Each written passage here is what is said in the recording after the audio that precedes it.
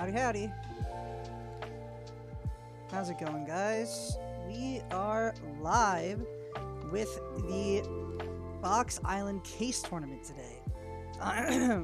My voice is raspy. I don't know why. So, hopefully my voice doesn't stay like this the entire time. Oh my god, that'd be unbearable. But, gonna miss the old Moomin PFP? What? Are you talking about the logo, Jacob? I don't know what the PFP means. I'm assuming you're talking about our logo. And if you're assuming you're talking about our logo, our new logo is this. And it's also in the corner. Yeah, so the reason why, it's a fun story for those who don't know.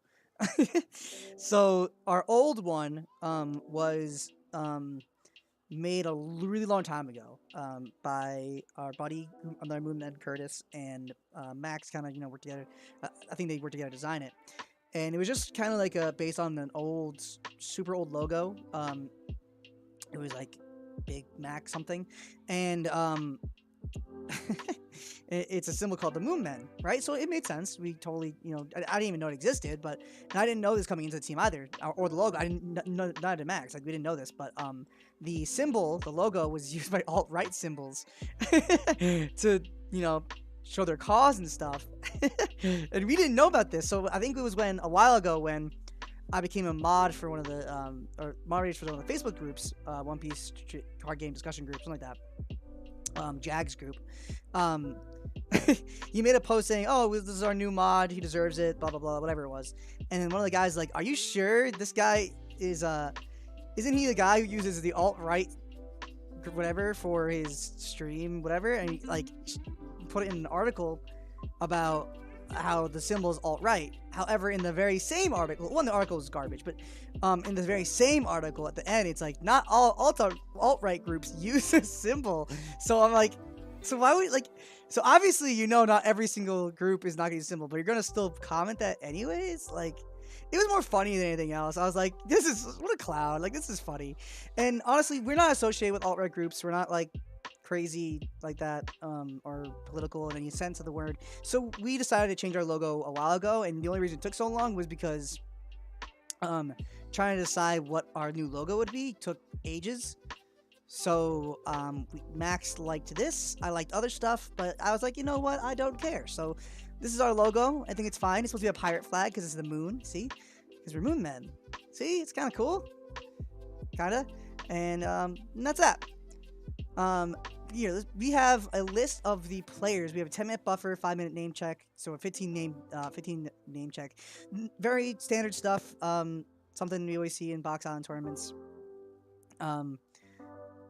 where they put in the check your name, blah blah blah blah. So let's just check in. How many people do we have today? I think we have 45 players. Wow, that's a lot. Okay, so yeah, let's it's gonna be Solo, Nash Juice, Surgical Procedure, Awesome Flick, Michael X, Edux, Hungry Procrastinator, Twisted, Lucian, Suriano, Gansalot, Mono, Colinax, Pyro Y2K, Apollo the Scrub, Molly Dinosaur, Shortcut, TCG Luffy. I've seen him play before. I think he managed to do really well in an Australian tournament, I believe. I'm not sure. Nicholas, Captain Cholo, open this in the browser, it's kind of hard to read. Rada, Black Mamba, Jelly, Marcus Van, I remember him. Pyro Y2K is already there. What is it? He's on there twice, I think. Jay Corona, Nistavid, I remember him. Brandy Broken, Hugh Bushu, Rita Vlad C, I remember him very well. Dan Ugre. Wait, Dan's playing? Okay, Dan's actually, he's like a honorary Moonman. He's like a really close friend of me and Max's. Because he goes to the, the Sassy Satellite locals where Max is located. He's always there, so that's crazy. I didn't know he was playing this. I guess he's not playing locals today. Rip Max. Jerry, Branjo, Saber, I recognize. Palillo, I recognize. Tyzel, I recognize. Pablo the Penguin, Super, Plus 10, Yurikuma, Payoff 5th, Juban, Faye Som, and Van Lort Tico101. That's kind of nice. We got a huge turnout. Yeah, Pyro listed it twice. And Johnny Boys also should be in this. He's not listed at all. I mean, this is what the name checks are for, right? We get to see who's here and who's not.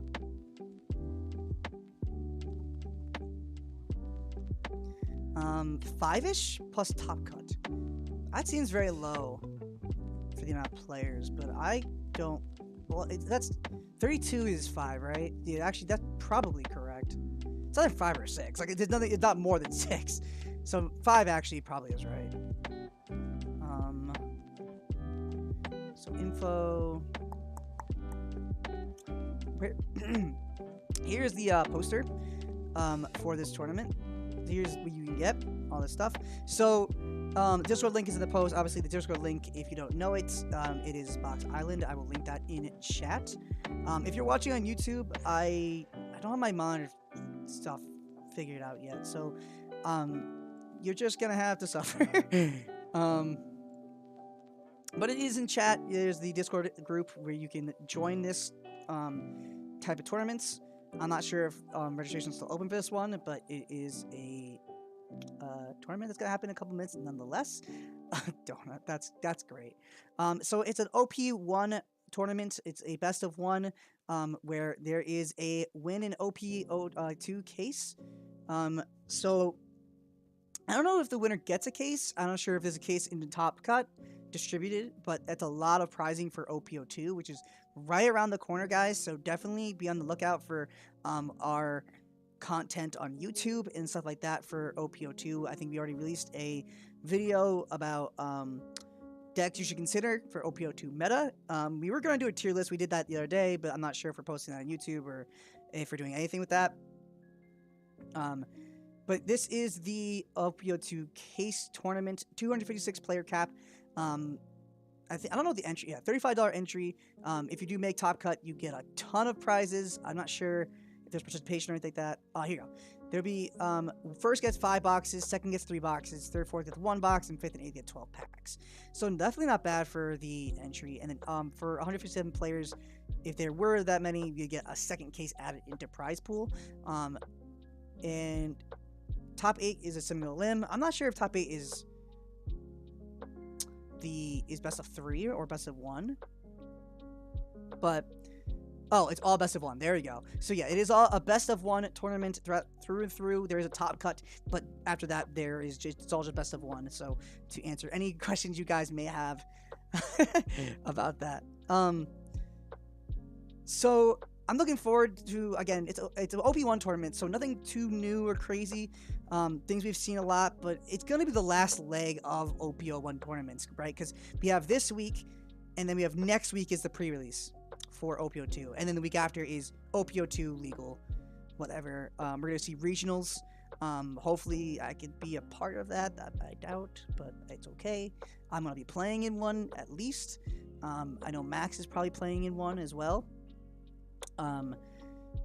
Probably only the one though. I mean the signups are already done for the rest of them, so I'm pretty sure. So it's just being the one, but whatever. We'll be bringing some new OPO2 spice, maybe something cool.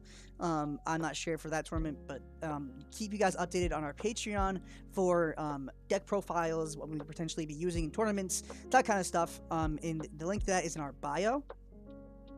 If you haven't already checked out our Patreon, you should, because it has a lot of really awesome info about. Normally, I don't like plugging Patreon. I'll be honest. I hate plugging Patreons and people who plug Patreons because they're very it's like self-promote. I don't like self-promoting. It's just who I am.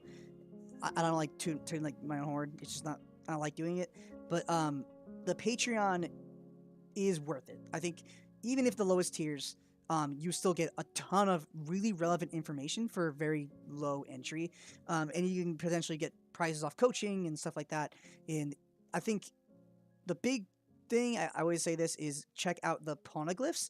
We have these really cool things called Poneglyphs that where Max goes and routinely makes a ranking for every single card in the game and changes it based on meta, the set, and all of that stuff.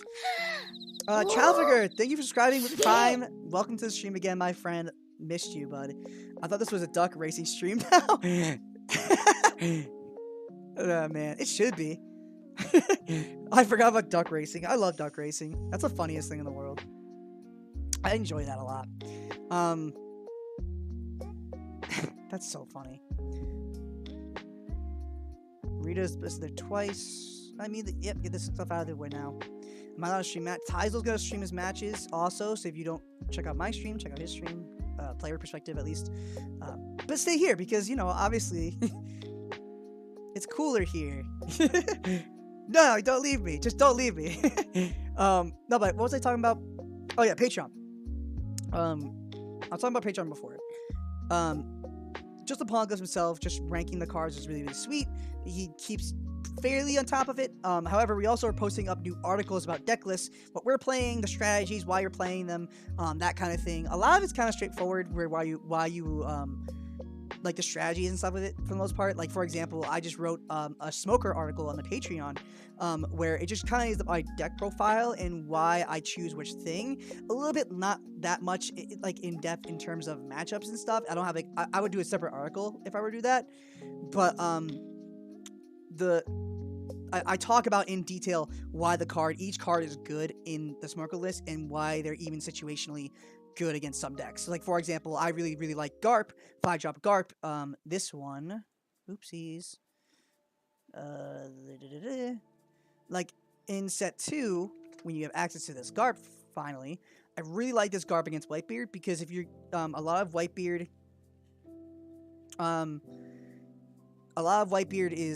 likes to go second, so if they win the die roll, they choose to go second, so then their turn 2 is playing a 4-drop 6k, you respond on the turn after with playing Garp, and then KOing that card, and now they're kind of behind, and they need to answer Garp. If they don't answer Garp, they could potentially just lose the game right then and there.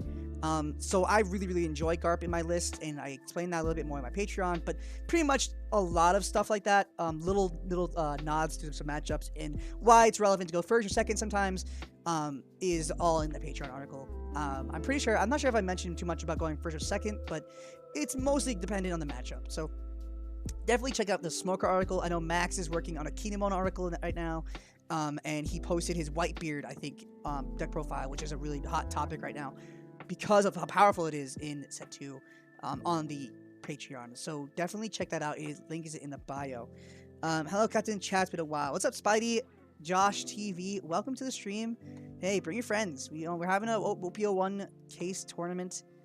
Gonna go live in a couple of minutes. Really excited to see what could potentially, end OPO1 on a high note. Like, I feel like, for example, Kaido was a very not as much represented deck in the Treasure Cups. I would like to see more Kaido, because I think Kaido has a really, really strong presence in OPO1 and actually pretty decently strong presence in OPO2. I definitely think you should check it out, try it out. I know we talked a little bit more about it in last stream and why it's so good coming in set 2, but definitely try out some Kaido, because it's really, really sweet. I used to be judged in a couple of Discords, if you remember me. I briefly remember you, Spidey. I definitely remember you. I recognize the name. It's been a hot minute, but I definitely kind of remember you. Sorry. Nathaniel Ortiz, you subscribed on YouTube. Thank you for the sub, my guy.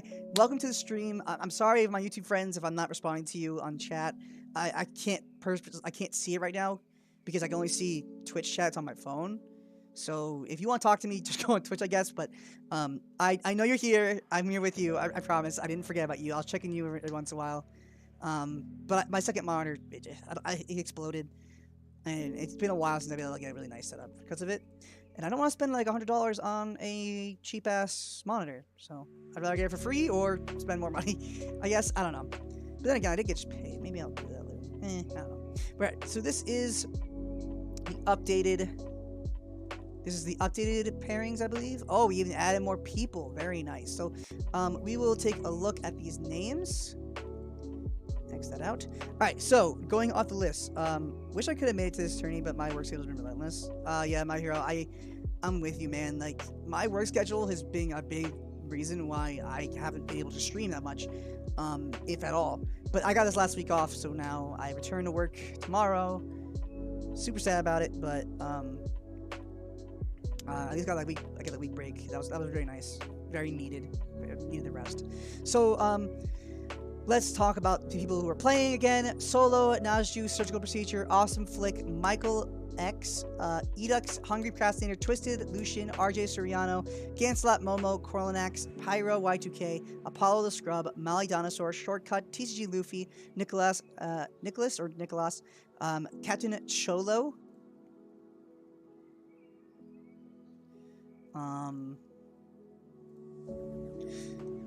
let's see, Nerd Bergen, Black Mamba, Jelly, Marcus Van, Kaito, Jay Corona, Nisavid, Brandy Broken, Hugh Bushu, Rita, Vlad, Dan Ugure, Jerry, Branjo, Saber, Palilo, Tizel, Pablo the Penguin, Supper, Plus 10 Chikage, Yuri Kuma, Payoff 5th, Juban, Faisam, Van Lort, Van Lortic 01, Shiawase, Townsend, Johnny Boy, and Isaiah on Rambo. That's the current player. 140 people on 20 tables. Fools. There is going to be, we have 40, I think it's 49 people in this tournament. I mean, this is an easy fix, just make more tables. Like, just make more tables. That's like the easiest thing in the world. No, but I'm really hyped. It's been a while since I also commentated on a Box Island tournament too. It's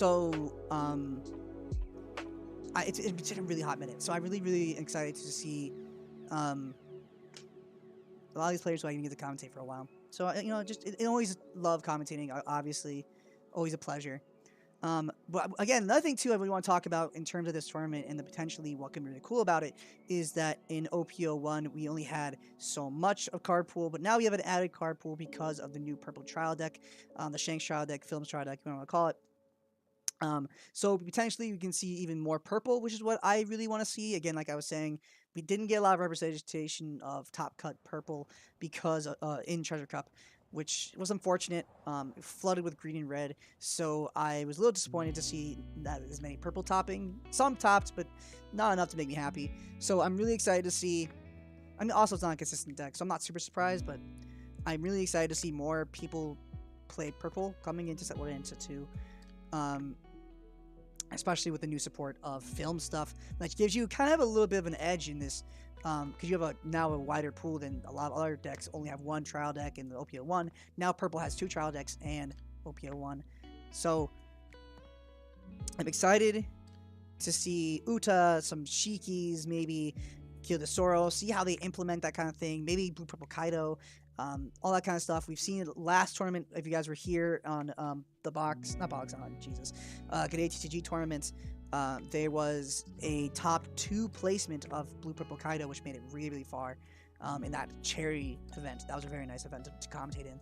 Really love the opportunity to commentate every event I can get my hands on.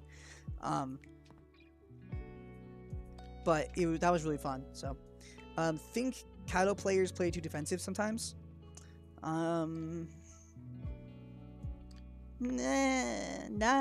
I mean, what marks a good Kaido player is resource management and deciding how you can, like, against aggro, it's like, okay, how do you respond to that? Do you go slightly defensive? Do you play your queens? Because the thing about queen is that queen's kind of technically not good. The only reason queen is good is because of the draw 2, discard 1. If it didn't have that, obviously it would never be played. But queen is, like, knowing when to play queen and take a turn off of playing, let's say, a king, or your Kaidos and stuff like that, marks a true good Kaido player. Another really interesting deck that I really like for Kaido is turn 2 Kaido, which Max and I kind of worked a lot on. More Max than me, by far. But I really want to see people innovate that. We actually saw a buddy of ours do really well in Treasure Cups using turn 2 Kaido. So I'm really excited to see more people innovate that kind of strategy. And I think that makes there's a lot of thought in coming into Kaido that a lot of people think it's straightforward. Kaido, I think, is actually way more diverse, and what you can see it too. If you saw the Niagara regional or Niagara Treasure Cup, there was a Kaido player that made top 16 whose list was so crazy, and it's also on our YouTube channel, on Movement TCG YouTube channel, where he played, was it Spandam, Korazuma, I don't remember his name. Some crazy stuff, and I think Kaido actually has that flexibility.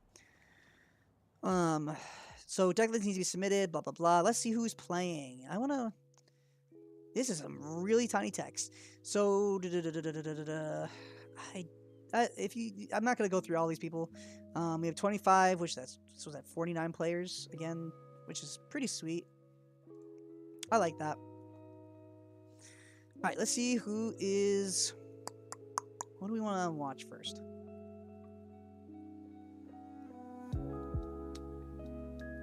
Kind of curious what he's playing, because he's playing Law last time. I think I don't know. Nice. Hey guys, I'm streaming this case tournament. Would it be okay if we streamed your game? What's up? Yeah, sure. But it's up to Colin, really. Sure. My setup's a little scuffed. Let me just turn on. See. Nah, that's fine. you guys look great. Oh, and there it goes. Yeah, I need to set it up. One sec. All right. Well, no worries. Good luck in your round 1, guys. Have fun, and we'll be watching. So. Yeah, thanks. Good luck. Thanks. Alright, we're gonna do some yes, lat, clickety clack, and we're there. So this is our first round of the tournament. We are gonna see. I think this is gonna be Law, right? Because he plays Law like almost religiously. Yeah, I think it's a Law. I've seen TCG Luffy play. He's phenomenal. I think he actually won the tournament on the Australian Discord tournament. If I remember. I think he was the one that came first. Yeah, he's playing Law, and he's a great Law player. I love watching him. So we're gonna see some really good gameplay. I'm not really sure if I recognize Colin, but I definitely am excited to see some neat stuff here. I'm really hoping to see. I really want to see some purple. I really want to see, especially because like Law's worst matchup is purple, and it still isn't performing, because Law is just also pretty good. He's really trying this up there. No worries. I know he'll get it set up because it looks fine. Just gotta get steady and you'll be good. You know what? Good enough. That's gonna fall. Nope. Alright, perfect. Alright, you decide who's going first. Lucian is playing purple. Official Saturn. Thank you for joining us in chat. Who's Lucian? Is Lucian our player on the left? I want to see more people play purple. I'll if you're telling me look out for Lucian, I'll look out for Lucian. Alright, we're deciding who's gonna go first here. That is that Doflamingo? Looks like a Doflamingo. Can't exactly tell. That'd be interesting, because Dofi is really, really good. It's also a deck that's seen a lot of really high placements in some Treasure Corrupt. Yeah, it's Dofi. So, a little bit of a glare, but that's okay. One of the players of the tournament. Alright, thank you, Saturn. I appreciate you, man. I'll take a look out for him. But we are going to see Doflamingo versus Law. Doflamingo actually is really, really cool. Like, it's a good deck. A lot of people take it, like, say it's not that great, because it's, like, tier 2-ish, but, like, tier 1.5, and its Law matchup isn't phenomenal, but Doflamingo, when piloted correctly and just masterfully, makes you go really, really far. We've seen it really like a million times. Australia Treasure Cups, we've seen it a million times. We've seen it in top 4 of what's the one Luffy got first in? I forget. But whenever Luffy got first in top 4, there was 2 Doflamingo players, and like Doflamingo can really people who are playing Doflamingo and are good Doflamingo can play anything and do well, but they just playing Doflamingo and are just the biggest chads in the world because they're so good. Really, really cool. So I'm really excited to see some innovation, especially too. I'm not sure. Do we have access to Jinbei, the Treasure Cup promo? That would be really sweet. I didn't even think about that, because now Doflamingo will be even more popular with Jinbei, because that card's pretty good. W Trafalgar. What do you think is gonna win? I don't necessarily blame you. Fair enough. Actually, you know what we can do while we wait? Let's do a prediction. It's been a hot minute. Who wins? Law. Sorry you have to see this. My setup sucks. Alright. Back to this. Alright. Sorry about that. We are going to... as soon as I get a second screen, I'll stop doing that. But we gotta have the vote, right? Who's gonna use your channel points, right? Use it towards your cool stuff here. So who wins, Law or Doflamingo? I'll also vote against the whatever is higher that way. Or if nobody votes for Dofi, because I'm seeing a lot of Law right now. If nobody votes for Dofi in the time, I will. Here, I'll even throw in some. I'll throw in some channel points. That way, you're not playing. You're not just losing money if you lose whatever. You're losing not money. Sorry, points. So that all right. So we are gonna see Law go first, play the Momo turn 1 and pass.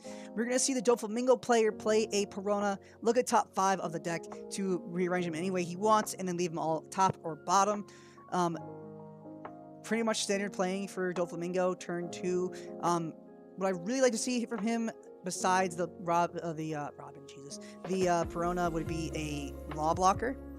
That'd be really strong turn 1. Looking like that's the case. Yep, we're gonna see a Law blocker. Sorry for the glare, a little hard to see, but I can see it, and I'll talk you guys through it. That way, it's not too crazy. Law's always been rough on Dofi. Yeah, it's been pretty rough.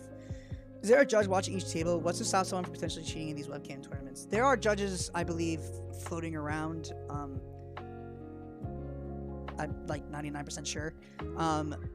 And of course, you can call judge if you see something suspicious. That's kind of a big thing with these webcam tournaments. There's only so much you can do. But, you know, that's how it is. We're going to see the Cat Vipers play down, use leader to swing into that rested Law, kid it off the field, and play his Chopper. Passing the turn after that with 3 characters on board. We're going to see Dofi put 2 down on his leader, activate leader effect to get the top card on board. I have to imagine it's maybe a Teach or a Boa. Or Kuma's totally fine. Yep. Swinging at leader Law, taking that life, and him going to 3. And having a Kuma on board. He has 1 Dawn left. He could use it potentially for another Law. That would be really good. Looking like that's the case. Really nice. Really sweet. Alright, going back to the Law player at 5 Dawn now. Gonna have the Momo, Chopper, and Viper on field. Let's see what he can do. If you are Law here, you do have the ability to play 2 1-drops. Even use Momo effect and then use leader effect to play a Law.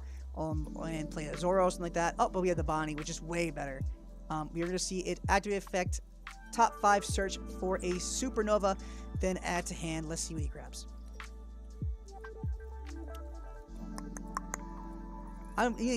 Okay, Killer's fine. Killer's not bad. I have to imagine he has another 1-drop in hand. Otherwise, there's no reason to use Bonnie effect here. Or even honestly play the Bonnie. Unless your answer's garbage. But let's see what he does here. You could see a Robin come down. That'd be kind of neat. The effect. We're going to see the Tama coming down, minusing the Kuma. Now he can swing with his Cat Viper into it if he potentially wants to. And try and clear the Kuma on board. Though he has to be a little bit careful. If you do KO this Kuma, he could use its effect to play a passive Vista. We're going to see the bounce from leader effect to bounce the Bonnie to play another Otama. Very interesting. His hand is not the best, but you get to save your Bonnie here.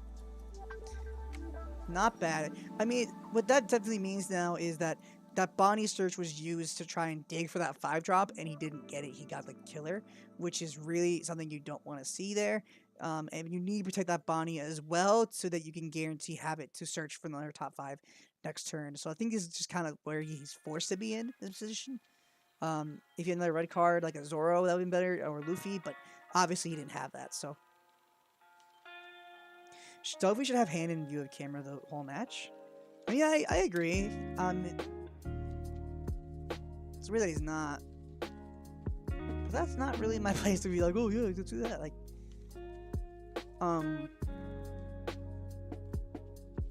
I could try notifying a judge.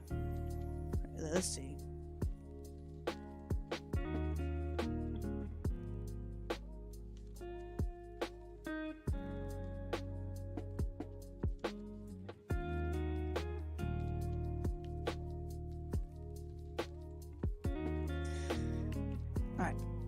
I'm gonna find out what we can do about this thing here. But then again, his setup is kind of bad. Like, there's only so much you can do, and you're just gonna have to take the word of mouth, like that he's not cheating, and I assume he's not because one, why would you? It's like whatever.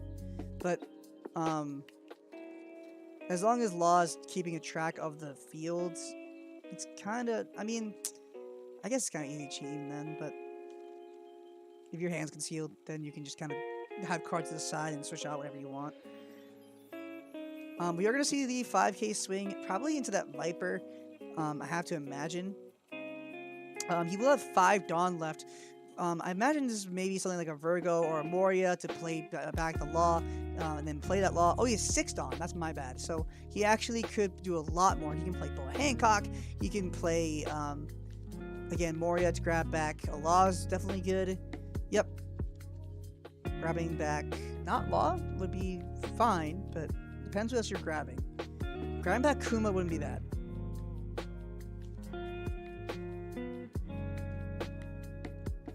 Grabbing back Kuma is definitely not the worst play, because that means you are doing something really nice with that 2 Dawn. That could be potentially an Overheat. That could be a Love Beam if you needed it, but I feel like I'd rather see you play a Law here than you hold for the beam, especially this early. I believe that's Judge, or not. I don't know.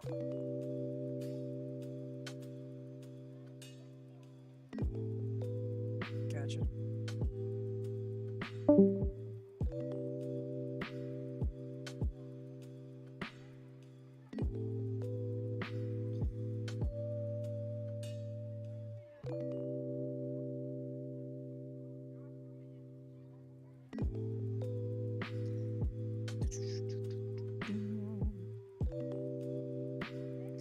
Okay, so we are going to look at Bonnie effect again, grabbing that Bonnie off the Bonnie. That kind of isn't what you want to see.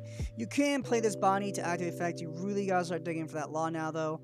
If you don't get Law in top 5 here, you're in a really not great position. Granted, he's still kind of ahead. It's just really not where you want to be. He's dug through, what, like 15 cards at least, and not a single 5-drop Law would be really unfortunate. Granted, this is a Luffy or Zoro as well. This isn't the worst case scenario, but man, this isn't great. And you need to bounce this one of these Bonnies. You can't both be tapped out. We're going to see a beige grab. Oh no. Wow, he really just didn't hit in the top 15, 20 cards of his deck. That's just kind of nuts. You hate to see that.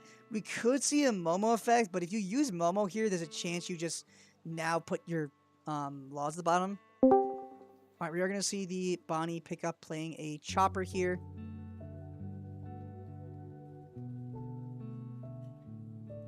Let's see. Nope. Okay. Okay, yeah, we are going to see... Yep, Judge came in and told him to make sure his hand's on the table. That's all. Good, good, good. Good, good, good, good, good. I mean, you just lay your hand down, like, in front of the camera. That would also do it. You don't need to even do that. Just be careful.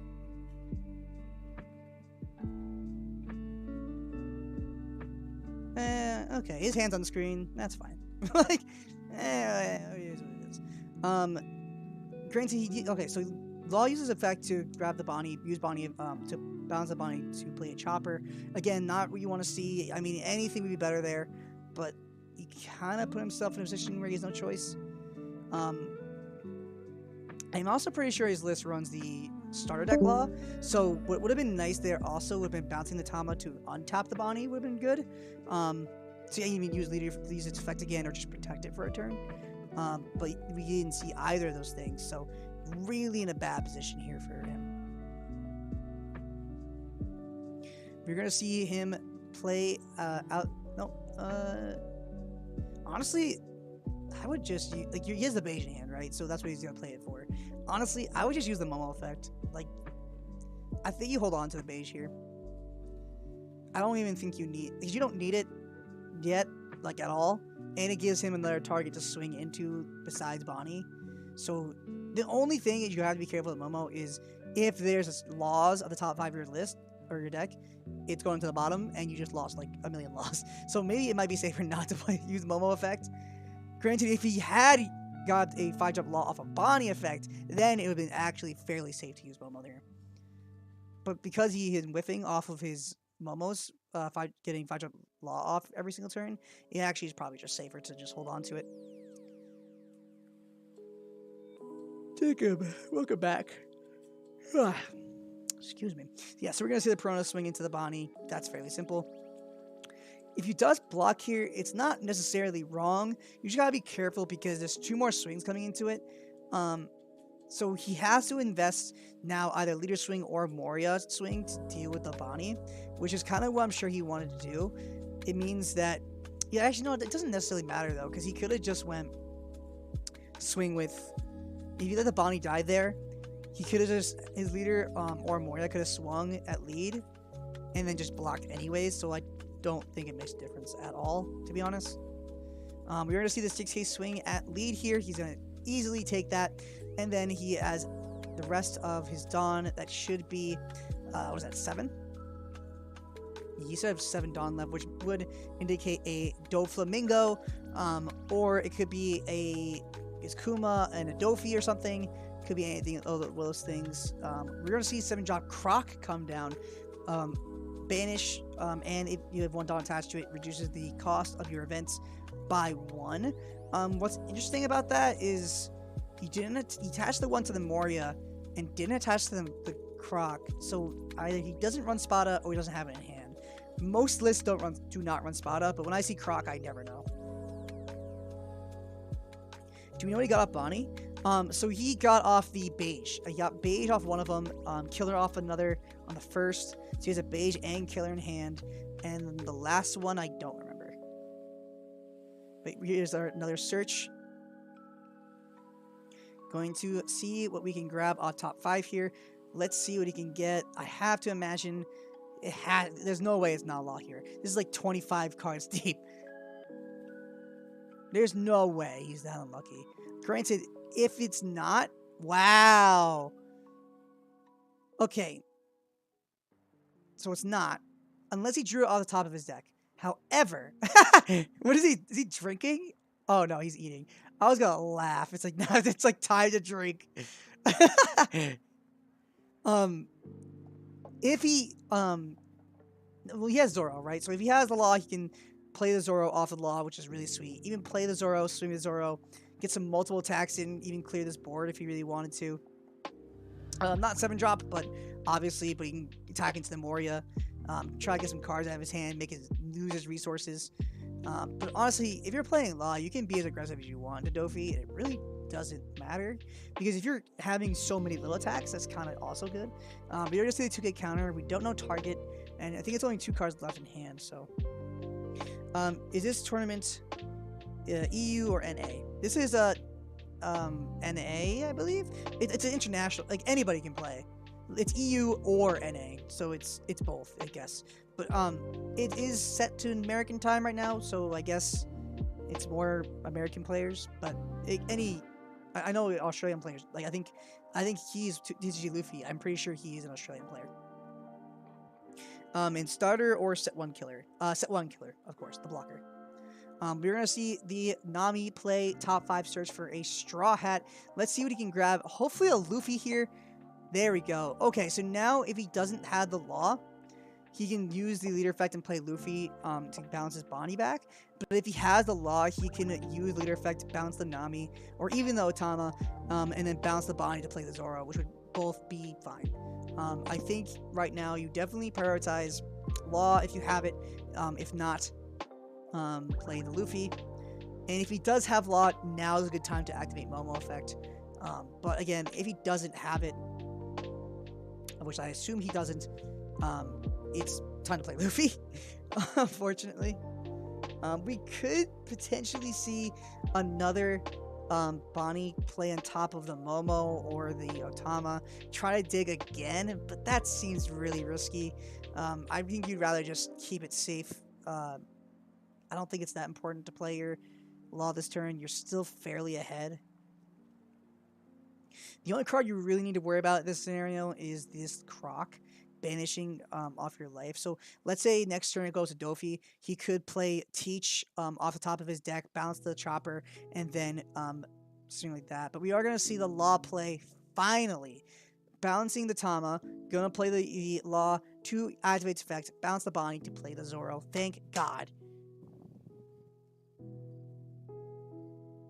Of course, I didn't understand anything, nothing because Vance, when you answered, sorry. No, you're good. Definitely ask questions. I like interacting with chat as much as I can, so don't feel bad. We're going to see the Zoro have 2 Dawn into it, swinging for 7k. Going to be into that Moria, I have to assume. Just clearing it off the board, no longer having to think about it. Yep. And now he could, in theory, activate Momo's effect here, or he can play the Killer in hand to replace the Momo. Both is decent. I think I would definitely use Momo here. The only fear, again, is if you have those Laws and put them in the bottom of your deck. That would suck, but you already have a Law on board. I think you're okay. We are going to see Momo effect grab the Otama here. Perfect. Now you have that 1 Dawn up. You could now play your Bane to get rid of that Momo. Granted, though, I don't even think you need to. If he runs Radical Beams, I'm not sure if he does, but if he does, you can leave it up for that. So, either play is fine. If he plays the Beige, that's fine. If he keeps it open for even bait of Radical Beam, that's also fine. There really isn't a wrong answer here. He just passes. Yeah, that's fine. So let's see what he can do here. I mean, the easy answer right now for Dofi is to swing Perona into the Momo. No question, right? Then it would be the perfect way to do this. Like, his top deck and hand must be optimal, right? It has to be 2 on leader, swing into the Zoro, right? Activate leader effect to bounce the play Teach at the top, play Chopper, and then you could swing, play Doflamingo, bounce the Law in hand, and then like swing with the Banish and force like a 2k 1k. But he played, that would be like the best case scenario ever, and that's no way gonna happen. But that would have been sick. We are gonna see the Perona swing, to take out the Momo. We saw the Mihawk put the Law to the bottom of the deck, and we're seeing the leader swing potentially into that Zoro. So, wouldn't you replace name instead of Momo? Santos says. Wouldn't you replace name? Oh, Nami, you mean? No. I think, because the thing is, if you can bounce Nami and play it over and over again, that's better for you than Momo being replaced. Because another thing too is, if Momo's on field rested, that may potentially be your opponent taking an attack and swinging into the Momo instead of something worse happening to you. We are going to see the double Tama play, minusing. I have to imagine, I would minus the Croc here and pistol it, but I could see it being the Mihawk. No green on field, though, does mean that we're not going to... Oh, maybe spoke too soon? We're going to see the Bonnie. Activate Bonnie effects. Why would you double Tama here? Unless it was... unless you're getting rid of the Croc. So we're going to activate the Bonnie here. See, if he didn't play the Tamas there, being able to bounce your Nami to play it next turn is pretty sweet. But he played double Tama, so it doesn't necessarily matter, honestly. Keeping if you were to replace the Nami or the Momo, both are fine. We're going to see the Law here, thank God. Going to see Pistol here, getting rid of... So it was the Mihawk. Okay. I think I would get rid of the Croc, personally, because I'm a little scared of it. He does have 2 Dawn open. If he does use Leader Effect... I think if he doesn't have a Zoro on hand, you use Leader Effect now, so that a potential trigger doesn't get rid of your board. But if you're feeling very confident, you could swing with your Zoro first. If it's not a Zoro, you just play Zoro here and you're good. Because you just go Zoro, Zoro, Leader, swing, and you're fine. If he doesn't have it, that's also fine. Yeah, so you didn't swing because, and being aggressive here because you want to make sure that a stray trigger didn't get rid of your characters to not use Leader Effect here, which is totally fine. 5k swinging at lead here. Yep. he only has 4 cards in hand now and 4 life. You're gonna see leader swing it coming in. Yep, and taking it, bringing it down to 3 life and 5 cards in hand. And with 3 blockers on board for Law, he's just gonna pass. Dofi has a stray Crocodile with Banish on field, and that's it. It's not the best position for Dofi. Something you don't want to be in is in this situation where they have a million blockers and an engine going. If you do happen to swing into their characters now, that's also not bad for you because you can, if you're Law, I mean, if he swings into the Zoro or the Nami, that potentially is fine because you can replay your Bonnies, you can replay your Namis, your on-play effects, anything like that, your Vipers, and then get the full value of them instead of having to replace a card on field. So having them rested does actually breed Colin to, or our Doflamingo player, just swing into them, try to get rid of aggression, and then if you're Law here, you just don't care. The only card you might care about is Zoro, but the only real card that will swing into the Zoro would be Doflamingo leader. And if he does do that, he will potentially use the leader effect here because he played Dofi, right? He played the blocker, top 5, look it around, rearrange any way you want. Now he's set up to use leader effect. If I were Dofi, you put 2 Dawn leads swinging into the Zoro and then potentially force a block to, let's see what we get here. Gets the Moria. He does, yep, force the block. That's fine.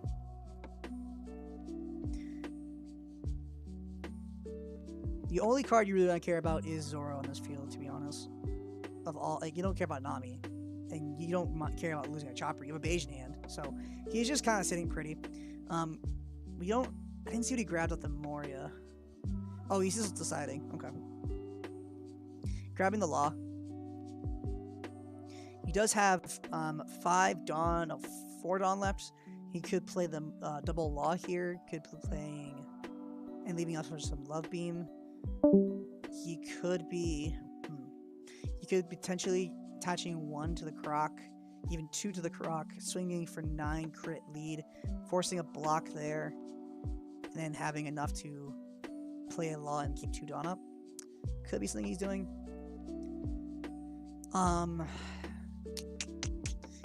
Let's see. No matter what, the Croc Bandit should be going at life. Leader. So he has Zoro is fine. But that doesn't force a block. If you put 2 Dawn onto this Croc swinging at face, that'll force the killer to be off board. Which is really good. We're going to see the 1 drop Law come down. That's fine. And then 2 on the Croc. Or is it 1 on Croc? That's still fine. 8k swing at lead. That either forces the killer block or 2 2ks. Yep. Very nice. And he has 2 Dawn left, and he has the Croc effect active. So now he potentially could have his events be for 1, his Love Beams for 1. However, I like they let 2 Dawn up because if Law clears this Croc with an Atomic Pistol play, you do have Dawn up to at least use 1 of your beams. So definitely good.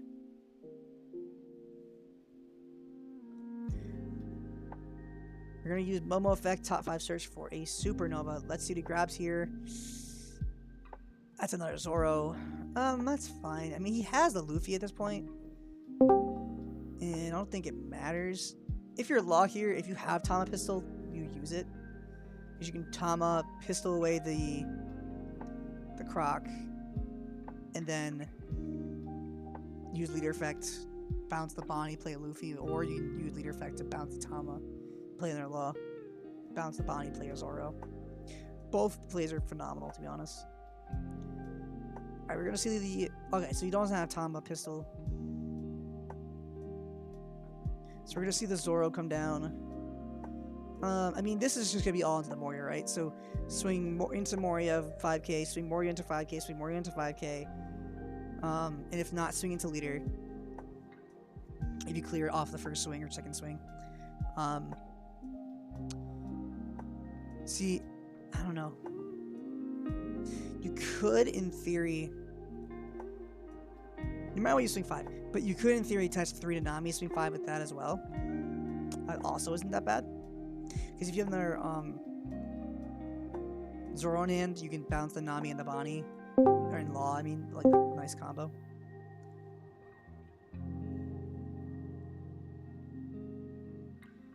So we are going to see... There's a lot of things Law can do here. Personally, if he had the Tama pistol, I would have used it. So I imagine he doesn't have it. We're going to see the 5k swing into the Moria. I have to imagine that's the case. You could at Moria and you're just set. Yep, 2k counter. 3 cards in hand, or is that 4 cards in hand? 5k swing into the Moria.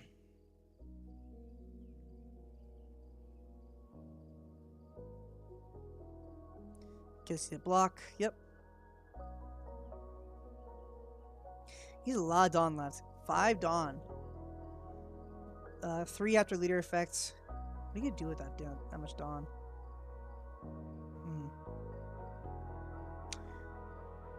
I mean, I would personally put 3 Nami, swing 5k at the Moria. Honestly, that'd be funny. Get a card out of his hand, potentially a block. Then use leader effects to bounce the Nami, or bounce Nami, play Law, bounce Bonnie, play Zoro. Like, that'd be really optimal, but even playing, using leader effect, bouncing the Bonnie, playing a Luffy, also very good. And we know he has Luffy in hand. I would really like to see that Nami swing. That'd be really funny. You could also, in theory, use leader effect, bounce the Bonnie, play Luffy, and then attach the rest of your Dawn into it, making it a 10 unblockable. But then 1 love beam, like that would be into like Croc, and then you think 1 love beam gets out of it. So it's like, that's fine, I guess. You get to make it waste a love beam is not the worst thing ever.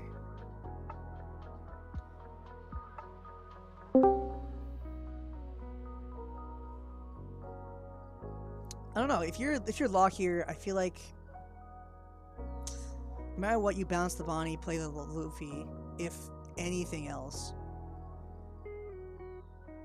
Just thinking about it.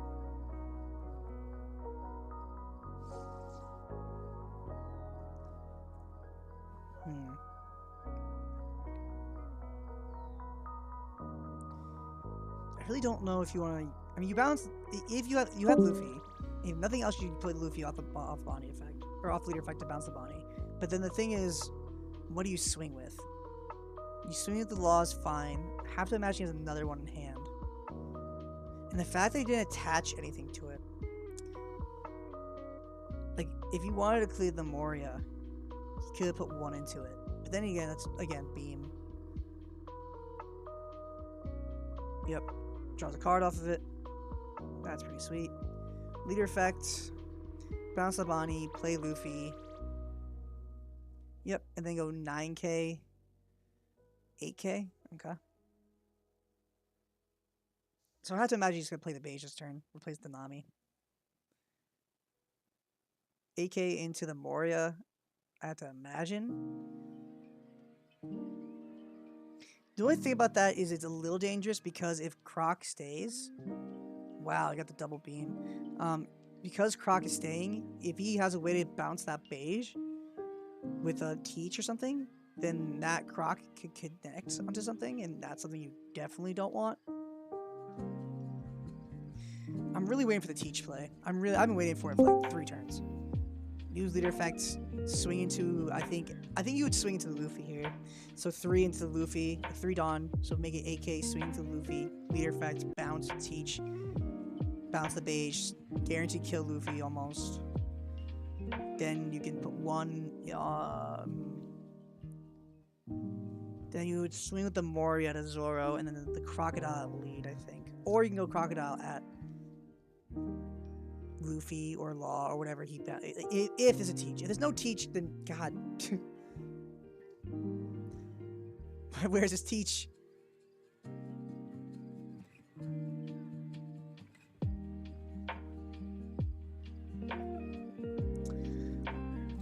I'm thirsty. Is it time in the round?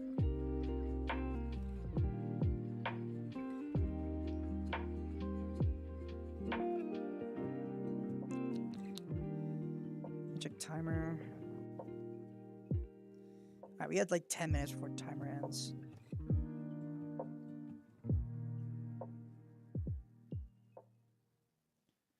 I wonder what they're waiting for.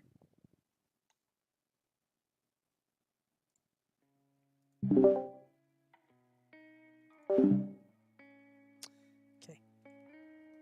They're waiting for something.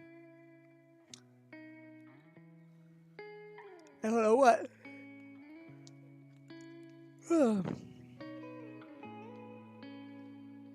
Alright, so we're gonna go to see Dofi's turn. Yeah, he's gonna touch 3 Dofi, swing AK into the Luffy. Even if you don't teach, it's still correct. Like, it's still the right move. Yep, and he didn't use leader effect, so I have to imagine this is a Doflamingo. Maybe? He still has Kuma in hand, it could be that. I mean, you attach 1 to the Croc, swing another AK into the Luffy. Actually, no, you swing Moria first. 6k into it, drop him a card. And then again. Yeah, 6k to the Luffy, make him drop a card. Because if you manage to keep... If you have the ability to swing into leader with Banish, like, you just kind of have to try and do it. The thing is, if he does counter out of this, I might attach 1 Dawn to the Croc and swing AK into that Luffy. Like, that's not bad.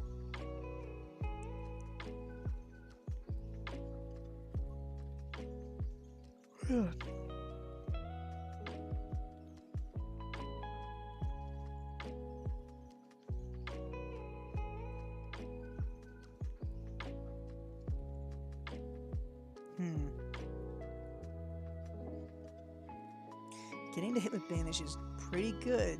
Then he has 3 cards in hand, I think he is, Law Player. So, yeah, 3 in hand. So you could attach 1 to the Croc, swing AK into the Luffy, almost guaranteed kill it, or drop 2 cards. Both is fine. Overtime? No, we still... The timer ends in, like, 11 minutes. AK into Law is not what I was expecting. He's got 6 on left. 1 for Law here, 4 for Kuma. Oh, it was 5 on. My bad. Interesting. Because the thing is, now you risk your Croc dying from a Luffy swing, and potentially 2 Luffy swings. Because if he attaches 2 to Luffy, right, and then uses leader effect to bounce any red card, doesn't really matter. Like if he plays Tama here, right, and then goes plays the Law from the star deck, which is like my favorite card in Law, then you can swing twice with that Luffy and it reduce Croc, which would be really good. That'd be very ideal. But at worst case scenario, you can also just attach, like, what is it? He has no Dawn open, so force a 2k, 1k, we get a 9k swing with 3 Dawn attached to a Luffy would do it. Yeah, 3 Dawn attached to Luffy would be ideal. If... Oh, swinging into Moria first is correct, yeah. Get some cards out of his hand before he attaches to Luffy. Before he does anything else. Swing into the Moria, make him use resources. With this pace, it'll be overtime. Yeah, Sento, I agree. They are taking a sweet old time trying to figure out what the best play is. I don't blame them. Like this money, you put $35 into this. Like you don't want to waste your money. It's not nothing, and you want to make top cut. Like you have to think. We are gonna see the Law block here from the Zoro swing. Personally, I think I'd go another Zoro into that Moria. Get another card out of his hand potentially. He only has 2 cards left. And he can potentially clear Moria and Croc, which would be really, really good.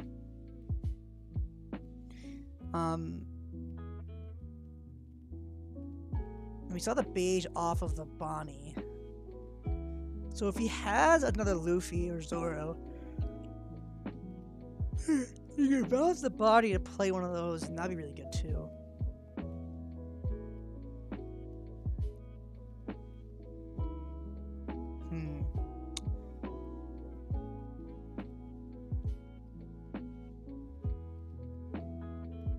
So let's think about this. I would swing, Zoro into the Moria. No questions asked. So you gotta potentially clear right here. If it clears, it's a little weird, a little dangerous for your Luffy to only be 3 Dawn, but it's fine.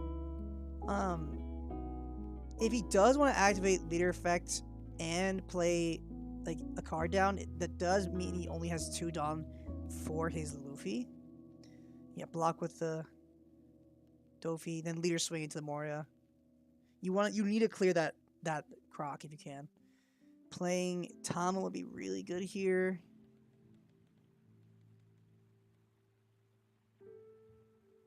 Playing a Tama would be great. There we go. Oh. Playing the Tama to reduce would be sweet, but looking like that's not the case. We can see leader swing into the Moria first, then you could still put 3 into Luffy. You still could. Because he's technically not, you don't have to use leader effect. But I have to imagine you want to protect the Bonnies here, so.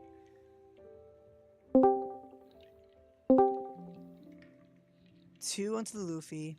He's leaving 2 up to potentially use leader effect.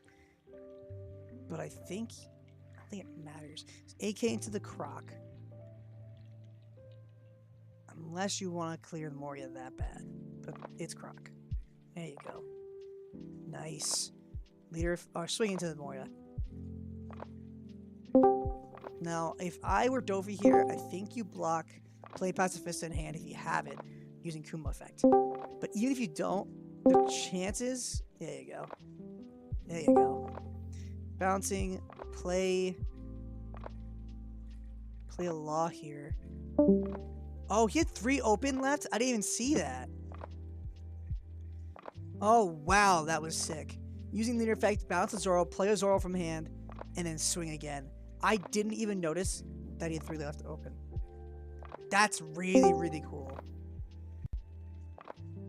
Getting just a straight another swing with 5 Dawn. That's so cool. I mean, you clear this Moria now. Or, okay, or get rid of a Boa. Pfft, whatever. Or they carry out no cards in hand.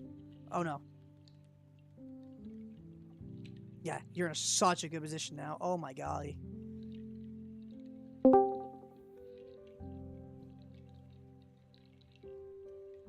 If you hear the whatever that beep that right there, that's people entering and just leaving the room. I had streamer mode on, but I accidentally turned it off. So, whoops. It's not that big a deal. All right, so now he has 3 swings. So he can't. I mean, could he? If there's a Teach at top of his deck, he could potentially, technically win. If you use leader effects, play the Teach, bounce the page, and get all 3 swings to hit connect, technically he could win. The probability of that happening though is extremely slim. What I'd be more scared of as the Dofi player here is that Luffy staying on board. We're gonna see 5k swing into the Bonnie. It's totally fine. I'm hoping that these next 2 swings coming into the characters and 2 Zoros. We are gonna see maybe a Mihawk come down because we're not seeing leader effect. Top decking Mihawk isn't the worst, but the problem is you still have those Zoros on field. Even if you bottom deck the... Oh, he didn't even have it. Okay, so why didn't you use leader effect? Oh, I guess he knows what cards on top.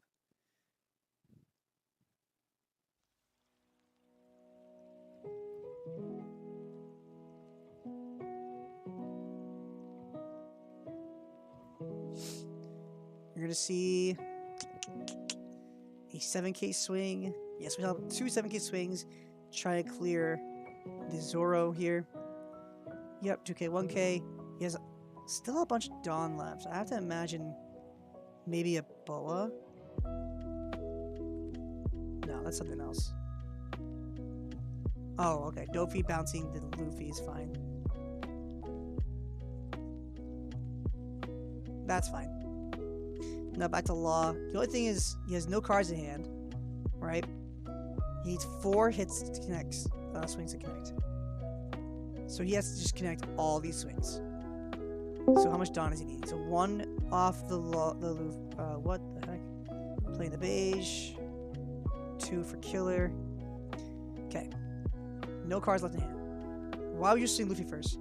Oh, unless you're swinging into the Pacifista. That's actually way better. Yep, just clear board. Yep.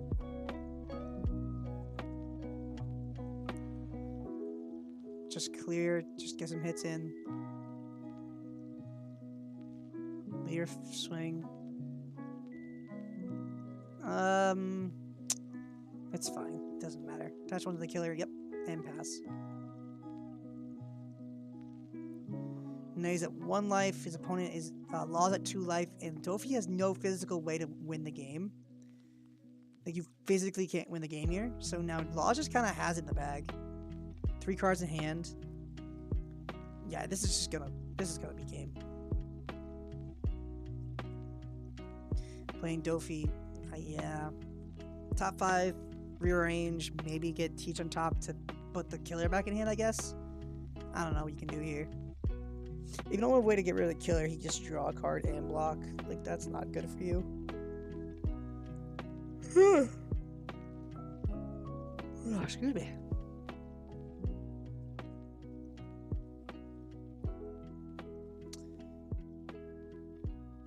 If he also gets to keep the Luffy, again, he can always go for that doubles Luffy swing play, and that's just so good.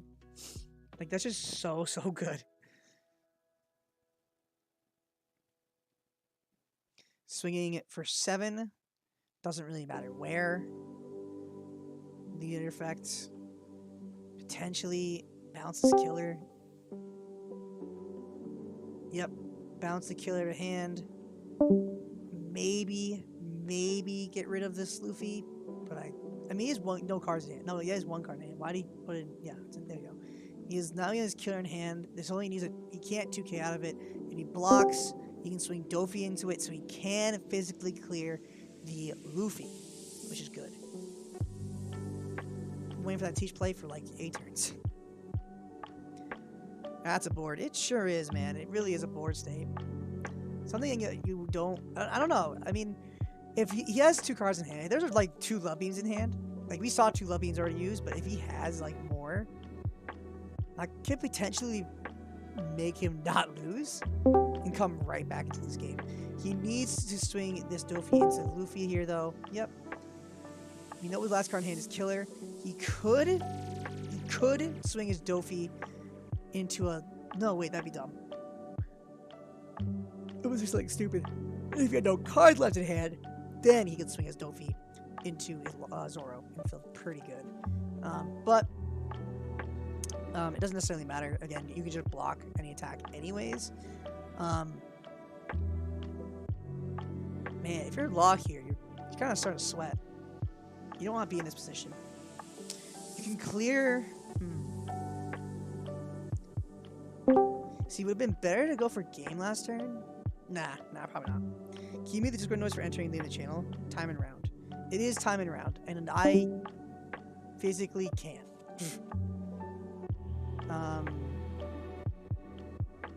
There's a way. Nope. If I can figure it out in the next 2 seconds. Hold on.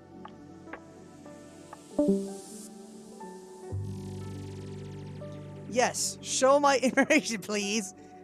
Very nice. Stupid. Nah, I'm not gonna figure it out right now. But it is time and round. They are gonna to...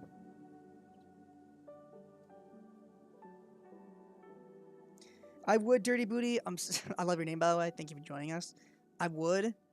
But it had that purple thing at the top. It would have stayed, and I got rid of it at the beginning and by accident. So now I'm suffering the consequences of hearing that stupid beep.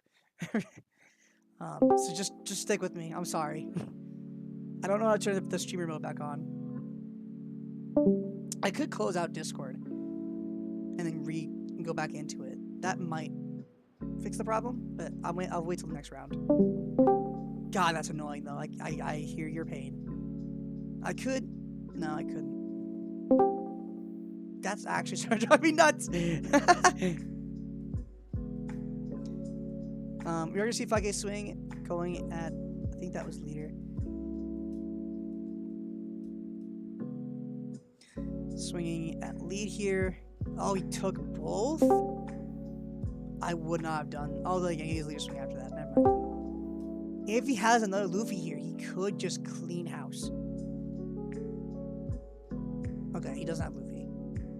7k at lead. Okay. If you have the beam, you use it here. There we go. Use beam here. Very nice. Play Law. Sure. Bounce the Zoro. Play Zoro. There's 3 Dawn left after that. 1 card in hand. We might see Dofi come back from this. And we know that last card in hand is a killer. So we could see him play the killer down. But if he doesn't have a way to bounce the killer... Granted, he also has Law on field, so that's also... Dofi may win this if there's another love. I don't even think he needs it. So we're in time, right? So this is turn 0, turn 1, turn... Nah, I don't know. He needs to... he can win, but I think he needs like 4 more turns. Because even if he doesn't need another Dofi, he doesn't need another beam. He needs to just survive this attack, which is blocker on board. So no matter what, he survives. Yep, 2k counter. We know that's killer in hand. He plays on the killer. Yep. Now, if he has a way to bounce that killer, we could potentially see him clear this board state and then potentially win the following turn. So this is turn 1. So he can potentially, if he has like a teach on top of deck or something, let's pretend, bounce the killer, swing into these Zoros, clear them. No, you still lose from that. You need a leader and a Law. So I think you have to go for it here, actually. So what that means... That sucks. Yeah, actually, I think Dofi loses here. Because even if you kill both... Like, you bounce the blocker and kill both Zoros... Unless you have another lobby in hand, you literally can't survive another turn. So you could... And going for game here is incredibly difficult. Because even if you go, let's say, leader effects, bounce, killer, swing to Zoro, teach into Zoro, whatever, block, count, whatever, or you lose the Zoro, and he swings his Dofi into whatever, leader, light, doesn't matter. His opponent, no matter what, if he can't clear the Law, will have 2 Law swings for leader swing and blocker swing, and you can only block one of those attacks because you have the Dofi on board, right? So no matter what, because you don't have a second blocker on field, then you will die next turn, because he just goes, okay, I swing 9k, like 3 attached to the law blocker, swing 9k at face, because unless he has beam, right, he can't block out of that. So he forces the block the rest into the leader's swing and game. That's game. You can even mathematically, I'm trying to think, is there a way to... No. I think if you can't account for love beam. So we're going to see the 7k swing. He has to go for life. Yeah, Dan, I have to agree. But the thing is, because he has 2 blockers here and he has no way to remove them, he can't go for life. Like, it's just, you aren't winning. Like, Dofi loses here. Like, almost no matter what. The only way he doesn't lose is if he has another blocker. Because if you can clear both Zoros and play another blocker here, you don't die this turn, and then you potentially can survive next turn. Potentially. Did, Homer forget his opt? What? Did HW forget his OPT? Once per turn? I'm so confused. Alright, so we're gonna see the 5k swing. Yeah, so you clear both Zoros, right? Okay. Now here's one moment of truth. If he has another blocker in hand, he can survive next turn. He has to have another blocker here, though. Dofi blocker? Moria to grab a Law. There you go. There you go. Now he survives. Unless he top decks Luffy. If he has a Luffy, it's game. No matter what. But Dofi, I gotta say, Dofi player, you played that expert. Like, that was phenomenal. That was everything you could have done perfectly. You managed to clear both Zoros and have 2 blockers on field. There's nothing more you could do. And you have a setup for next turn. to go for game. Like, you're there. He's got everything he needs. Pray that's not Luffy. Okay, he has a Zoro. That sucks. That sucks hard. Because now, all he has to do is just make all of these at least 7, and you lose. He had the Zoro. That sucks. He lost his... Oh, the timer ends? Yeah, I guess.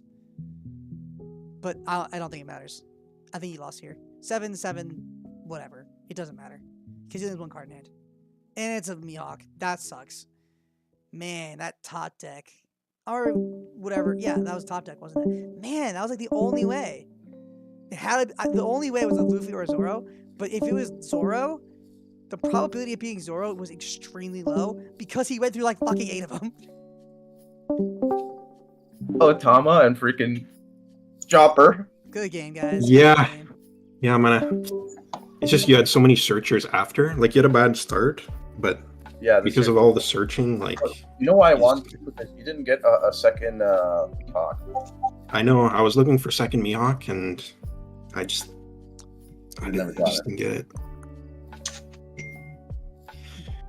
Damn, it was a good game though. It was close. Yeah, very, very close. I had a Mihawk. I could have almost won. I was just like, I could have Mihawked your killer, but It wasn't. Yeah, you can't get past one.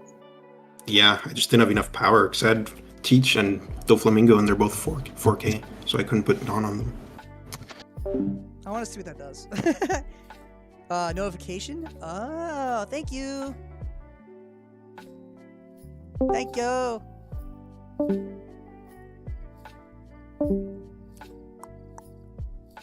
Let's see. Text to speech. Nope, nope, nope. Sounds. Here we go. Thank you. There we go. Perfect.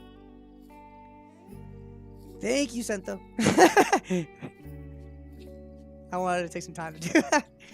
Thank you, guys. All right, now I don't lose my actual life. Oh, I didn't realize I was not deafened. Whoops.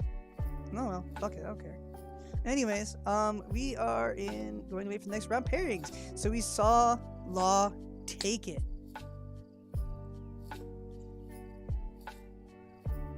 Really sick. Very, very nice. You got both players. That was very expertly well played on both players' end. That was really, really close. A phenomenal way to start the tournament on our stream. That was so good.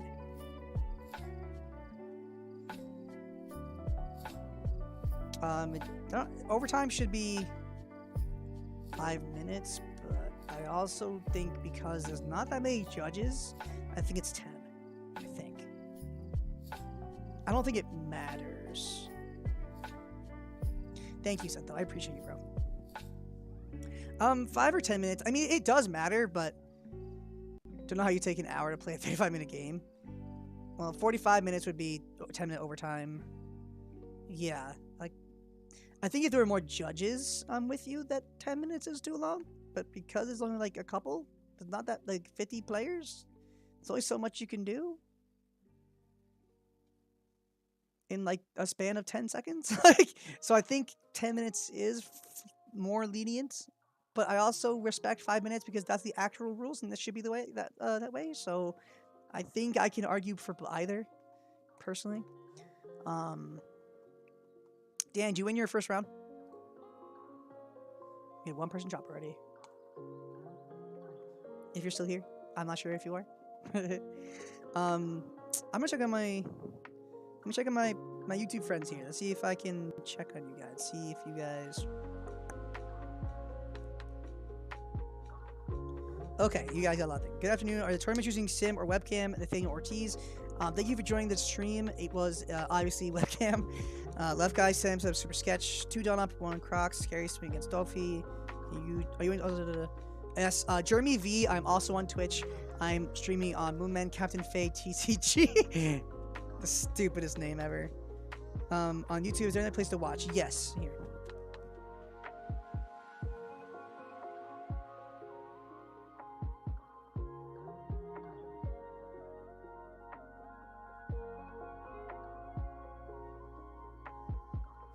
I just chatted to you, my friend. You didn't? Rip. I got no bodies early game and lost a double killer trigger, giving him enough swings for lethal. Oh, that's so sad. Dan, what are you playing today? That's sadness, man. That's pure sadness.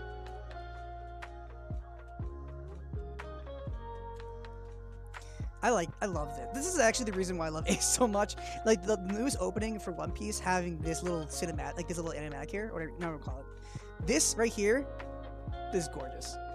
Like I love this, and I like it so much from the anime that it brings Ace scared, like shameless, or like, I'm sorry, a little bit of shame on my end, but you know, like it makes him like top 10 for me, like where he really wouldn't be. Actually, that's not true. He's already top 10. Probably brings the top 5 because he's in my top 5 right now. Still Kid, just using your Shonen Club list. Fair enough. Okay. I figured you'd be playing Kid. You're something you're more comfortable with. Seems fine. We are waiting for round 2 pairings. Let's see. I'm gonna X this out. I'm really excited to see. That was really good. If every game can be that good, I'm there. Like I like this is the best. Ace is sick. I love Ace. And I was actually testing. That's the big thing. OP03. Big shout out to Batsu. OP03 is finally on the simulator. Thank Christ. I forgot. Big shout out to him. However, no, I say this. However,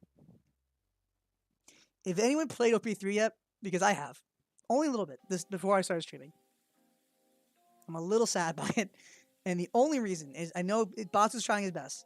Is if my favorite deck in OP03 is Lucci, and Lucci just bugs out like crazy every single time. You kill a card. Like it will sometimes force you to discard 2 cards, and it's like yes, unplayable, sweet. And then if you're playing with Kaku, I had this happen where you play Kaku off of Air Door and you kill a card. Or you target a card, it won't let you kill it. Like, it won't let you do anything.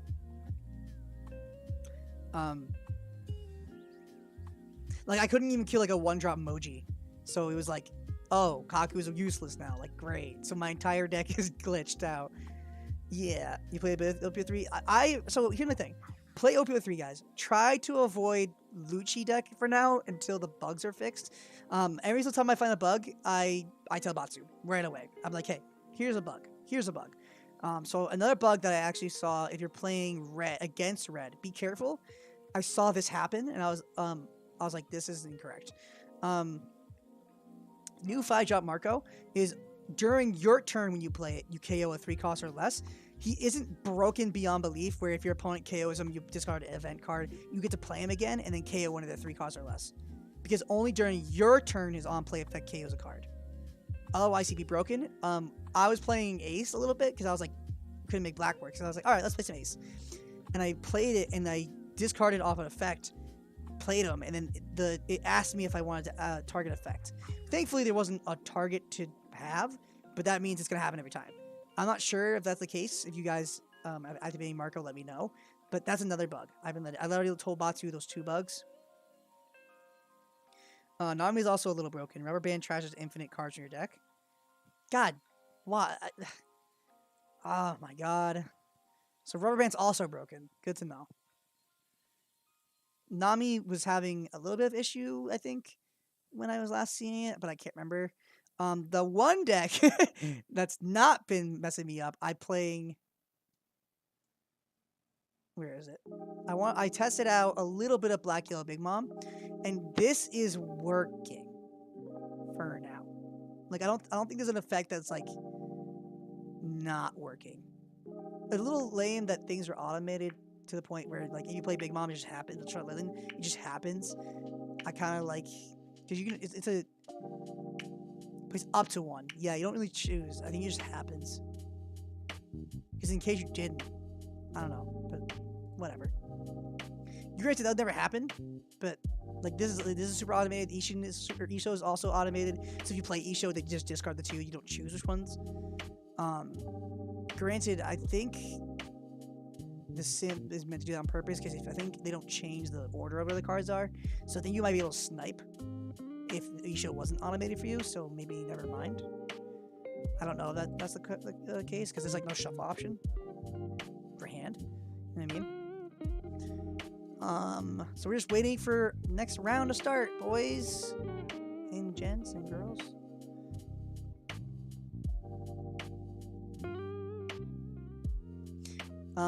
Let's see. I'm trying to think. Is there any more? Black is the big no. Where like everything in black has been not working for me. Like just the fact being forced to discard off Lucci effect twice is just like nope. Like fix it, please, because I want to play Lucci so bad. It's like my favorite deck right now. It's so cool. And then Kaku not working is also really lame. That pisses me off. I only got to play with the deck for a little bit because then the bugs happened and I was like, I can't take this anymore. But I was really enjoying it when I was playing it. Like it was really fun. If anything else. Yeah. He should not being choice hurts. Yeah, that's true. Can't shuffle hand. Exactly. Like if there wasn't like I'm not sure how it works. Like if you say like activate effect where you like you reveal the card, like with Law, let's say. If Law bounces the card you bounce to your hand the furthest to the left, you know what I mean? Like you can snipe. You could potentially, in theory, snipe those cards, which you don't want to physically be a thing on Sim. So it being automated is probably a good thing, but it's a little it takes a little bit of the fun out. But what is kind of annoying is the fact that some cards that are up to are just not up to. Like specifically, like the one I can think of is Big Mom, right? Because it's you place up to one card from the top of your deck to the top of your bottom of your life. So like again, that would never happen when you choose not to do that. Like why would you ever not do it? But the fact that I'm not saying it will ever come up. I'm just saying there's like a 2% chance. Like out of a million games, one game it might matter, and you just don't have the option. It's like a little annoying, but like I'll take that over. You know, like at least the effect works. You know what I mean? Still waiting on pairings, guys. We're just gonna sit here and wait together. Time to update Sim again, right? That's the sad thing. That's actually the sadness. Is not that it's like I love that we have Opio 3. The fact that we waited a while for it to come on Sim, I'm happy that we got it. But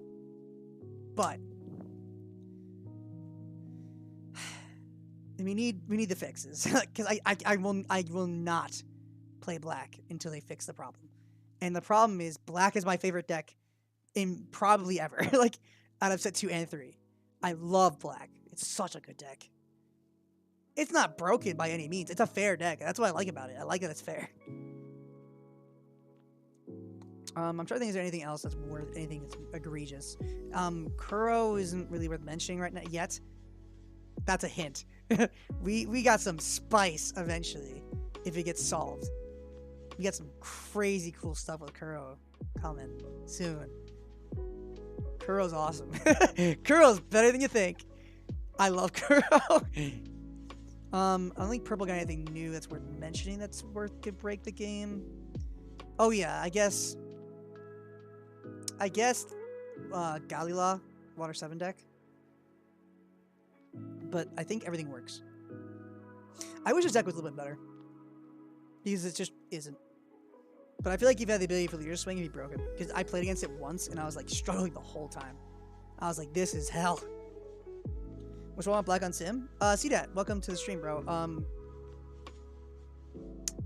So with Black, what's going on right now with Opio 3 is on Sim is for some reason, if you're playing Rob Lucci, at least for me, I can't speak for everybody else.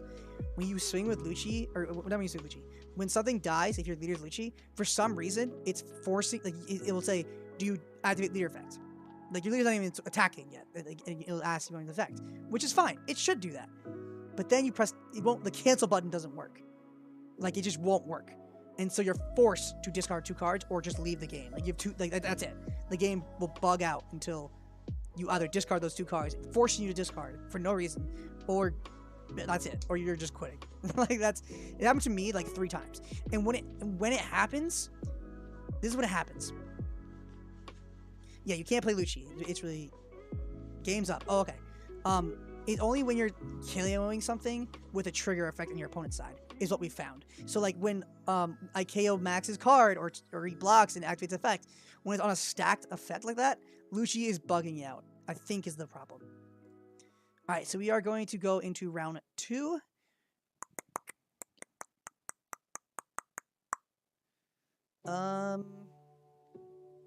We could watch Dance Game. Nah. No, we'll wait. Let's go. I do not want you to cut it. All Hey right. guys, I'm streaming this event. Would it be okay if we stream your game? Sure. Yeah. Sure. Awesome. Good luck, guys. Yeah, good luck. Yeah. So it's green versus red. Okay. So, or not green versus red. Sorry. Law versus Kid. I misspoke. Green versus Law. That's fine. Guess I'm playing yellow black till they fix it. Yeah, like yellow black. I haven't ran into any issues yet. And I like yellow black a lot. It's really fun. It feels really underwhelming when I'm playing it. Ace is working, except for that Marco thing, which isn't that big a deal. Just the easy fix for Marco, like if you're playing Marco and you get to activate the effect on play, just don't KO anything and be cool. Like don't use its effect.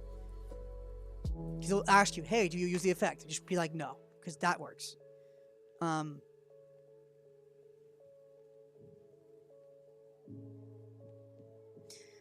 So Ace mostly works. And his effect isn't, I've hadn't had any problems with yet. Did he? Alright, we're gonna see the life. I mean, I really enjoy all the colors right now in OPO 3. It's like the most coolest meta we've had, because OPO 2 meta is gonna be purely trash. I hate it. I hate OPO 2 meta. It's really, really cancer. Alright, we're gonna go with Kid turn 1 pass. No Momo, no Paige, no Bonnie. That's fine. We're gonna go to Law's turn. He could potentially play his don't play Bonnie here. If you have Momo, you can play it down and that feels okay. Beige, Chopper, Killer is kinda fine. Nami is the best card you can play here. I somehow forgot that was a card. Top 5 search for a Straw Hat. Let's see what he gets. Hopefully like a Brook, in case his hand doesn't have a lot of low-costing characters. Brook is or Chopper. Both are really, really good here. If you have a way to set up board fast enough and not feel bad, playing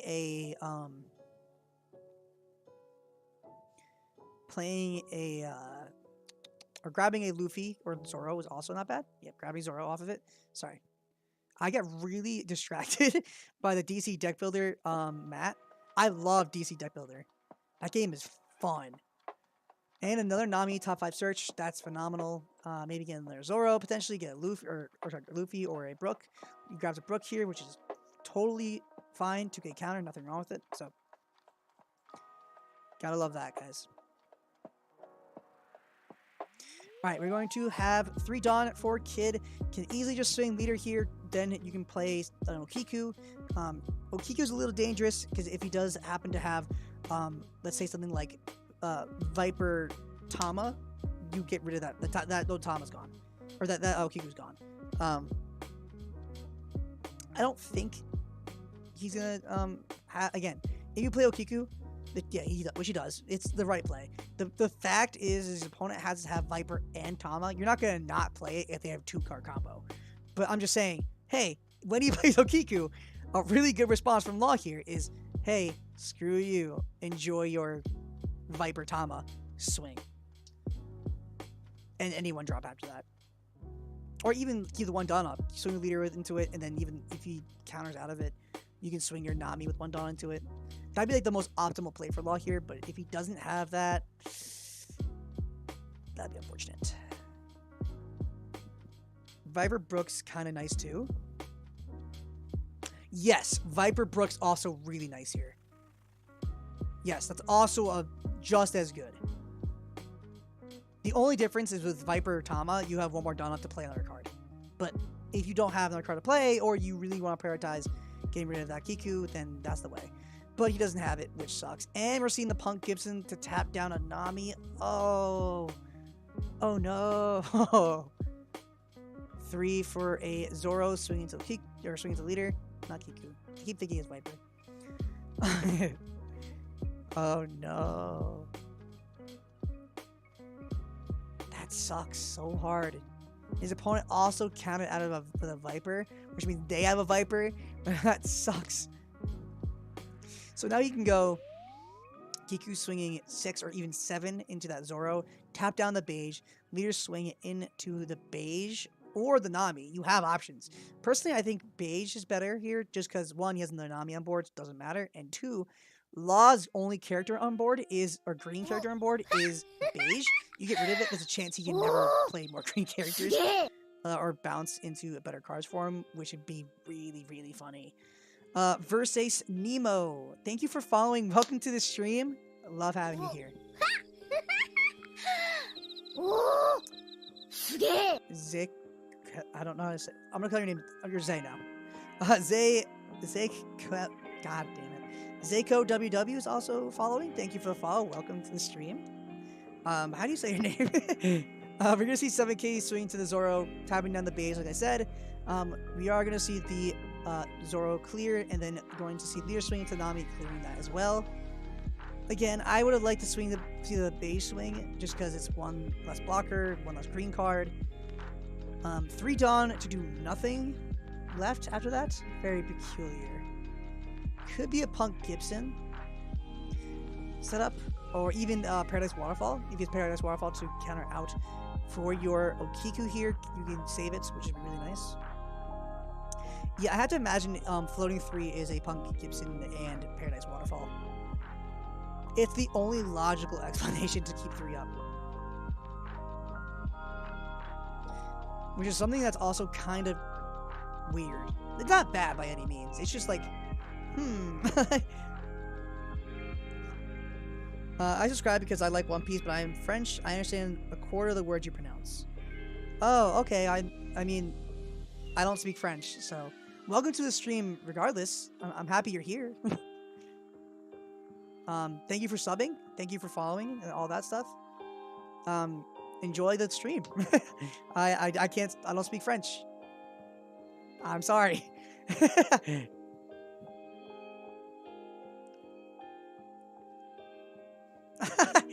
Nice. Alright, so we're gonna see 3 Dawn up. Let's see, it's gotta be a Punk Gibson in Paradise. So if you're Law here, you want to clear your Okiku, right? But 3 up means it's gonna be a Punk or a or a Waterfall, Paradise Waterfall. So he could detach 2 to leader, swing 7K into the Okiku, and bait out the Punk Gibson because it's probably coming down no matter what. If he has 3 1-drops, he could, in theory, play them, use leader effects, do the shenanigans. Yep, play Brook is totally fine here. Touching 2. Play another Brook. There we go. Oh, yeah, there we go. Okay, I like this. Only problem with this. This is all the Dawn. So is it 11K? Only problem with this, if it's Punk Gibson and Waterfall, and at 2K, he does keep the Okiku. That would suck. But if it doesn't have the combination of those 2 cards, then he's in a really nice spot. Let's see what he has. Do you like the new episode of One Piece? Yeah. Yeah, I mean, every episode, honestly, every episode for a while now has been phenomenally good. So, I'm really enjoying it. The fact that he got double Brook and attached all into leader is so good. That's awesome. Kill that Okiku. Get it right off board. Yamato, I'm really starting to like the character. I really like Yamato. Yamato's a phenomenal character in One Piece. I really wish, things happened differently at the end of Wano, where we get to be happy. But nope. Oda just likes to blue ball us, I guess. Alright, so I think this is 11. So if you wanted to counter out of this, you need, the Punk Gibson, Paradise Waterfall, and one can counter. Yeah, at that point, let it die. You gotta feel really happy for Law there. And then he passes turn.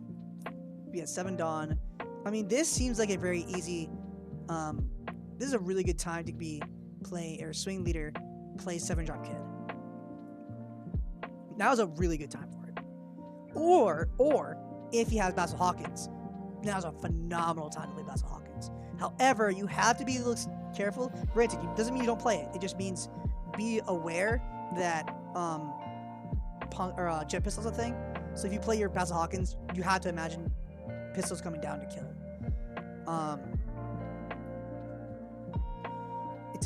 It's until June? You're kidding. That's terrible. You're gonna see the Viper come down. Tapping down the Nami is fine. I swear, I really want to see Beige, because then you get to be like, ha ha ha, no green characters, have fun bouncing your nothing. We were gonna see the block for the Beige anyways, so it didn't matter. We're gonna see another Okiku come down. That's not what you want to see if you're Law. And we could probably see the pass here, leaving 2 up for the Punk Gibson again. That's something you really don't want to see if you're Law here. However, if he does use the Punk Gibson preemptively, he could tap down the Brook and then use leader effect to bounce the Brook back to hand. Mr. Sir Jeremy V is following. Thank you for the follow. Welcome to the stream.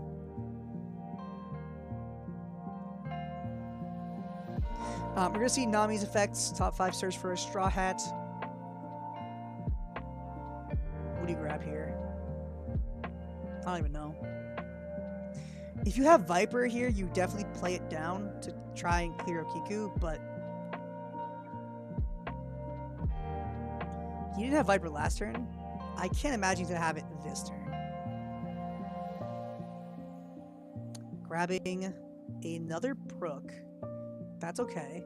His opponent only has like 3 cards in hand, so if you can tap down that Kiku, you're gonna look real pretty. Because even if you only swing like just 5, if you like swing a bunch of 5Ks into it, you can potentially just get rid of it. We're gonna see the Bonnie activate effect. Top 5 search for a Supernova. We could, if he has another pistol in hand, we could see him grab pistol here. That wouldn't be that bad. And then use it. But then you don't have enough Dawn for leader effect, so we're gonna see Bonnie grab Bonnie, and now we could potentially see something like put swing leader into the. Or no, you can't. I mean, you can. It seems sad.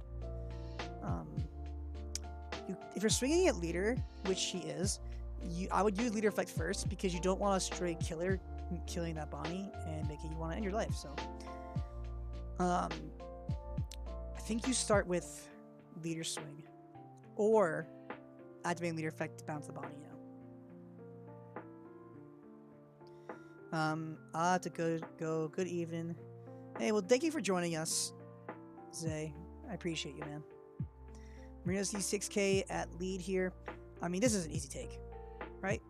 Unless you want to Punk Gibson here, but I don't think you do. Because no matter what, no matter what you Punk Gibson down, you just use the leader effect to bounce that card back to your hand and play Law and bounce Bonnie anyways. Like, I don't think you do it. Oh, the thing I was thinking about is if you use leader effect first, he actually still has a Punk Gibson to tap down whenever you play, so never mind. We are going to see Punk Gibson tap down Brook, which means now he can just go leader effects, bounce the Brook, play Law, bounce the Bonnie, play Zoro. Which is something you don't want if you're a kid. That would suck.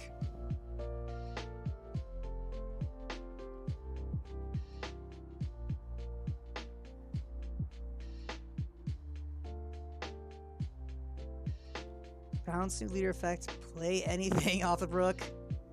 Even the starter Law would be really good right now too, because you can untap your Bonnie.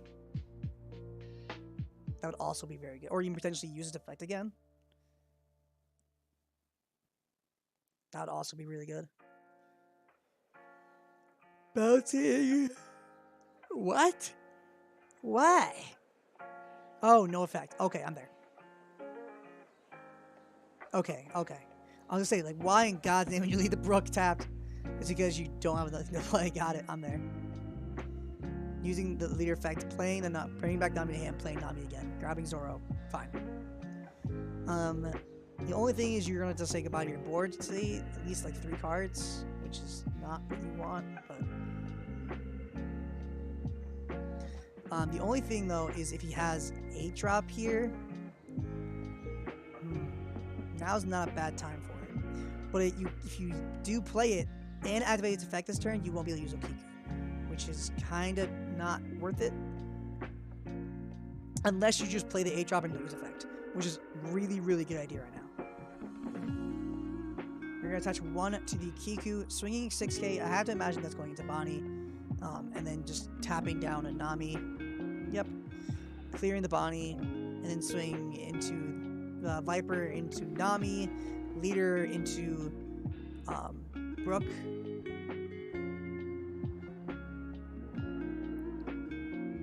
And then playing 8-drop and pass and not use effect. That'd be the most optimal thing in my head. Or play 7-drop kid and pass.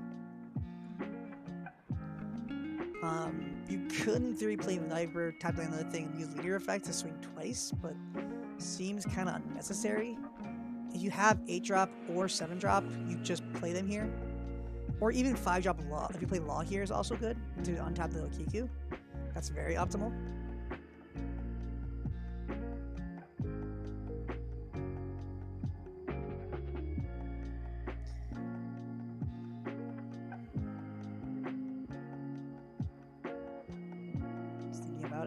I mean, if you have 8-drop, just play it. But yeah, Viper into Nami. Kill the Nami. You're not counting out of this. Okay, or you're counting out of this. Sure. That's fine, I guess. In theory, it makes no difference.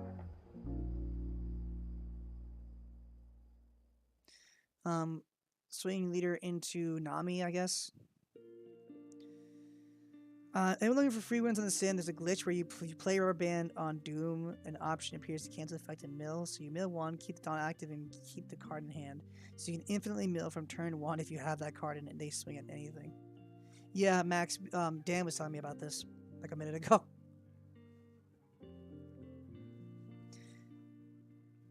So that's not really free win.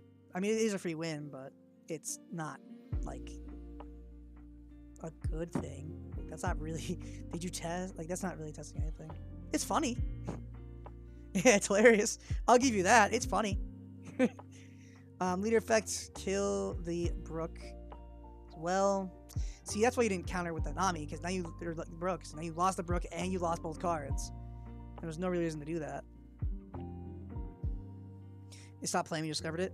It says victory on the screen. Yeah, it's. If you OP03 is really glitchy right now. Really unfortunate because I really want to test OP03. And I refuse to do it on tap. I don't want to play it on tap.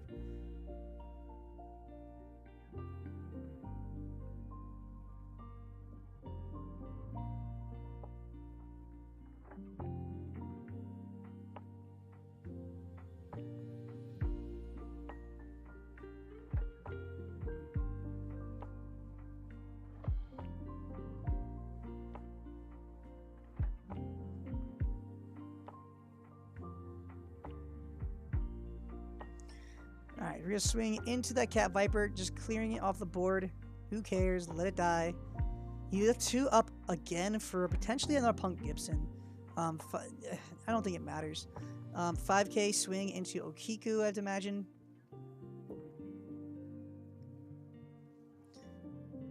Blocking with the beige. If you have Killer here, that'd be great. Zoro, we know he. Sorry. Whew. We know he has Zoro. So you can play Zoro here. Swing and make him lose a card. I think we know he's Zoro, right? Did he play that already? Because we know he played Zoro earlier. I'm not sure if it's the same Zoro he searched up in Nami. I wish I could remember it, but it's been a while since. We see a Bonnie in his hand. Is that Okiku? That'd be pretty cool. Gives him resources? Exactly. Like, he can just do whatever he wants here. He literally just can go Zoro swing. And it's like, okay, you Punk Gibson. Go for it. Like, be dumb. Like, it's fine. Yeah, we see the Zoro in hand. I wouldn't have played the beige here. And the reason Okay, never mind.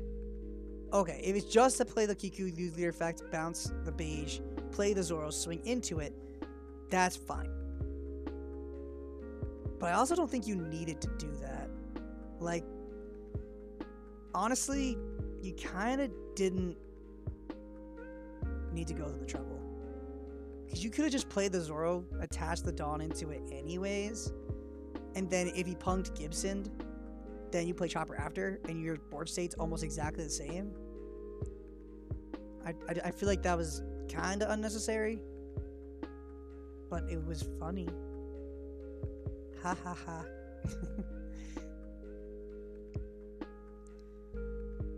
I think he also had Bonnie in hand, so you could have actually used Bonnie effect to play the Zoro and then attach all that Dawn onto it. Because you didn't need to play the Tama. You really didn't. I don't think. 1, 2, 3, 4, 5. 1, 2, 3, 8, 4. Nah, see, at that point you don't even play the Bonnie or the Tama. Just swing. Like, I don't think you need to. Not necessarily it was a bad decision. Like, it was definitely fine. Like, it was not bad by any means. It's just kind of risky for like no reason. So 5k into the Zoro would be a chopper block. Or letting Tama die. That's fine. Okay. 7 drop kid. Yep. Pass. Seems fine. Now Law is a free turn to do whatever he wants, which is kind of nice. Especially because he doesn't have 2 Dawn open anymore, so it's not Punk Gibson, which is really nice. He does. It could be Paradise Waterfall, but Punk Gibson would be worse for you than Waterfall is right now. Also, he only has 1 card in hand, so he can just go kind of swing however he wants. Like swing the Zoro, swing the leader. Like, he won't block it. Like, who cares? With no cards, you can just swing for 5. Yeah, exactly. Like, he can just swing for 5k in any way he wants. He could attach Dawn into Nami or Brook and swing that way if he really want. He has no limit, really. Granted, it'd been wrong, but he could swing with those 2 first. But you swing leader first, and you swing with your Zoro next, because a potential killer from life would suck. Punk Gibson would also suck, but I don't know. That is nowhere near as big a deal as killer, just removing a card from the field. We did see the swing, and he swing 5k with the Zoro here. Yep. I mean, if you block here, he swings more into it. You don't want that, so he takes. Yep. Now you can do whatever you want. Play the Bonnie here. It's very optimal. Activate its effects. See what you can get off of it.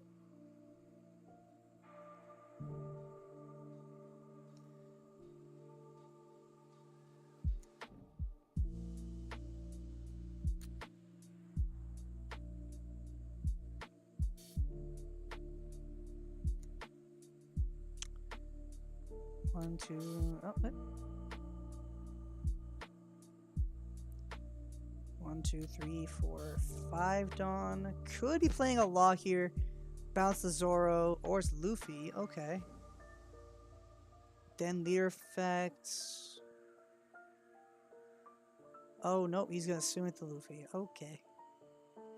That's a 9k. At face, unblockable.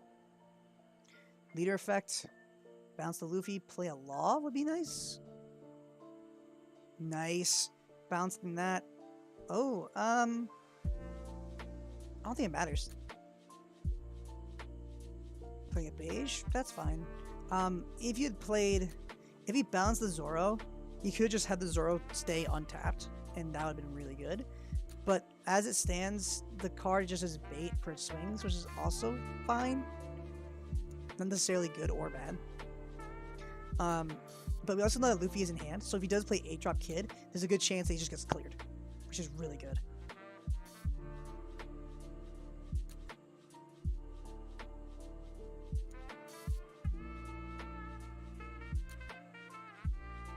This music's really good. You guys can hear that, right? You can hear the music, because I'm loving it.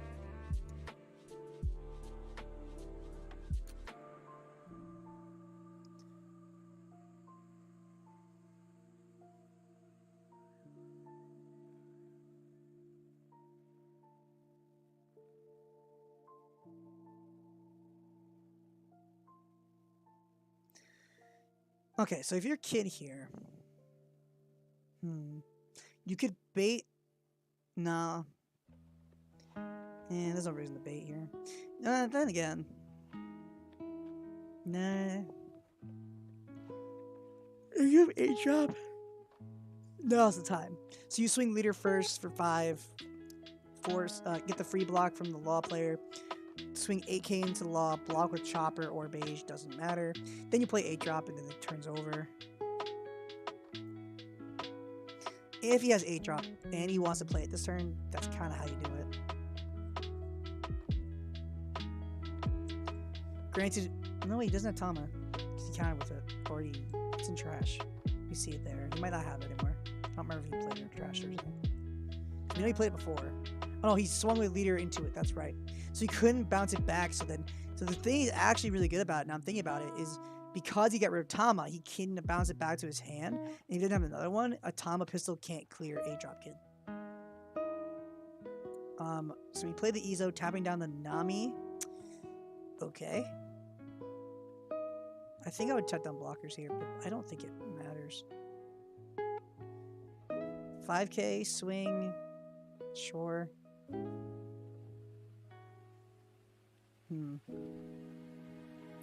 mean, it wasn't going to be a free block no matter what, so. That seems weird. I feel like I would have tapped on a blocker, swing the Viper into it. Izo tapping down a blocker now, swinging. If you swing the Viper into it. See, if you would have both blockers tapped down. You know what I mean? Like, that would have been better. And you could have cleared both blockers instead of a Nami. Which will do nothing for you. I think that was a little bit of an eh. He does have 3 Dawn after if he does decide to swing with the kid here, which we'll see. It could be a killer. Well, that would be pretty good.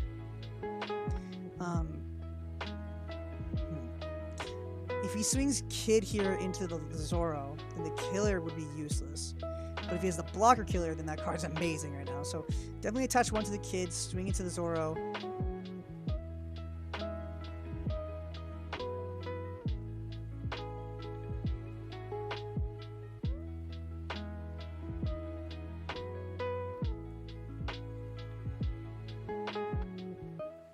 Let me check out my...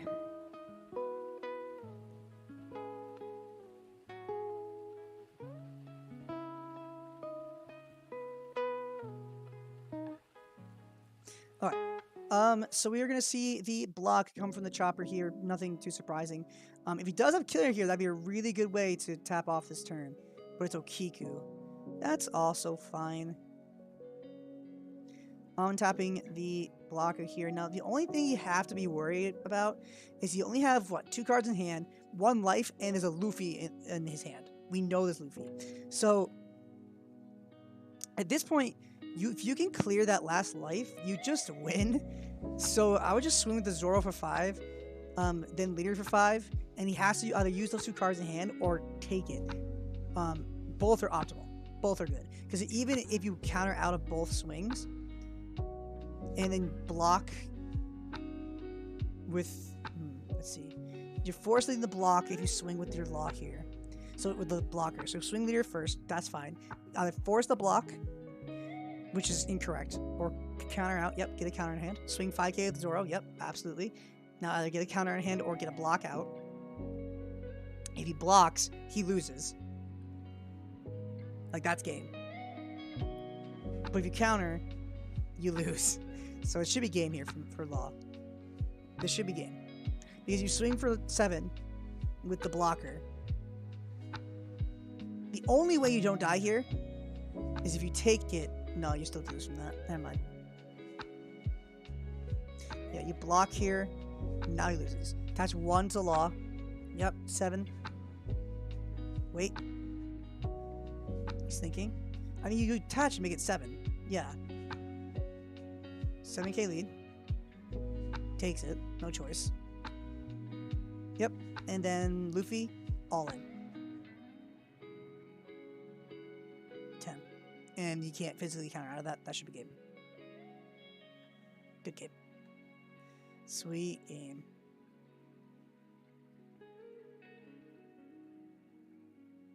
Pistols. Good game, guys. Great game. 1, 2, 3, dude. Bottom of my deck.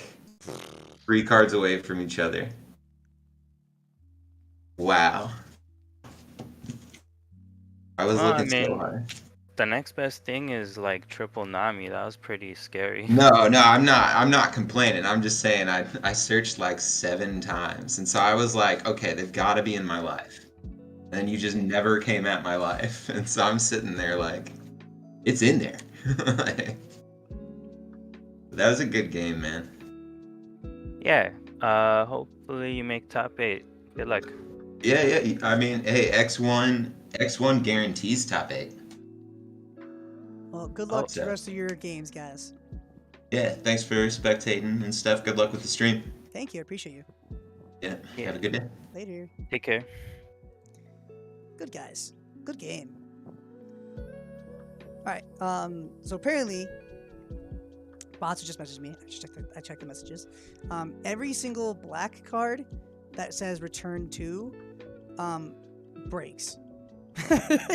Because if they're options for some reason, they don't trigger. So for example, Kaku, if you have two or more or something like that options, if you have enough options in your trash when you activate the effect, which is what happened to me, he doesn't trigger, which is weird. Like he just problem targeting. Neat. Oh, this is kind of neat. I didn't see this card. Wands. If you discard 1 card from your hand, if your leader is CP9, KO 1 cost character? Huh. That's not that bad. It's not better than Kobe, but it's actually, it doesn't have a counter stat. This card's trash. Why play that when you can just play Kobe? I guess because it has a CP9 in it. Oh, CP7. Wow, this card is trash. Because he's not a CP9 member. I don't know why. Stupid. I'm stupid. Let's see. This is... This card's also bad. Jesus. Alright, this is fine. It's whatever. He's good. Spandam's pretty sweet. I like his alt art. Nero is good. Good card. I'm trying to think if there's any cards that like break the sim. If there is a character with cost 0 in play, your opponent can't activate a blocker with cost 5 or less? Huh, that's not that bad. That's not OPO 2? That card's not the worst. Doesn't have a counter stat, but you're black, who cares? You can close games with this card. Use smoker effects, drop their blockers, does nothing. Swing for game with this card? Is it Luffy? That's kind of... Does this card do? Card's kind of sweet. Huh.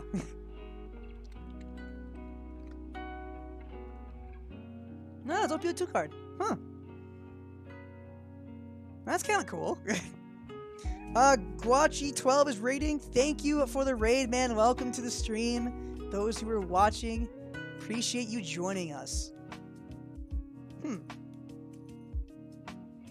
There's no space for this, right? That's a very interesting card that I didn't know existed until just now. You guys want to check out my smoker list too? Here, because Setsu's right on the corner, and it's not in this. God, I'm dumb. I can make it from scratch. Hold on.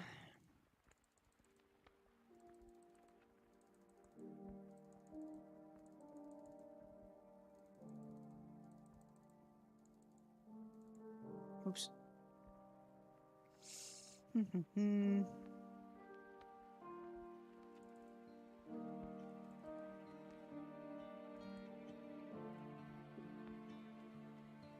Oh, that's right.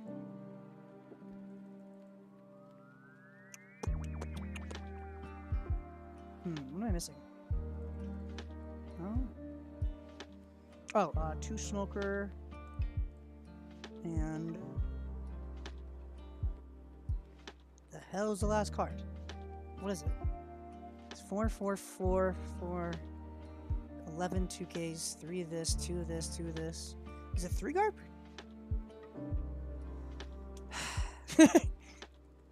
I don't remember. Huh. I can check is the actual truth. I'm lazy. Hold on. How many tables left? Just the one. Okay, so we're actually gonna start the round very soon. We're gonna play Isho in set 2. Isho, black would be the most broken deck. I honestly think he should have been set 2. Like, that is the card that actually would have made this deck broken. Let me go to my...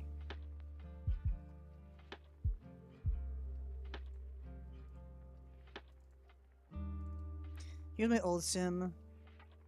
Smoker should be in there. I didn't delete it because of this exact reason. I'm lazy and I didn't want to put my decks in there, and I just... Here's the old sim. Let's see. Smoker. There we go. What was the last card? The hell was it?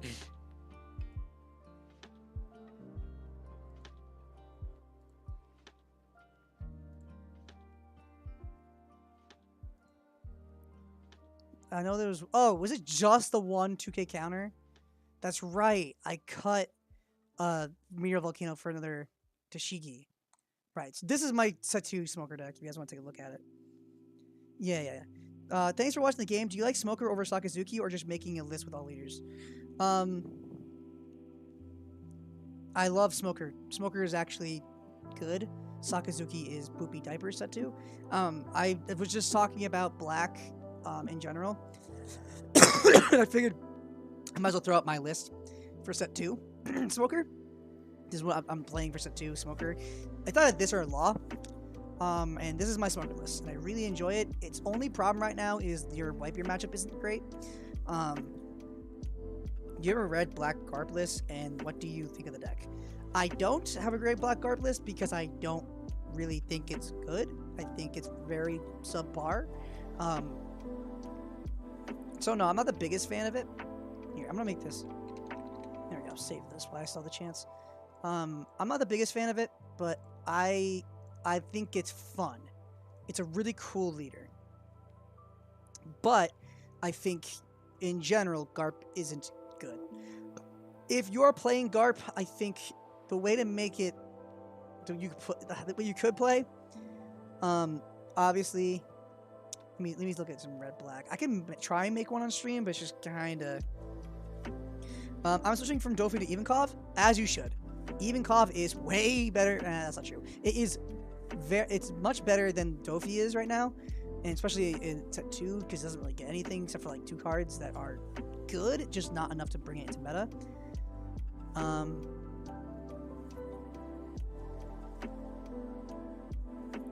So the reason I like Uta and Garp, this is a couple of cards I'm like, I love this card.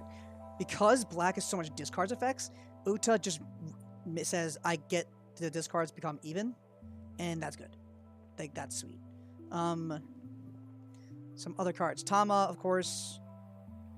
Brook, because if you use Brook effects, you leisure effect triggers twice.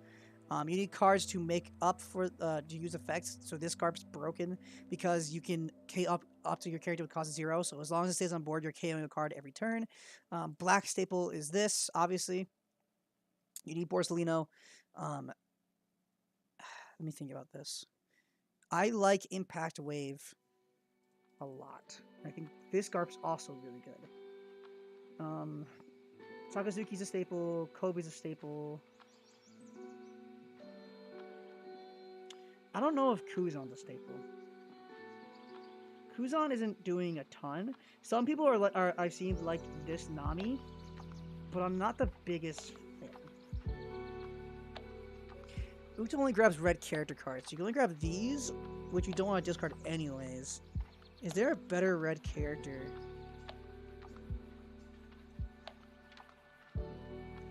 We're just waiting for in between rounds, guys. So stay tuned. 9 costs white is gas in 9 costs white is gas in Garp. 9 costs what? Oh, Whitebeard. Yes. I like this card a lot. Because removal's good and I like it. This card's sweet. I'm not sure if I'd run it at 4, maybe 2 or 3. 4 is fine if you... I'm not necessarily making a list. I'm just putting down cards I like. So, like, I'm putting down staples first, and then maybe we can work our way back. Let me think about this. Luffy seems like a staple, at least as a 2 of. You can clean out games with it. I think Nami might be necessary. I don't know how necessary. Kuzan feels pretty good here. I'm not sure how good. I'm talking about 4-drop. 10-drop is good, but I'm not sure if you need it over. Because if you have this and Whitebeard, it's kind of not great. But 4-drop Kuzan might have a place. Maybe as a 2 of. This can also go down to 2. Oh, another card that's actually phenomenal in this deck is Meteor Volcano. This card is nuts in this deck because you can just load up on something and then just go Meteor Volcano. You can KO like almost everything in the game, which is nuts. Also, Jet Pistol is pretty good. I'm not sure how good. But a card really... This Meteor Volcano is nuts. It's actually stupid in Garp because you can just go, I load up, you're dead. Sanji is technically also good because his effect, you can take 2 Rested Dawn, take a life, put the 2 Rested Dawn on him, activate leader effect to reduce them by 2. Ucha doesn't need to be at 4, you can put her at 2 and that's fine. You can do something like this. You don't need to run them at all if you won't want to. You can do this. I really like Meteor Volcano on this list. I would run it at least at 3. I think these other cards are even worth mentioning. Like, cards that are definite staples. I think Radical Beam might be really important because you're a 4-life leader and you're red and you're kind of don't have a lot. Oh, Chopper Blocker, I guess, in that case would be decent. I don't know. But I feel like Radical Beam at 2 of at least is pretty important. Now you have Impact Wave, but now you have both. Oh, 3-drop Luffy's pretty good. That's right. This card's pretty decent. Because you can rest Dawn and then add the effect. This is kind of neat. But see, like, this feels kind of mid. If you decide to run blocker, like 2-drop blocker, you run Bart because you can grab it back with the Uta. I don't know if you need 4 of this. You need the removal pieces. Leader effect's pretty good to reduce things. So you don't really need to care too much about Kuzans.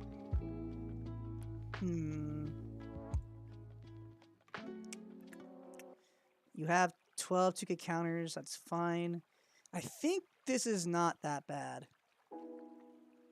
Ace is kind of cool in theory because you don't get rush, but you can minus 2 things by 3. Oh, Vista! I'm an idiot!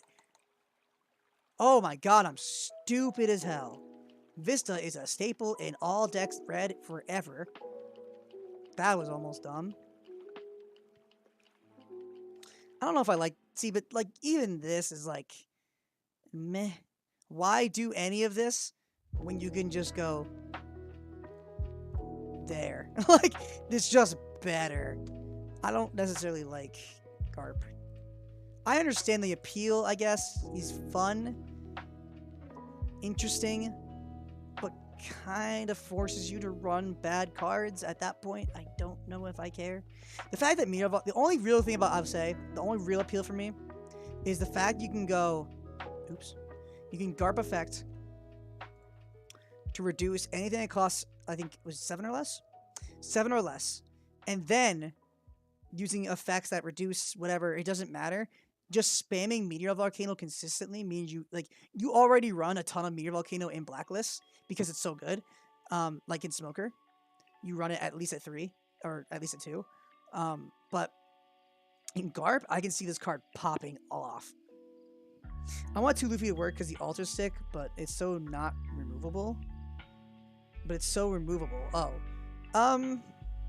Which Luffy? Which alt Luffy? Are you talking about this trash? I hate this card. This Luffy? I hate this card. It's like only kind of decent in like this deck just because of leader effect. But overall, I hate this card with a passion. Just because it's not good at all. I hate it. It's so easy to clear. It's just kind of bad. It's like the worst SR probably in set 1. Because I can argue every other SR. Right? Maybe with that. Croc, I can argue. What cards are in set 1 that are bad? And there's gotta be a worse. Oop, that's starter deck.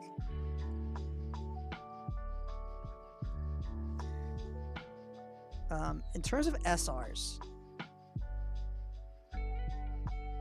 I don't think there's a worse one than Luffy. Oh, Kinemon kinda, but Kinemon's actually good. It's just the deck isn't meta. But he himself is a good card. Mihawk's nuts. Boa's good. Ulti's used. But she's actually a rare, so never mind, I'm being stupid. King is good. Yeah, I think I can safely say that Luffy is the worst SR in the game. Still, alright, we're gonna be doing pairs very soon. We're very close. We're almost there, guys. We're almost there for the next round. It should be any minute now. Any second now. Come on. Oh, wait. I forgot to... Oh, how many rounds? It should be at least 5. I forgot to do prediction stuff. My bad. Let me... If you guessed... What the hell? Choose outcome. Who's... Who won that? Law won that. Who did that? Why did you guess Dofi would win? Alright, that was 2 rounds ago. That's my bad. And I forgot to do it this round. Yeah, Saturn got all that because somebody was like, I'm gonna put all the Dofi. Someone's crazy like me. What about set 2 red green? How does it change? Good question. Red green Law is actually a good deck. Let's see if I have it on here.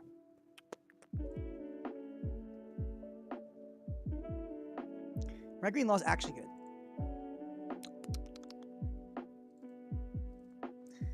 I think my deck's on here. If not, I had to dig a little bit. See, I added everything on my girlfriend's laptop, and then son of a bitch. All right, I got this. This I can do from the top of my head. Some crazy prediction there. Yeah, that was a crazy. Someone's nuts. I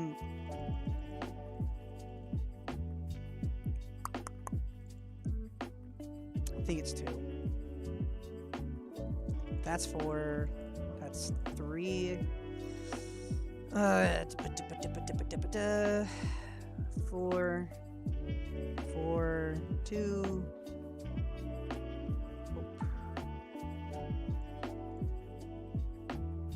Oh, I forgot to put the Dodon in the deck. Damn it. The best card. I swear to God, it's... God, that card's so broken. I swear to God, it's so stupid. For this. For that. For Bonnie. 3 of this. I'm missing something. The hell am I missing? You don't run Viper anymore. You don't run that. Brooks at 4. This is at 3. This is at 4. 1 drop. Makino. Is it ratios I'm off? I don't remember my list. I can probably look it up. I think I stored it somewhere. I'm not entirely sure. I'm looking. Oh, I forgot about Jet Pistol. I think you run it more than 2. I didn't find the list. I just remembered. Oh, a card I also really like. I really like. Well, it might be this is a 3 of, but I really enjoy in set 2 red green. I like 1 X-Drake. Still waiting. I really like X-Drake as a 1 of. Really, really powerful 1 of. I think the 3rd card just might be a pistol. I think it might be this.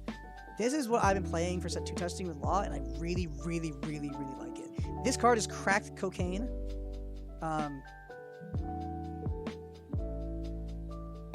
Yeah, this is my list. I found it. I think. 1, 2, 3, 1, 2, 4, 3. Yes, this is my almost exact list. Yeah, this is it. This is my exact law list coming into set 2. I really like it. Why no Nekos or Izos? Whitebeard. The fuck? I can show you my Whitebeard list. I just it took me forever to figure out how to build it. That I don't remember. That's like pure memory. I have it saved on my girlfriend's laptop, but I know this I can actually try and find and I can think of it. So the reason why no Izos, no Vipers, no Momos is because you don't have space. There's too much better stuff in set 2 in the form of Dodon is better, Makino's better, and Vista is way better. The deck becomes way more consistent because you're just leaning a lot more into the Supernova engine, and there's no space for Wano, and there doesn't need to be. If you want to run Viper, be my guest. There are a lot of times where I miss Viper when I'm playing it. It's the only real complaint, but the payoff is just too good. You win so much of this list. Just this double swing with this is broken. Still, the deck comes more consistent in set 2. This is stupid. In fact, I will.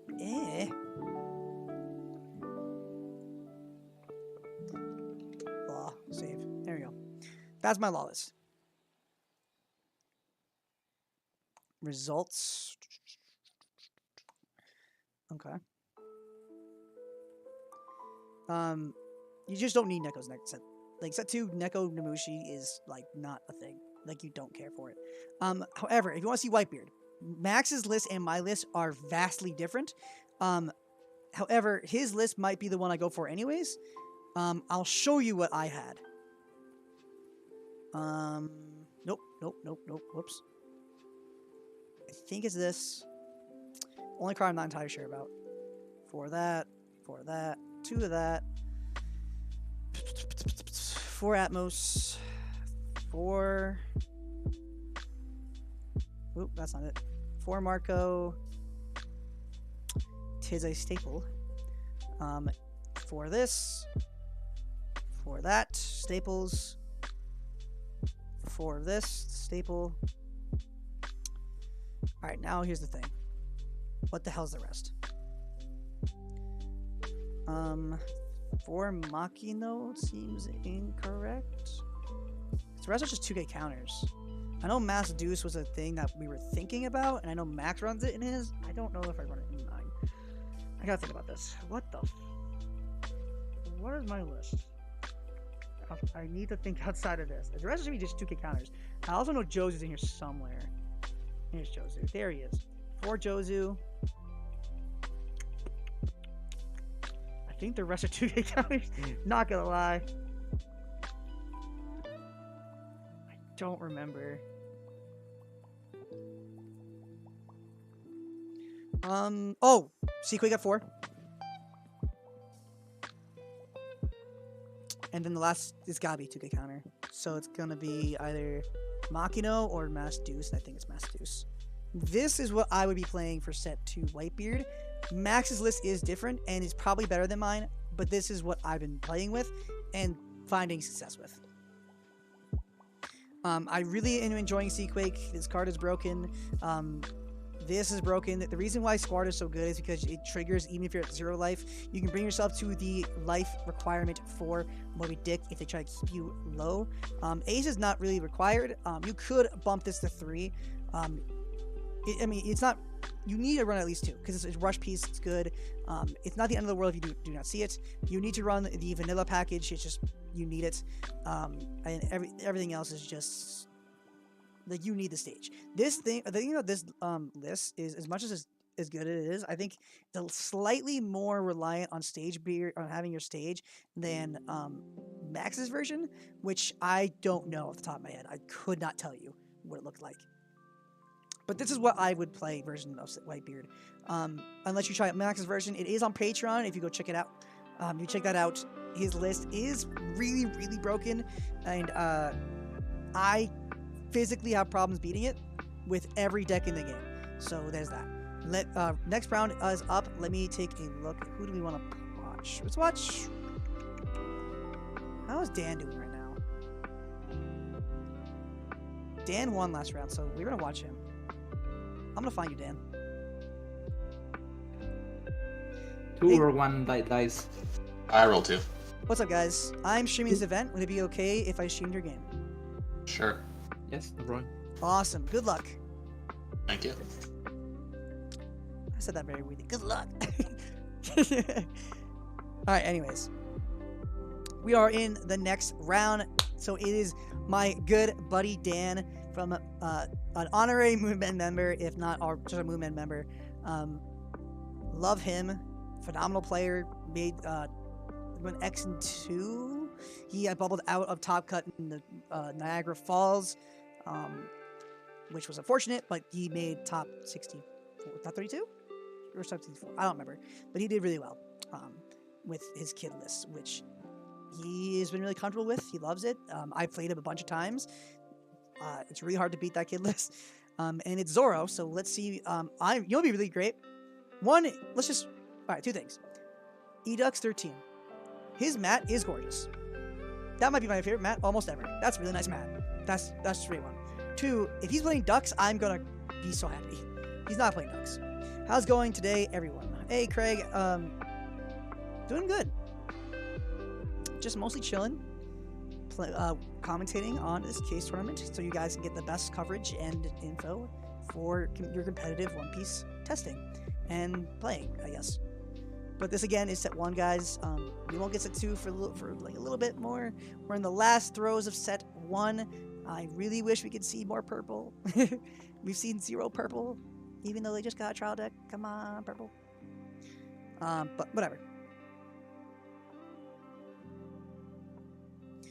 We are gonna see. Dan, what is going on with your camera, buddy? All right, let's see. That is really blurry. That might be a me problem. No, but then again, this would be blurry too, right? So it's gotta be a him problem. It's fine. I can see it enough where I can tell you what's going on, so it should be fine. I was gonna get to the 31st at the Fort Worth Treasure Cup. 31st, that's a good job. Really nice.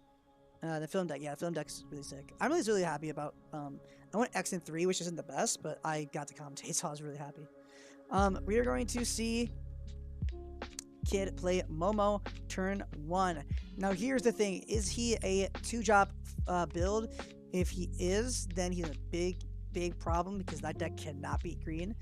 We are going to see top 5 search off of the Nami, getting a Straw Hat. Let's see what we can get. A Jet Pistol, pretty good in this matchup. You want to be able to clear Hawkins and potentially 8 drops. So that's something you'd like to see. You're going to pass back to Dan here on the left, getting 3 Dawn. I have to imagine this is where you play your Okiku. So swing leader, play Okiku pass. I have to imagine that's the case. Swing lead. Takes it, Okiku.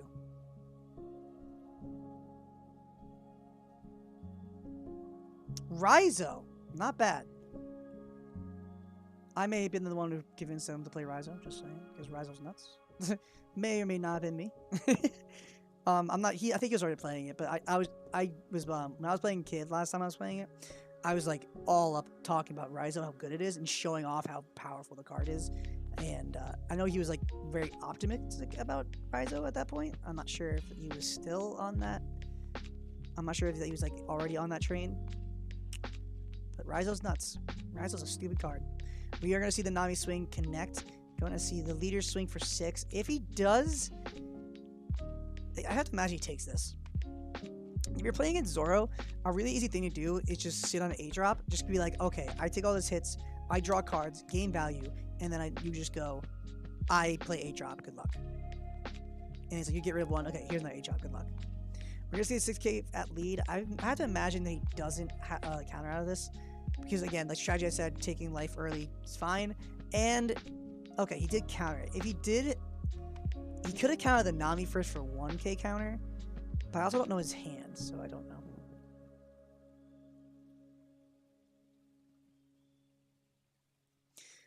We are going to pass the turn back to Kid here. Going to see 5 Dawn. Now is a really good time to either play your Basil Hawkins, which is fine, or you activate Momo, swing with the Raizo into the Nami, draw a card, and then do whatever you want with the rest. You'll have 4 Dawn after that, so I could imagine an Okiku coming down, maybe a beige Okiku, Bonnie effect, something like that. All those things are good here. We're going to see a Raizo off of Momo's effect. See the Raizo swing into the Nami for a free draw. Let's see it. Because that be broken. Swing into Nami. Yep, free draw. Very nice. Clear the Nami. Because there's no reason to counter out of this attack. That's a little kind of insane if you counter out. That seems very unnecessary to me. Okay, cool. Then you have leader swing, and you can play your Okiku in a beige and pass. Okiku or Bonnie would be decent as well. Again, Momo and Okiku is also really good. We did see the Raizo also get off of Momo's effect, so he could play another Raizo would also be really good here. Counter out with the Law here, passing after he plays Raizo maybe. Raizo or Okiku, both are good. And honestly, I might like Raizo more because you don't have any cards to tap down anyways. It's like most of his decks rush. It's not a big deal. We're gonna see the Bonnie activate effect. Okay. Personally, I honestly would have liked to see that on the Raizo because then you have to answer 2 Raizo. You're not answering 2 Raizo.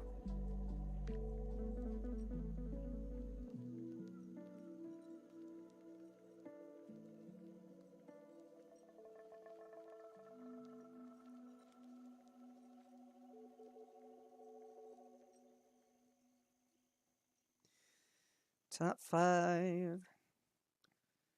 What are you gonna grab, my guy? You can grab a Law here is decent. Punk Gibson here is decent.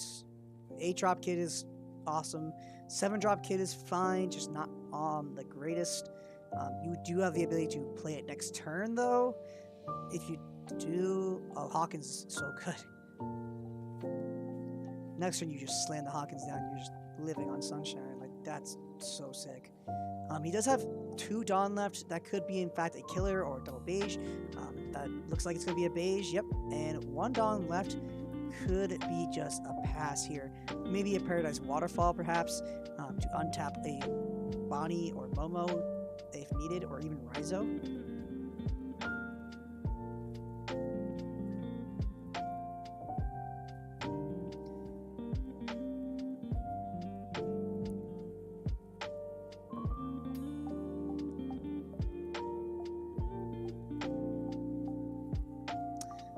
The fact that he's swinging for 5k has to imagine that. Okay, blocking, so it's probably into the Bonnie or Momo. He not attaching was weird. I have to imagine this is going to be a Luffy. If it is a Luffy, then I'm going to let one of the Momo or Bonnie go because I really want to keep my Raizo on board. If it was swinging to Raizo, you took it countered, so you didn't block there. So I have to imagine that's going into Momo or Bonnie. And you also don't need both. I don't know. I don't know if I would have blocked there. But he's thinking about this. Could potentially play a 3-drop Zoro, and then play some more Nami's choppers, even lead to up for a Red Hawk. You're gonna see a Luffy. Yep, that's gotta go in Raizo. There's no way it's not. This is the only reason why I wouldn't have blocked there. Yeah, losing Raizo sucks. Yeah, excuse me. Losing Raizo is really bad there. That's not optimal.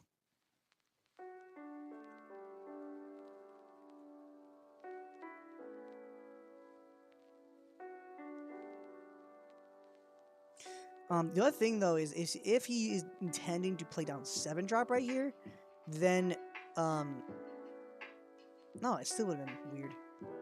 Yeah, Dan, I don't know what you're doing there, buddy.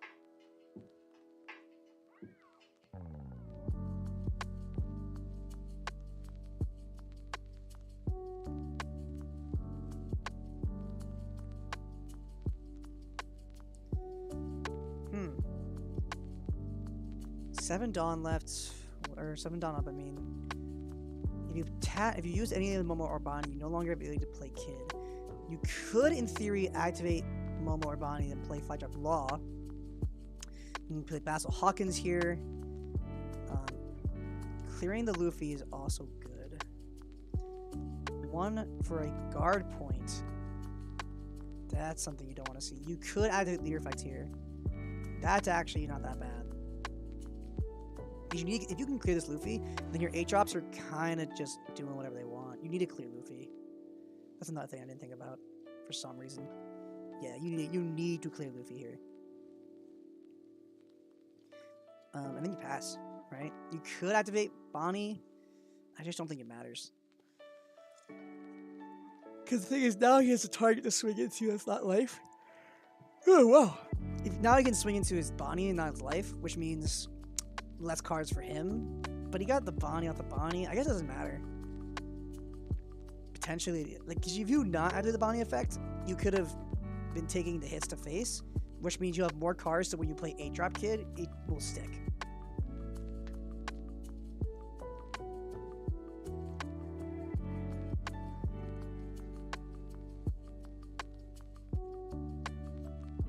Alright, we are going to pass the turn back to Zoro here.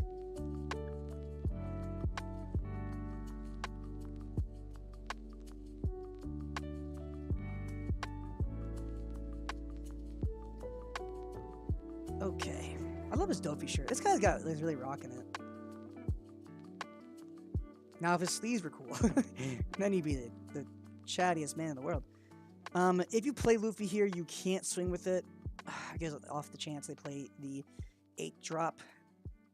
You need to have a stick on board.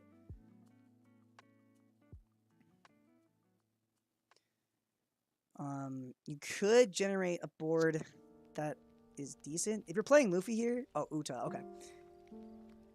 Grabbing the Nami, that's pretty good. Playing the Nami. Top 5 search for a Straw Hat.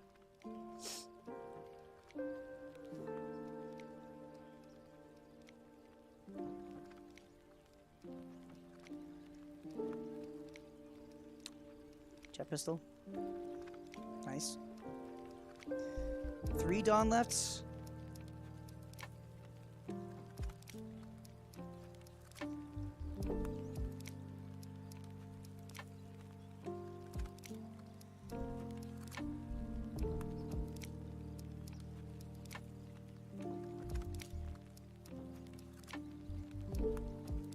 Gonna pay 1, potentially for a chopper blocker would be decent.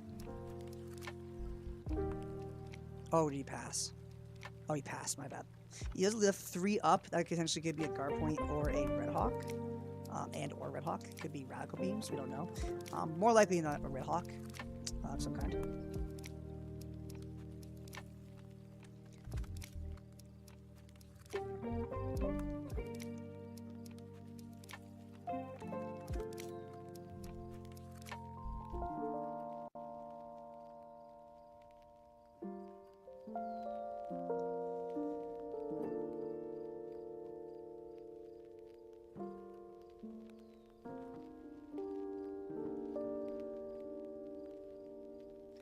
Activating Momo effect top 5 for a Wano country. I mean, he'll only have looking like 1, 2, 3, 4. Looks like 7 or 8 Dawn. Can we get the Viper off of that? If I'm Dan here, if you decide to play 8-drop, you don't use the effect. You force them to answer it with a Tom pistol, or they lose like the game. Which is a really good time to do it now if you have the ability to do it. I don't know how much Dawn he has. Looks like 8. 5k swing at whatever, doesn't matter. He could play the Viper down to tap down the Nami. That's fine if your hand doesn't have 8-drop or 7-drop. Now is the time, or play Law. It's one of those 3 things. 8-drop is perfect here. That's totally fine. You don't activate effects. You just let it sit there for a second and swing leader at face. You don't pass here. You could, but there's no reason to. Oh, he's using effect? Oh, I'm not sure. Using the Viper Tapping down the Nami, I would have just passed.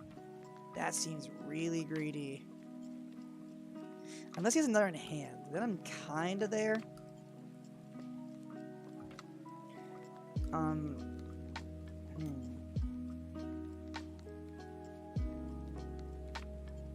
Yeah, I don't know if I would have used effect there.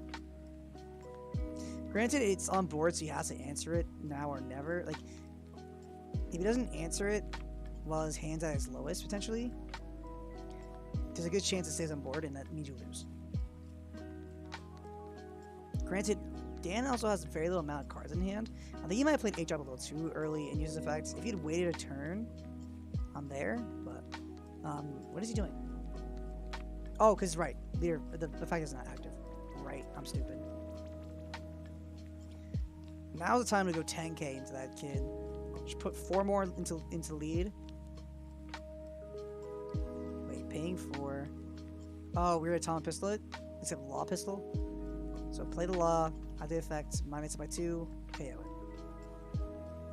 Looks good. 6. And you generate a card on board. That was actually pretty good.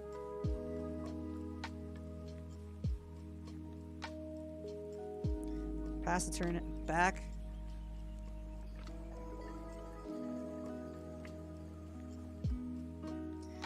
Alright, you could play Kid again, but now it feels like it's a little too late.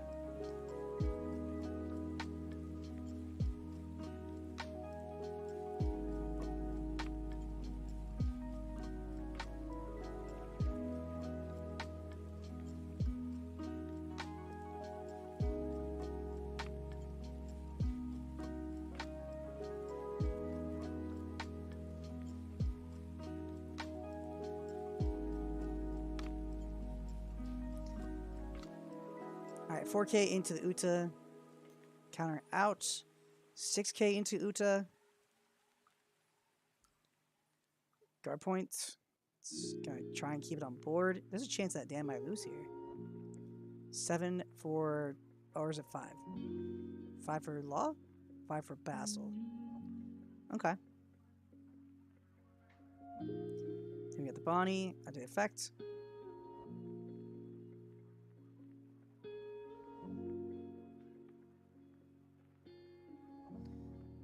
Searching for another Basil Hawkins. No counters in hand. That sucks.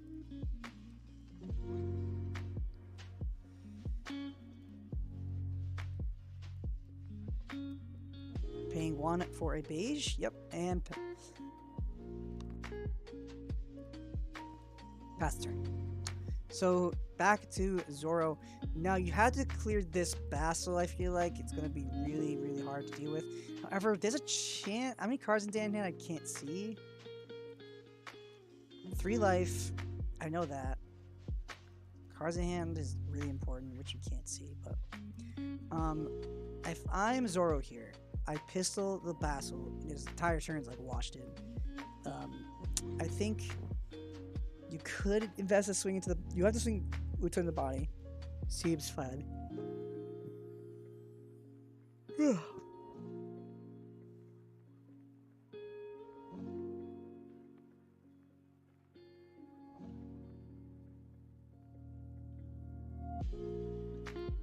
Yep, Uta into Bonnie. Clears the Bonnie. Alright, now the rest. You need a pistol that. You need a pistol that Hawkins. 6k into Viper's fine. Oh, 5k into Viper. He didn't have one Dawn Leader, so he actually could be playing. He could be playing Shanks here. 5 at lead. Yeah, this could be a Shanks. What would be really also kind of neat is like a double Luffy. That'd be kind of neat. Play Luffy, swing with one. Play the other Luffy, don't swing with that one. That'd be really sweet.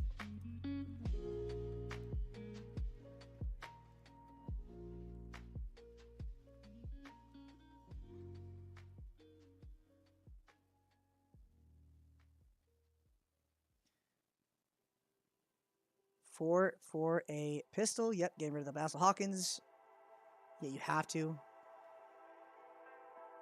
Then the rest for Luffy, don't swing with it. Yep. Oh, and he swung with it. I wouldn't have, but okay. He has one Dawn up. That could be another guard point, but man.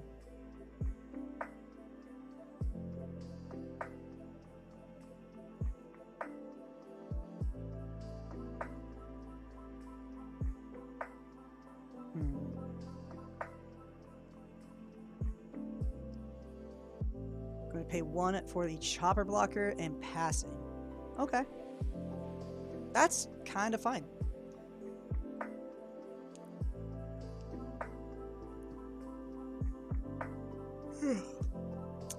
Dan should be at 3 life still. 10 Dawn available to him. If he does play 8-drop Kid, it's most likely just going to get knocked out from Luffy. So you have to clear Luffy first here.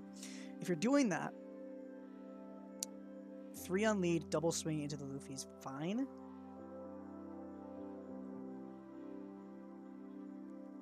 But that's your whole turn, which is not good.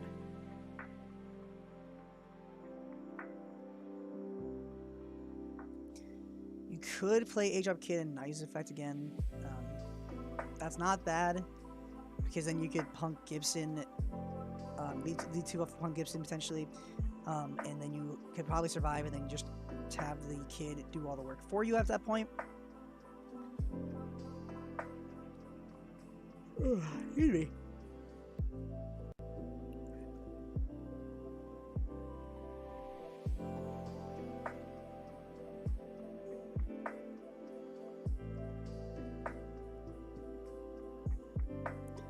This is a really hard decision he's going to have to make regarding what can he possibly do to clear Luffy and potentially make something else, or can he safely play what's the condition where he can finally play 8-drop and feel safe?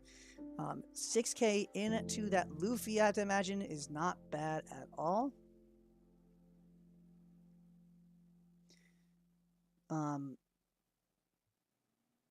The only problem is if it's a single counter. That means his blocker can block out of another attack. Blocks out of it. Okay. Leader effect. Discard Kiku swinging into that Luffy again, clearing it. Wow, that was lucky. Wow, okay. Gonna see a Basil and another Beige. Wow, that was good. That was a good turn. Clearing that Luffy for just 1 Dawn. Or, okay, 4 Dawn, because you need to use leader effect, but dropping Okiku, who cares? Like, that was really, really good. You have to be a little bit careful because he could potentially win, but the fact is you have 2 blockers on board, so it shouldn't matter. You should be fine.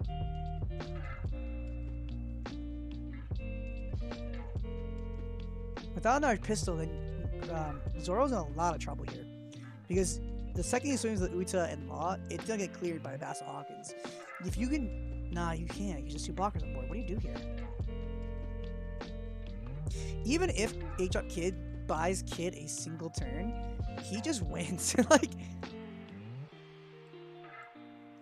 It's just game off of that.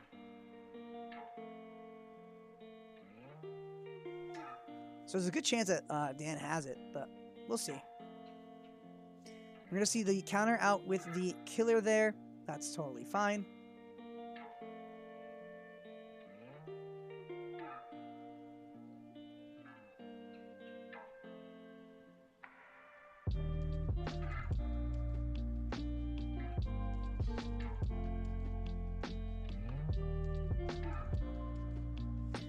Leader countering. He isn't attaching 1 to lead again.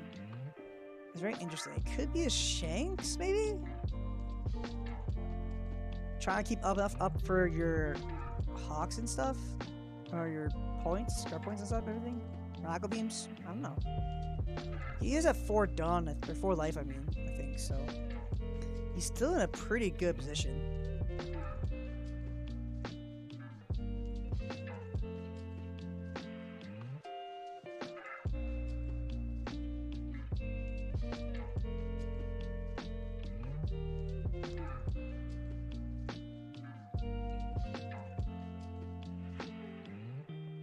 Grabbing a Jambe.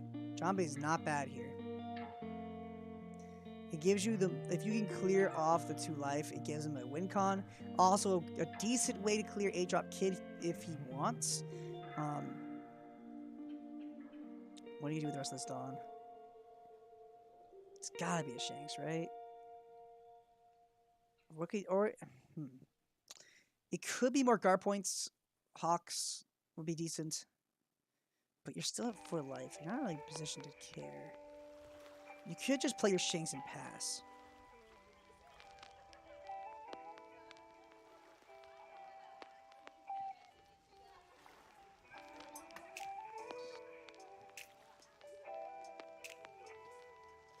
Yep, there's Shanks and swing for 10. This is going to hit because the beige blockers do not block this attack. So this is going to be giving him another card, which is fine. If he can't clear it, then I mean, he can't play 8-drop. Like, he's just kind of in a position where if he plays 8-drop, he loses. Almost no matter what he does. So really good on the Zoro player, being able to preemptively play big threats and bodies that really can't be removed without some investment.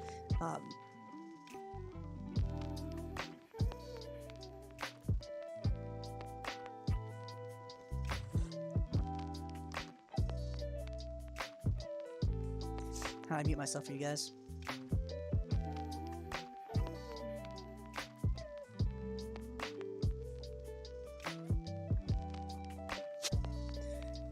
What do you do, Dan?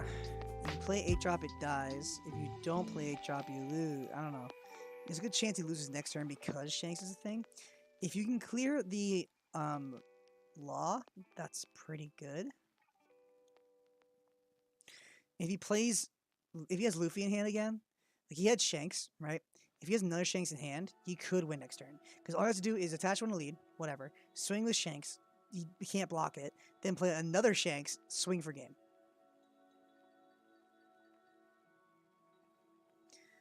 Yeah, so you have to try and clear Shanks here. And it's dead. Okay. Yep. And he's right back. Fine. Not even in a bad position. He could swing 5k into the law instead with the vassal. That would not be bad. We are gonna swing into the law anyways. I don't think it matters, to be honest, because he's at such high life. He's not gonna counter out of almost anything. Playing the Bonnie, activating Bonnie effect.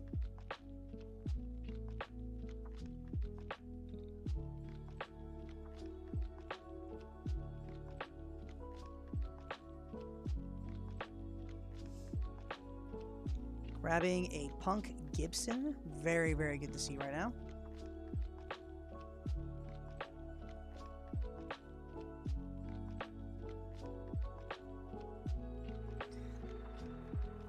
Four Dawn left. Two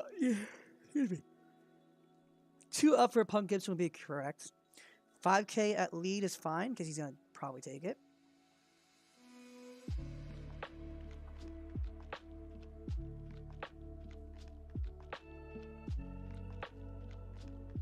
Two for a killer and then pass. That would be the possible way. Yep, there he goes.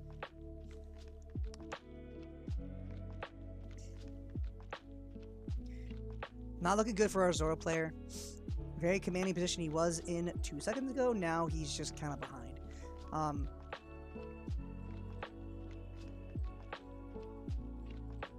Green's a hard matchup. It's really hard to beat. Another Nami, as a fact, we know one card in hand is Jambe.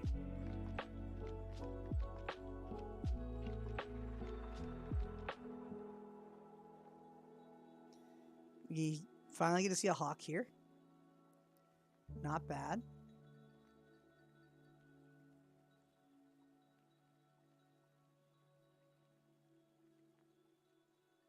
I feel like Zoro deck would be really suited as a Luffy deck. Like, there's so many things that Luffy would be better.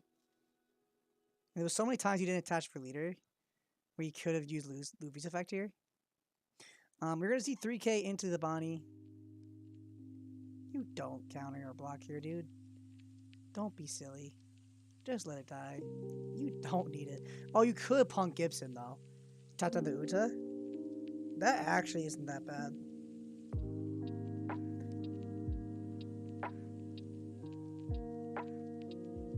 Granted, I would keep it for later, but that's honestly not bad here.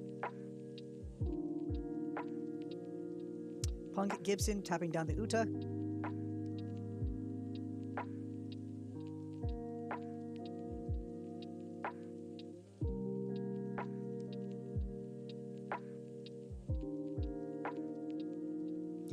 Going to play down a Luffy. Very nice. Don't swing with the fucking thing. Okay, we're gonna see the swing into the Basil Hawkins. Whatever, I guess. 9k on or 10k unblockable. See, that's what I would have saved my Punk Gibson for. Like, not that it was bad, it's just you didn't need it at all. 6k. Then again, you are at yeah, you have 1 life. Like, I don't know. Now Luffy's on board. Gonna have to answer Luffy again.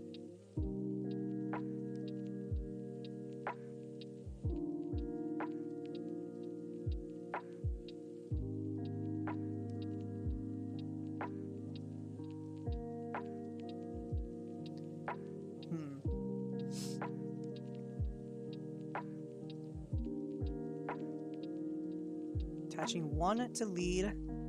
Swinging 6k into a Luffy. Yep, clearing it. Oh my god. Every turn, something more gets cleared. So wild. Using the Bonnie effect. Top 5.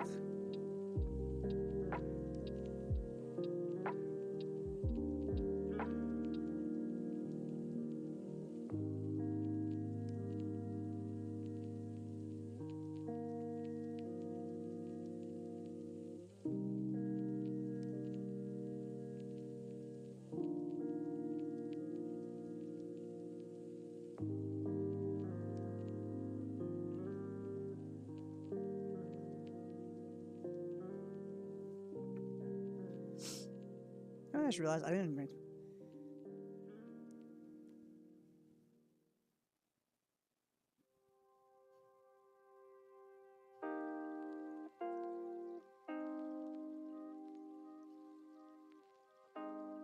There we go. I didn't respond to Batsu. I was like, wait. Whoops. Alright, so paying 5 for a. Oh, is that more than 5? That's a. Is that Law or is that Kid? That's Kid, right? Yeah, okay. So we're going to attach the 1 to the killer there and pass.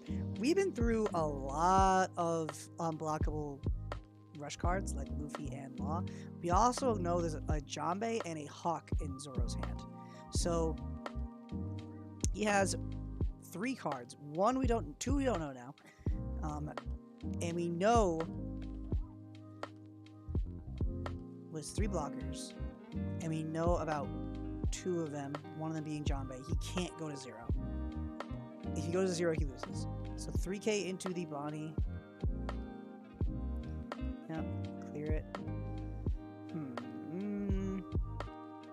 The thing is, if he has double, if he has a second Jambe in hand, he could go for game next turn.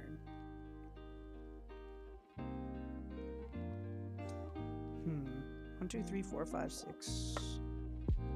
There's no way he has another Luffy or Jambe in hand. There's literally no way. He could swing leader for 6 and then play. Oh God, that'd be insane.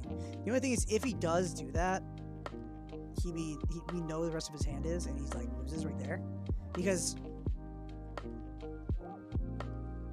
we know it is a Jambe and a Hawk. He needs to keep 2 up if he intends to survive. So having the Hawk would mean he can't play Luffy, or he can play Luffy and use his effect, but that would leave him with just enough. But you have to connect that last hit, otherwise it's like not worth it. Are we Jambe here? Okay, so we are gonna see the Jambe. We could attach everything but 2. Yep. Oh, what? But he has a Hawk.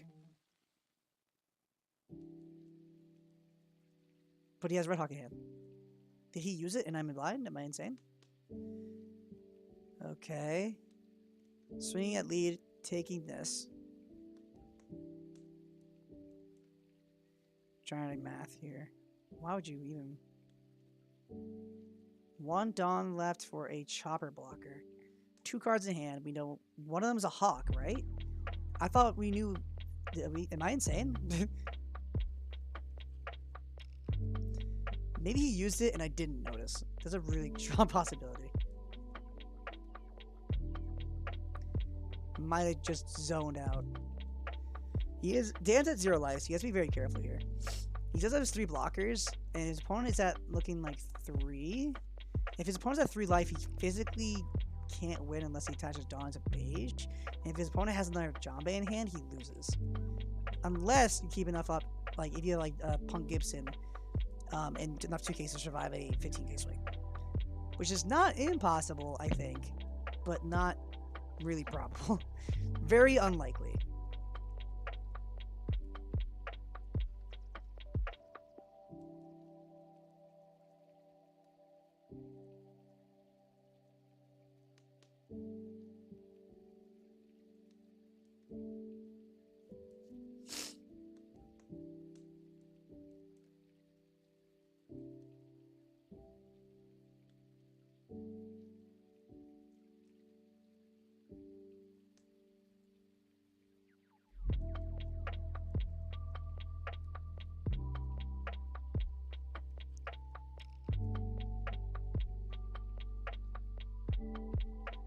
Let's see what we can do here.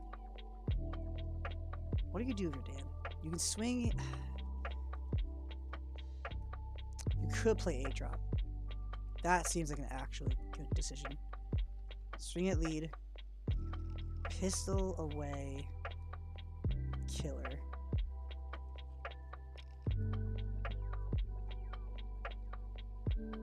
How do you have to play a drop here?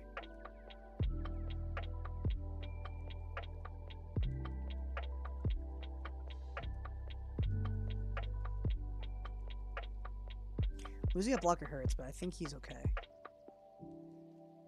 AK at lead. Block with the chopper. Teams whatever. Play 8 drop. Yep. Oh, that's not 8 drop. That's 7 drop.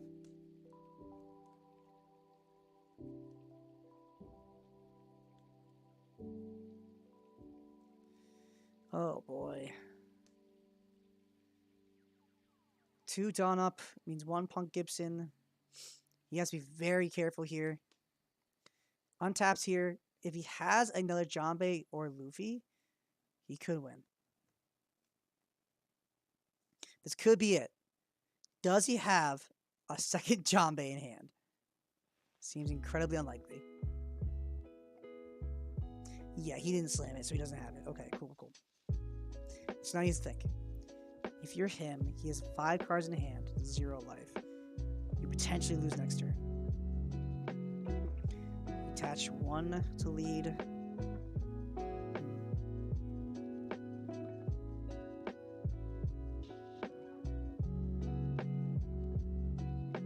7 with lead.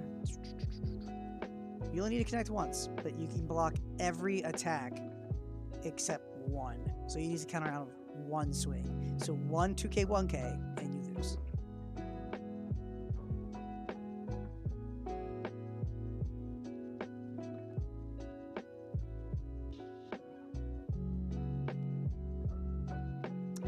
Going all in on a leader swing. Jombe?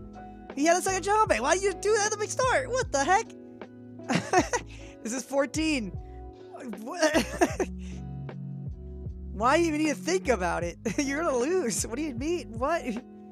Okay, second Jombe. Let's go. So, you had the Jombe. That's gonna be 14K. Dan needs a counter out to be 15K. That is not enough. He takes it. Wow. So he had. Why did he wait?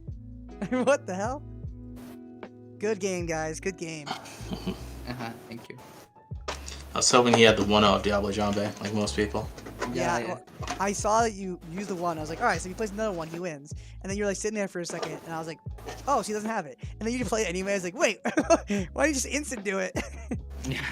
Yeah. I had one since the beginning, and I searched the other one with the Nami, So I was expecting the good occasion to use both, and yeah, with the second Kit 7, that was a good occasion. Yeah, for sure. Well, good game, guys. Good luck in the rest of Hey. your tournament. You two, Thank you. good games. Bye. GG's. You hate to see that. Well, okay. Now that's done. That was a little unfortunate for Dan. You hate to see that, but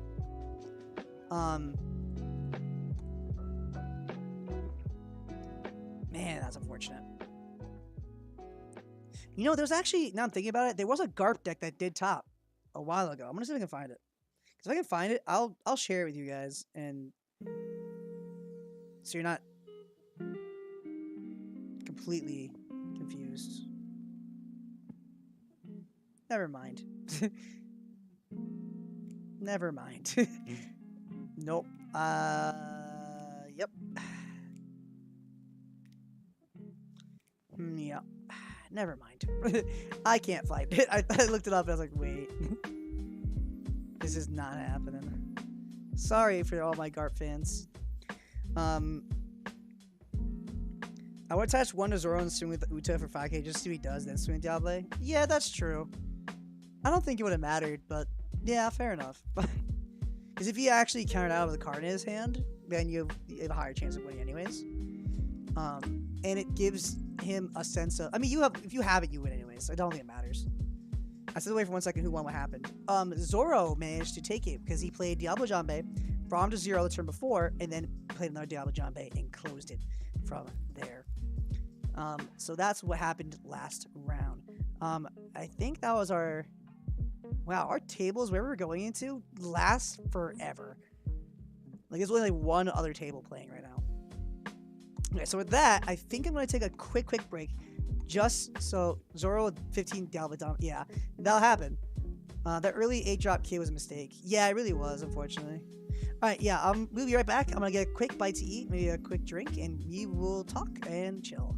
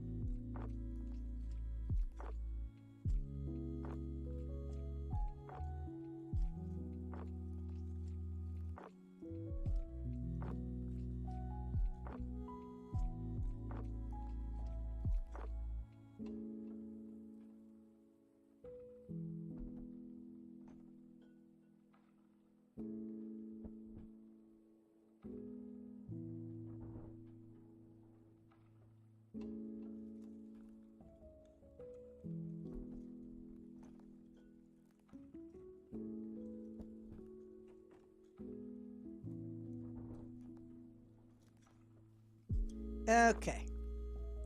I'm back. Alright, so let me catch up with chat. 14k, 3 unblockable, swimming 2 Jambin. Jambin, yeah, Dan, it was just a early 8 drop was because I knew I was getting pistol away with his hand. Yeah, the thing about it is, even though technically I wouldn't have used the kid effect, like, I think it was just safer to not to. It didn't matter because the way he cleared it was law pistol, so it didn't matter anyways. My only thing is, I think if you had 8 drop in that last turn instead of 7 drop, you won the game. Like, almost hands down. So I think it's the only thing. Just using it for later, earlier rather than later. You know what I mean? But or later rather than earlier. But I also don't know how much that matters. You bleed well. You do the best you can. I got some cookies. So if you see me munching on cookies, that's what I'm doing. I'm hungry.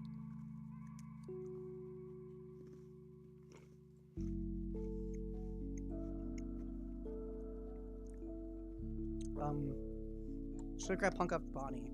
I don't know what situation that was.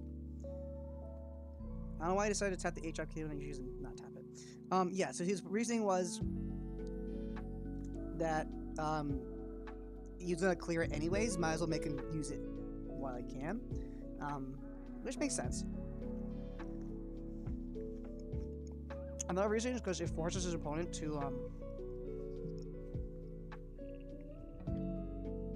sorry, that's loud. It forces his opponent to respond to it. Like, he has to respond, otherwise you lose. But he had the response. Our guy with Boo Boo went to Punk in my last Bonnie search. Died with 4 2Ks in hand. You still want to survive though, right? Because that's only, you have 3 2Ks. It's 11. Plus the Punk would only bring you to 15. No, yeah. Oh wait, that's enough to survive. I'm an idiot. Right. Right. That's exactly enough to survive. Yes, grabbing the Punk Gibson would have been the play. My bad. You're right. Your math is correct. Yeah, that's 100% right. Brandon, thank you for the sub. Welcome to the stream. Why is our sub still the dinosaur? That's supposed to be Chopper. That's a little annoying. That's really annoying, actually. We're still waiting on one more game to close it out for the next round. We will be jumping into round 4 very shortly, guys. Excuse me. Ow. I want to see if I can find a purple player, but I don't know. I only know the. Let's see what one guy is doing.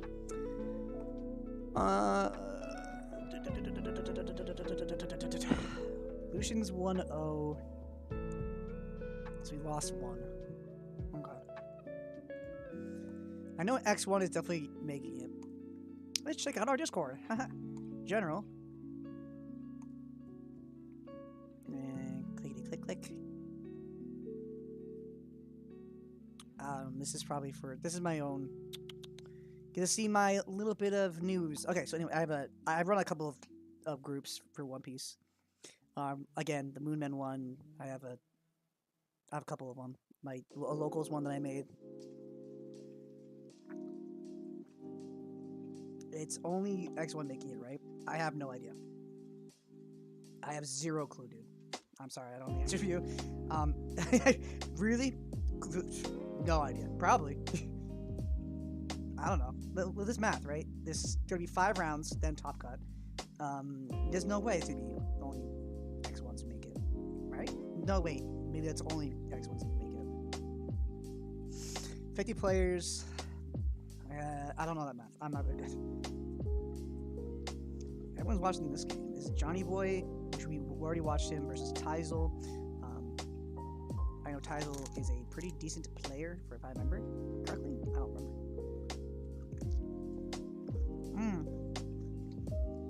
Oh, no, set 3 deck.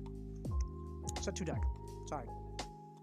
I want to talk about Evenkoff. What my build would be. I've been very secretive about it because it wasn't my list, but I don't use that list anymore. So at least I don't think so.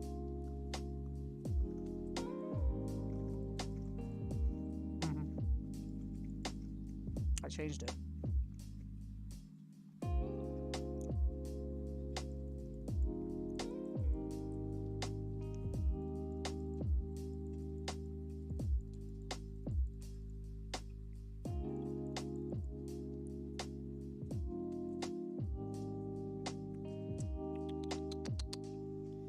what else is supposed to be in this list. I couldn't tell you. Oh, Inazuma. 2 more cards.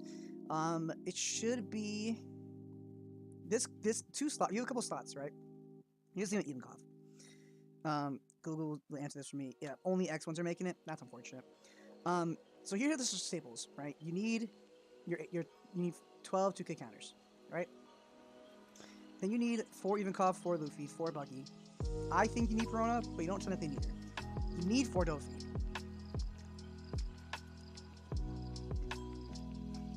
4 Inazuma. Now this Croc can be at 2. Or he can be at 4. Anywhere between that. 2 or 4 is fine. Now Mr. 3 is a card that I've been seeing a lot of blue players in Japan taking out sometimes, and I think they're insane. Because this card is actually good. Like, this card will win you matchups. Specifically, matchups that I personally like this card is red matchups like Zoro. This card comes really handy for those, because your turn 2 play into this is just really good. Not a block can never hurt.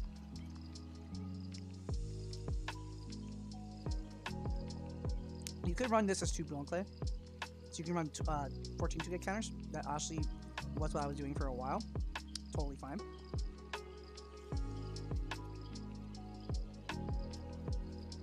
I would run maximum of a 3 Mihawk. 2 Brick Fist. Thank you. Thank you. I really like Brick Fist. Thank you. Yes, 2 Brick Fist is really, really good. Thank you. That's a really good card to run that I completely forgetting exists. Brick Fist, you're going to turn a cost 4 or less your opponent's hand. This card is really, really good against the Whitebeard matchup. Your Whitebeard matchup is really favorable because you're Evenkov. And this card is really good for Zoro, which is a bad matchup. So this is very flexible. This card is just amazing. It can win you games. This card's sweet.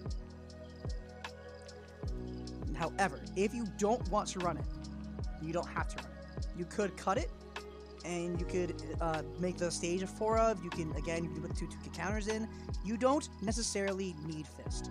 I really like Fist at 2. Not more than 2. Just 2 is fine. Another card that I've been seeing a lot of players now run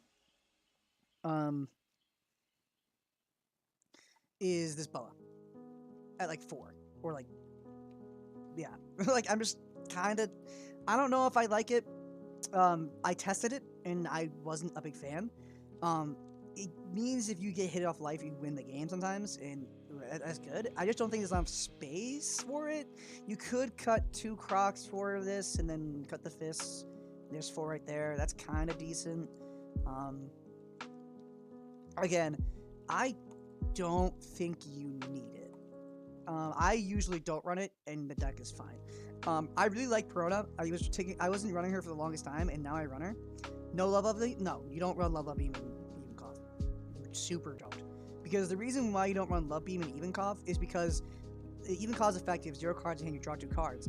You don't know what 2 cards you're drawing unless you're playing these beforehand, and even then, that's not happening every turn. It's very unreliable to use this card. A card that you can use, though, is Gum Gum Rain. This card's actually pretty decent. Being able to trash card from your hand and get +3 is pretty good. I like this card. I like it. It's not the best card, but I like it. 90% of lists won't run it, and you probably shouldn't, but it's cool. But yeah, you don't really leave Dawn open with Evenkov because you don't really want to rely on it unless you're also running Deathwing, which I've seen some lists do. Overheat, but Brick Fist is super better versus red.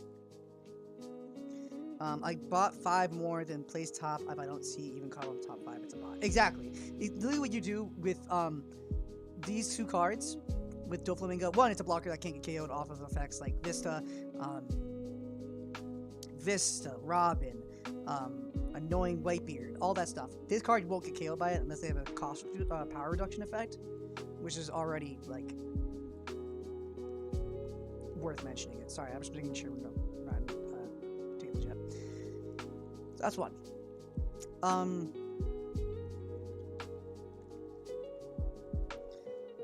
But the reason is because you can use these cards in your stage to dig for your Evenkov. If you don't see it in your top 5, you just bottom all, and you just go, I'm digging for Evenkov. The reason what it makes this deck way more consistent. However, or in your buggies, you use buggies these just to dig for Evenkov. Excuse me. I have had games, I know it's very improbable, where you can go searching off the top like 15, 20 and not hit Evenkov. Now, it sounds actually crazy when you say it out loud, but honestly, it isn't. Like, it happens with Law all the time. You see people go, like we just saw our game 1, how many times did he Bonnie search till he hit a Law? Like 4? 5? It's really not improbable to say you're not always going to hit Evenkov. And that is my only problem with this list. Because if you don't have Evenkov, you lose. Like, there's, like, no way around it. Because even if, like, you can play Luffy and you can be fine. You can play your other cards and be cool. But no Evenkov, it's like you're losing the ability to draw cards. You're losing the ability to play 2 bodies at 7k or less on the board at the same time. It's just really unfortunate. And it kind of suboptimal. Cards you could... I know this is actually not my original list either. I mean, it's my original list. I just made it on the spot for you just now. But my original first list I was testing the most with didn't run Frisk Fist. Ran this at 4. Didn't run Perona. I don't remember what it ran. It ran 2 Bon Clay. And I don't remember that last slot. I can't remember. I probably shouldn't tell you anyways because it's not. I think it was 3 Mihawk, but it wasn't technically my list. It was somebody else's list at top, and they were behind a paywall. I'm not messing with that. That's theirs. So again, this one slot can also be again. It could be this. You have a lot of options to do whatever you want. You could run Overheat if you want. I wouldn't, but I respect it. Let's see, what card did I just cut? Am I insane? Did that. I don't remember the card it was. That sucks. Oh, Piranha. But I really like Piranha in this list just because you can search for your Evenkov, making it more consistent. It's really, really, really good. This list won a Japan event, I think. Yeah, I think this was this exact list. I think I might have accidentally made it from memory. Because he ran the Fist. That was the last card I could remember.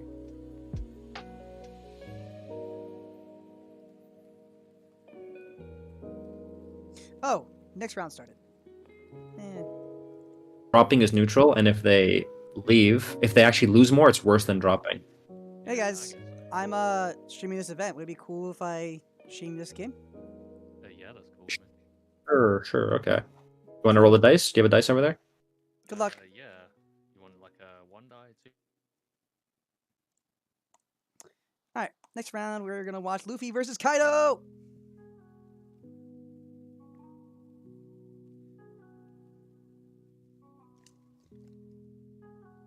Roll a 19 with a turn down. That's funny.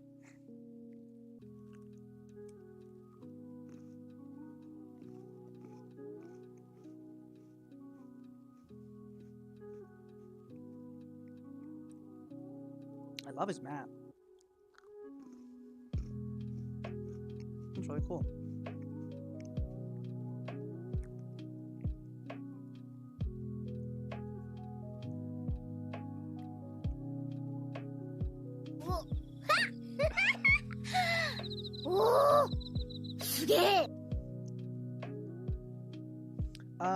K. Relly Krell now following. Thank you for the follow and welcome to the stream.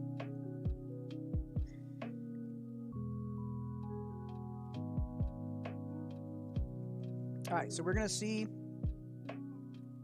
Kaido, I think, just kept, which means he has Oni, I have to imagine. Can't really see his life. Let's see if we can move it down. Also, there's one card that's not in his life.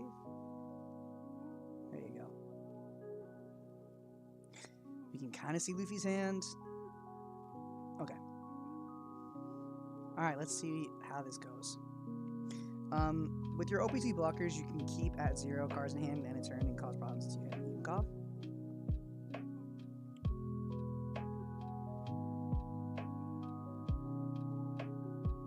you can, Jeremy V, you can like hold your own until you. I'm not saying. Okay, let me rephrase. If you don't hit Ivankov, you will lose. If you hit Ivankov a turn late, you are fine. If you hit it 2 turns late, you're probably fine. If you don't hit it at all, you're losing. let me rephrase. Luffy camp setup is triggering. Really? Seems fine. What's wrong with this camp setup? Alright, we're gonna see the Onigashima right here. Play it down, tap it. That's not Oni, that's Sasuke. I'm wrong. Okay. I hate Sasuke. I think that card is poopy diapers. I know it's a fairly unpopular opinion. But I think if you're using Sasuke's effect, you're losing the game.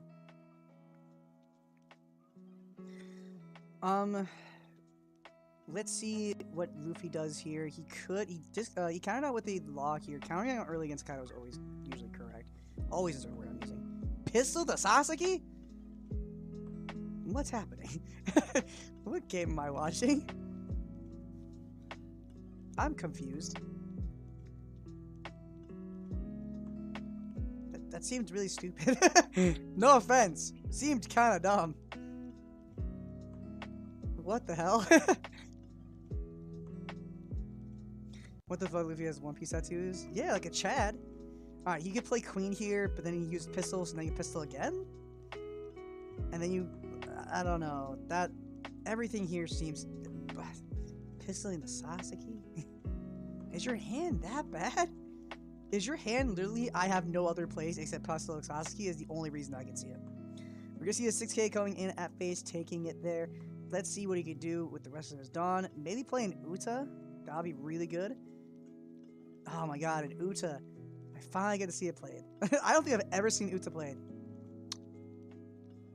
By Kaido, at least. I don't think so. This is the first time. Craziness.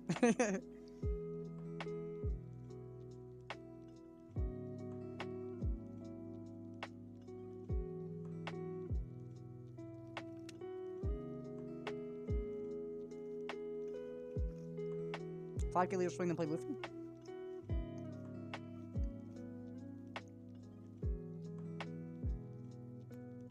Playing Luffy right here is pretty good.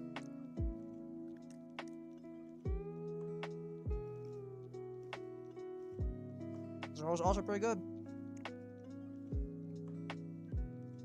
Catch 2, making a 7k swing. Pretty good. You gotta be aggressive in this matchup.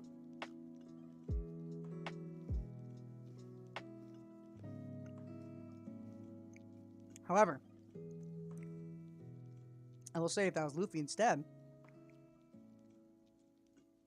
Let me math here. 1, 2, 1, 2, 3, 4, 5, 6, 7. You could have played the Luffy attached to Dawn using leader effect as well. And you can be unblockable, and he doesn't have a way to KO Luffy next turn. However, Kaido does have access to King next turn for 6 Dawn to KO this Zoro. So, and King even harder to counter out of it. So, I don't know. I think playing Luffy there would have been kind of better. Not gonna lie. Well, Treasure Cup, it was banned. What? Oh, yeah, of course. I know why I haven't. No, I'm saying I've commentated events since then and played in locals since the release of the new trial deck, and I have yet to see a Kaido player play Uta for some ungodly reason. That was my point. Because obviously, Treasure Copy was not legal. Swinging 6k, I have to imagine into the Zoro. Maybe a Red Hawk gear. Seems kind of preemptive, but if you know, his hand must be so bad. What the heck? All right, and then yeah, that's why I said Luffy's gonna be better.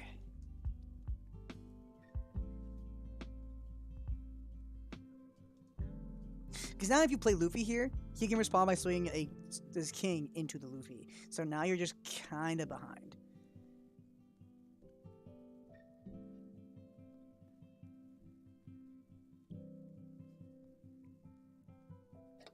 Yeah, Sento. I'm not insane. I promise.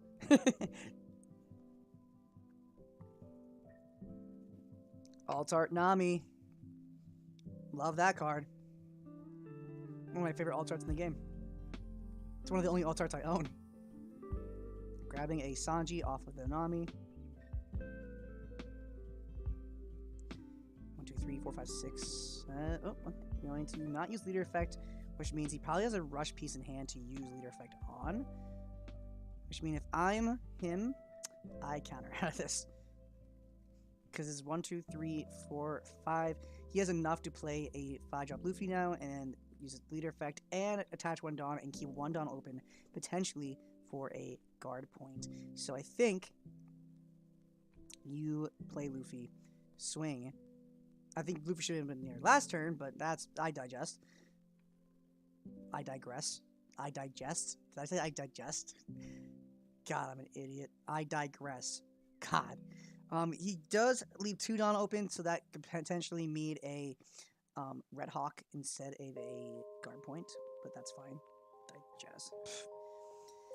I play 4 Utas in my Kaido. Bullet is bait, not gonna lie. Bullet is kind of bait, because the thing about Bullet is it's actually really, really, really good against green, but you're already good into green, so, like, you don't even need it. In every other matchup, it's like, okay. Like, blue, I guess? It's decent into, but it's like, eh. Bullet's kind of a trap. Uta, though. Uta is pure gas, and if you're playing purple, you should run 4 of it as of this very second. At least 2. If you're playing purple right now, play 2. At least. Van Lort. Oh wait, Van Lortic. Oh, is it Van Lortic? Whatever. Thank you for joining us on the stream. I'm sorry if I said your name and butchered it. I'm not good with names. Alright, so now if you are Kaido here, you want to clear that Luffy with little investment as possible, but you need to make it 4k above the Luffy, so you need to put 3 Dawn onto King, swing into Luffy for 10, and that'll force a Red Hawk and a 1k, and that's where you want to be. That gives you access to, what, 5 left? No, he's at 8. So, right, he's at 8, so then that'll give him 4 left. And then I think you respond based on what he does. Because if he counters out, then you swing into it again. What are you doing? Yeah. So 4 or is that 3? I think it's 3. 3 into the kid here. Then he needs a Red Hawk and a counter to counter out of it. He's going to do it. Red Hawk. And a counter. Yep. Now, you can attach at least 1 into lead, but putting 3 into lead's most optimal unless he has Oni. Then putting 1 into lead's kind of more optimal because then you can play Onigashima. If you put 3 here, you definitely put 3 into the swinging Luffy, if you can afford it, which he does. So this is gonna be 8k swing into that Luffy, get it off the field here. I can't imagine he saves it because if he does, then he releases 2 cards more, and that's just terrible because Uta can swing into it, so you have to let Luffy go here. And he does pass after that. 1 Dawn up could potentially also mean a Blast Breath. Jesus. Can you turn up your mic volume? I don't think I can. I can try. Headset. Nope, I can't. This is the best it's gonna get. I can talk louder. I can easily talk louder. I just don't like talking loud because it gets me in bad habits. Like when I was at Treasure Cup, I was super loud because I just can't help it. I'm so used to having to fight for speaking with Max because screw him, and I mean talk loud. I'm so used to my own setup talking like as loud as I want, which breeds really bad habits. Let's see here. What can we do for the Luffy player? He doesn't have Luffy on board. You could try to kill King, but you have the Uta on board to save it. Attaching, well, that's a lot. 1, 2, 3, 4, 5. Is it 6k into lead? I mean, you just 2k out of this. 2k out of this would be the correct answer. If it's, wait, right? 1, 2, 3, 4, 5. Oh, 7k. My bad. I miscounted. So if it's 7k. Is he frozen? Yeah, he froze.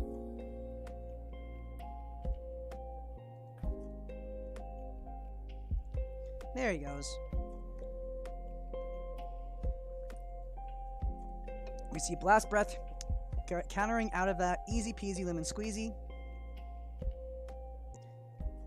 Not even a challenge.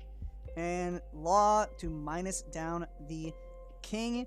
You could swing into it now for 7 into the 5, but again, you have to remember there's Uta there.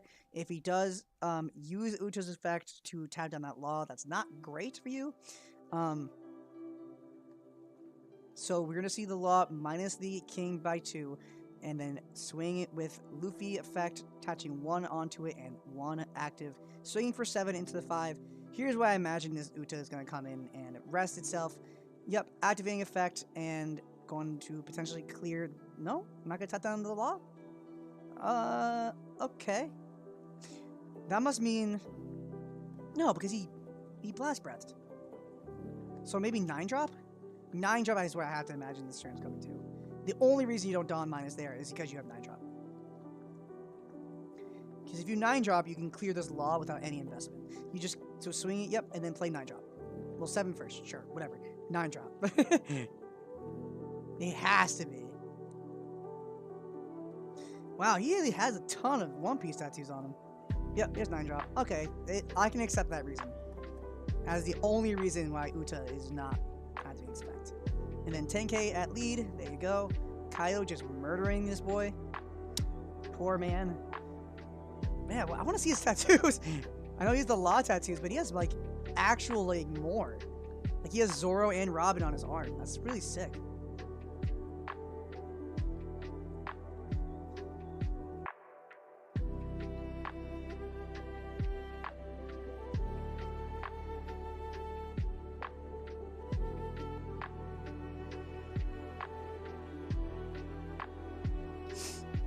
Let's see, we have 10 Dawn available to us here. You could play Shanks, but then it could potentially die on you. The best case scenario you can be right now is by bringing him to 0 life. If that is through Shanks, that's phenomenal. But if you have Shanks, you swing with it at the king. You don't swing at leader here. I don't think you need to. Because you are at 2 life. You're almost at kill turn. So you need to be very wary of it. I'm not saying you'll lose next turn, just you need to be aware that it's a possibility. And make sure mathematically you don't lose. And the only way you don't lose next turn is if you... Hold on. You can counter out of a 7? Yeah, because then you only need to counter out 1 swing. No, wait. Yeah. Nope. You need to be able to actually survive 2 7Ks, because you can attach, as Kaido, next turn, you can, if he has Oni, or Jack, or something, he has 6 Dawn, pay 3, play Oni, let's say, then he has 3 available to him, he can make an 8k lead, or whatever, 7k lead, and 8k king, both are fine. Attack with both, so you need to counter out both of them, and then you can Dawn minus 7, lose the last life, and then counter out of and then swing 10k. Now, if you can survive the 10k swing, then you need 3 2k counters, and you are fine. You just need to account for it. That's the only thing you need to think about. Granted, it's probably not going to happen next turn, because, 1, that's all of Kaido's Dawn. If he doesn't kill him on the next turn, he loses. Or in that turn, he loses. And that's something you don't want to be in. If he has Shanks right now, you play it and swing into the king. If he doesn't have it, yikes. There's not a ton you can do. You can play, if you have double Zoro, you can swing at that's when you swing at leader and not into your characters. Because then you can, because the characters aren't going to kill those characters, because it's too little investment to defend them. So you have to swing at life at that point and try to clear go for game. If you only have Zoros, let's say. Again, I don't know his hand, so there's a lot of possibilities of what he could be thinking right now.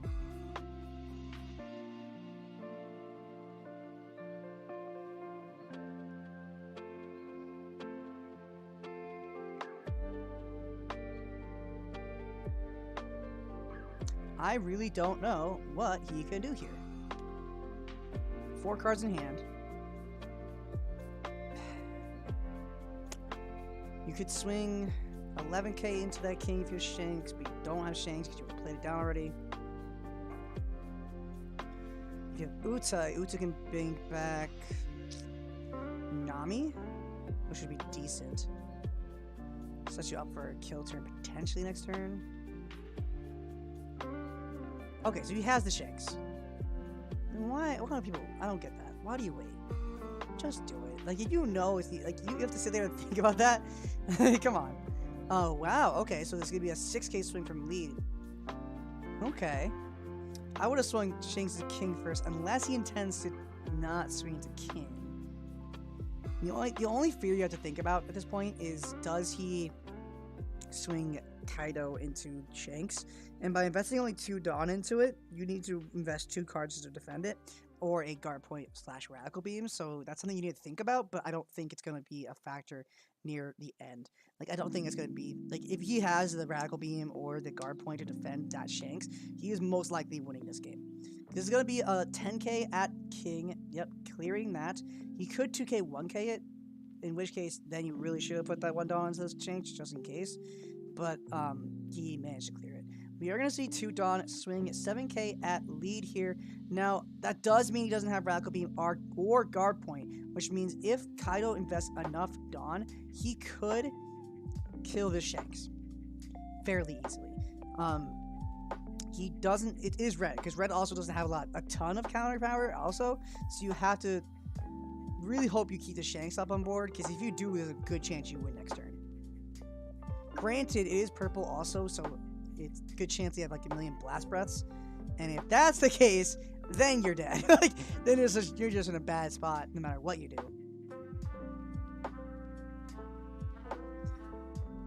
So we're gonna see the 5k swing at lead here. Okay.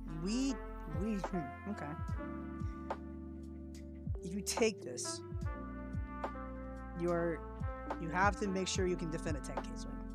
Because if they have a way to ramp 1, you lose. If you're not careful. Granted, they're not going to do that.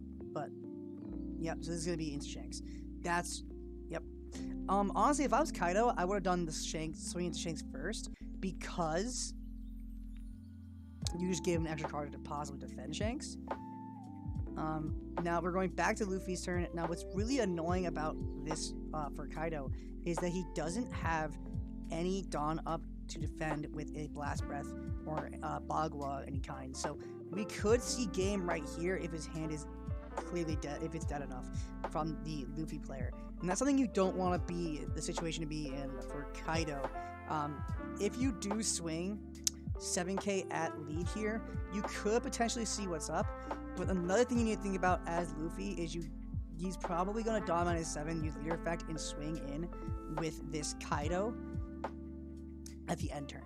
So you need to either make sure you can either clear this Kaido or survive an attack from Kaido. This is something you really need to be on your mind all game when you're playing against it. Like, can I lose?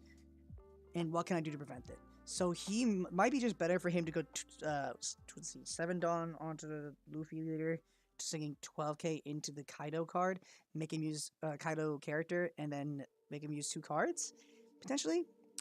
If you have the ability to play something and attach 7 using a leader effect or something, that's great. Or if he has, no, Shanks wouldn't do it. Oh, I guess it would, because it's 10, 11, 12. Yeah, if you play Shanks, you also can go play the Shanks, use leader effect, and attach 12, swing into the Kaido, and then swing it lead for life. Hopefully survive the next turn, though. You need to be very careful. Because if you have your Red Hawks or Radical Beams or guard points here, playing Shanks is very, very risky. We could see a law here. That wouldn't be too bad.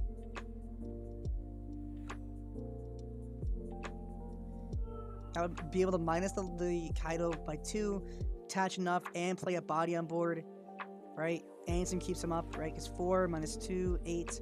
Gotta go 10. 1, 2, 3, 4. Yep, you have enough to use leader effect. And if you play law, you can use leader effect and attach enough to go to 10 after you swing into law or into Kaido, and then you have 2 up for a Red Hawk.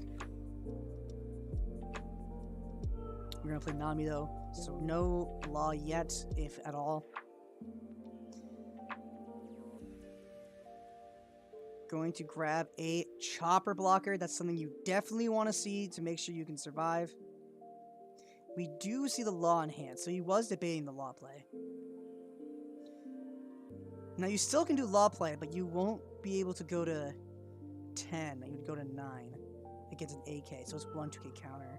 So that might not even be worth it. At that point, just build a defense with playing your chopper and play the law, but don't swing into Kaido. Just swing and lead. Just to play a body. Another thing you think about too is if because you have Shanks, you play Shanks here, and then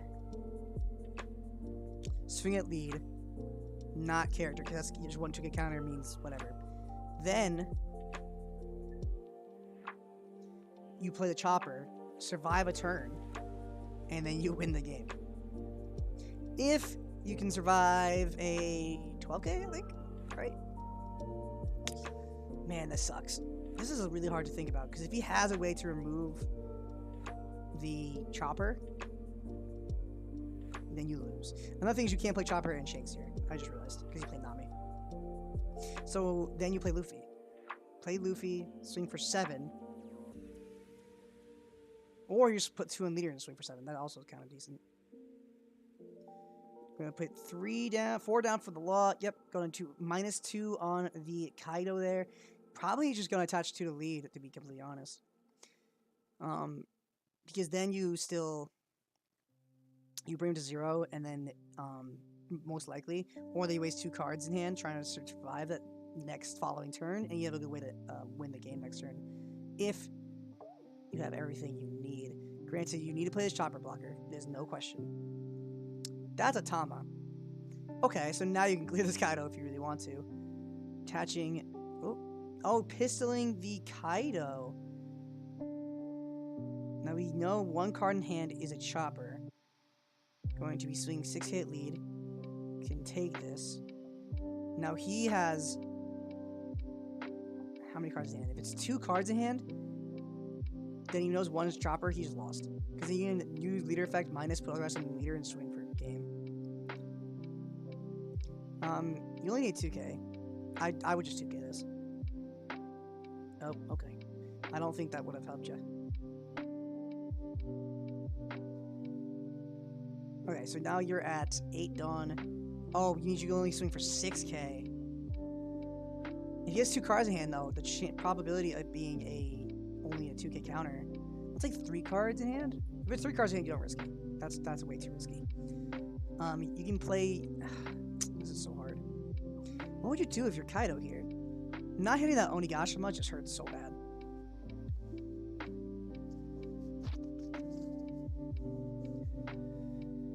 That's just really unfortunate.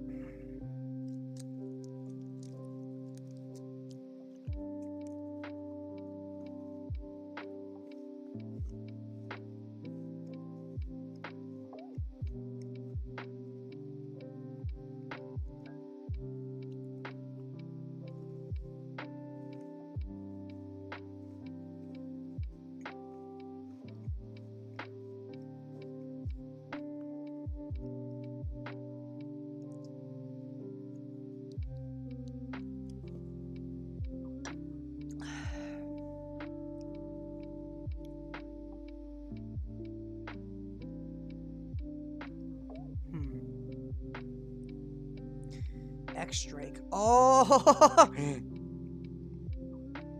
Oh no. Discard a card. Oh no. Oh, discard chopper. That actually doesn't matter. That actually doesn't mean anything because we know he has chopper in hand.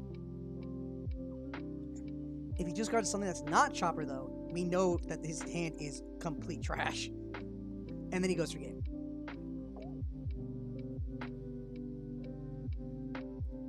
So he has 2 cards in hand, or is that 4 cards in hand? Is that 4 cards in hand? That would suck. Discard chopper. He knows you have chopper in hand. That's a Robin he discarded. Okay. So 1 card in hand's dead. Yep, Dawn -7. Is he baiting out?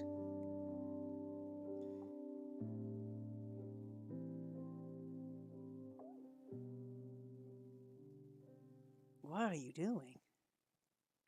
Wait. Oh, he just showed a single 2K. Holy hell, his hand is so dead. Yeah, he had 2 blockers. Or he had two no counters. Wait, did he just win? He won. I could go for it, but your hand's too big. Like, it's too much of a risk. I was like, I might as Oh, well that's get the good. board out, and then, you know, if I can just, you know, live through that. Like, the worst thing you could do to me that last turn was, I mean, if you block it up, I got this, but it does. I mean, I kinged. No. I was sitting with I was playing 1 card a turn. That's all I could play. I had As the long as I keep this, like, regardless if you just do the whole 7 business, like. yeah. So I was debating whether to like just drop that, and then not use jet pistol, maybe like just go into the Kaido. But I was like, if you have the counter, I'm kind of finished. Yeah, I mean, you had it there, I think, anyway, but I don't know. What did anything different? I don't think so. I think I just got bricked pretty hard. I can't do anything with that. I was complaining about land. That's the way it goes. Wait, who managed to win the last turn? Oh, it was He won.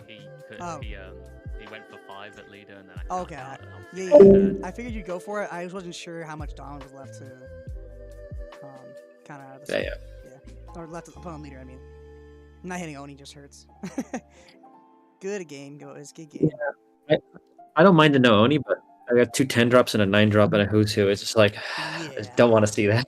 No, Yeah, that's just unfortunate. All right. Good luck the rest of the tournament. Yeah, and you. Pleasure to tournament, boys. Thank you.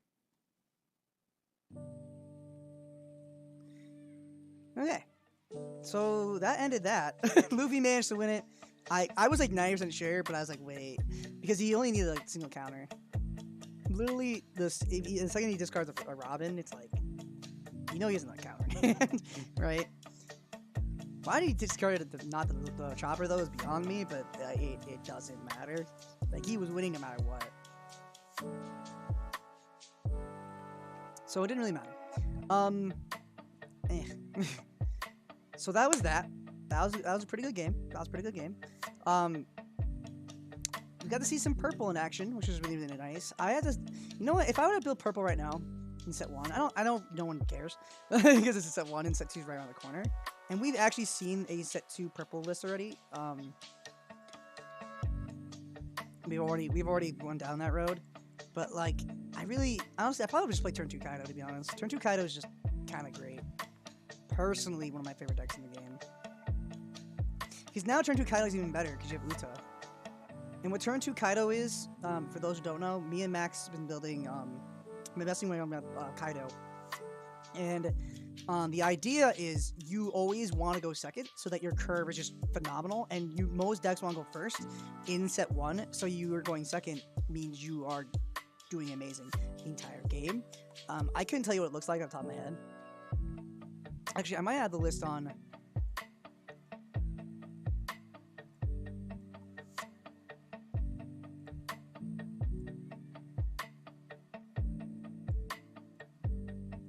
I might have the list on my thing. But regardless, I think that was definitely not bad. Let's see if I can. No, I guess I. Oh, duh. Here.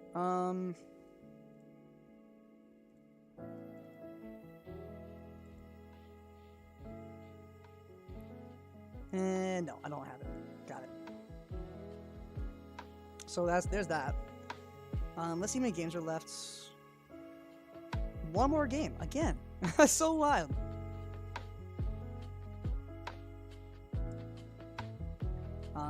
Let's see how people are doing.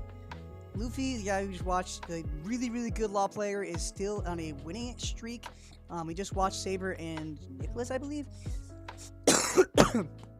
And now we can, let's see how we can proceed through this point.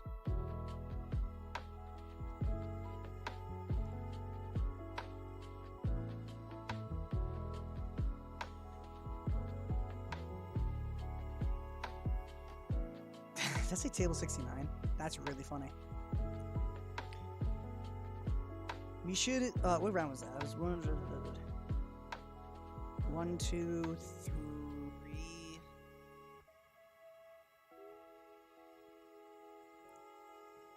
So 1, 2, 3, 4. So I think we have one more round before top cut. That's a little exciting.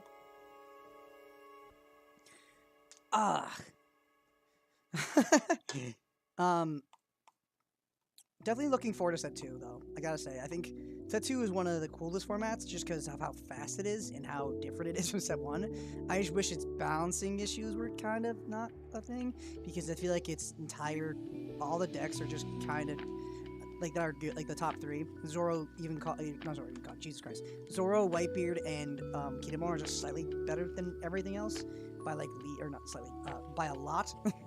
And it's not like we're set 1 where green and purple were like they felt really powerful playing into them, and then every other deck could still fight them and feel not the worst thing ever. Like it wasn't very oppressive. That's what I was looking for. Unless you're blue, everything felt very doable.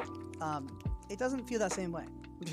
Like it feels like a lot of decks fall short. Like black, I feel like it feels really, it falls kind of short against Whitebeard, and then good into everything else, which is fine. But I'd rather it be decent against everything else.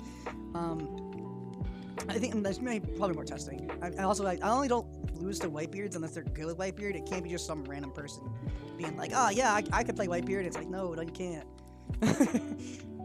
You have to put some time into it. Yeah, this is my black list. I'm really, really enjoying this list. You know, honestly, I'm gonna get a game in before.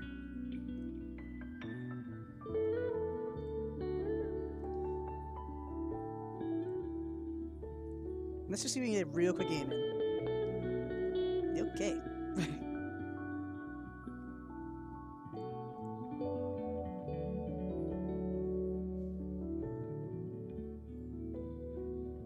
Why does it say?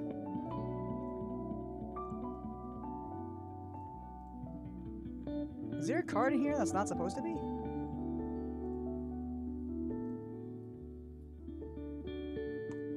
Okay. Smoker mirror. No. That's hell. Alright, to play Smoker mirror, we just gotta each chose to go second. That sucks. Our hand's not good for it. We need... Yeah, that's fine. We need cards that can get KO'd like Smoker and Borsalino. This is just in between rounds. Don't worry. We're keeping an eye on it. Playing the blocker is fine. I'm going to swing for lead here. Smoker's a really good card because on curve we play both Smokers. So now you can't KO this, you can't KO this, and we just punch him in the face. We could play Borsalino instead, but I have a feeling he's going to play his Borsalino this turn. Something we don't want to see is Borsalino here, just because it means no attack is hitting if we want to play Smoker. If he plays anything like a 1-drop, which I doubt, but because it's physically like impossible to play a 1-drop unless you're playing Suru here, which is not going to happen. But if we did... Wait, what? I was joking! Okay. Okay.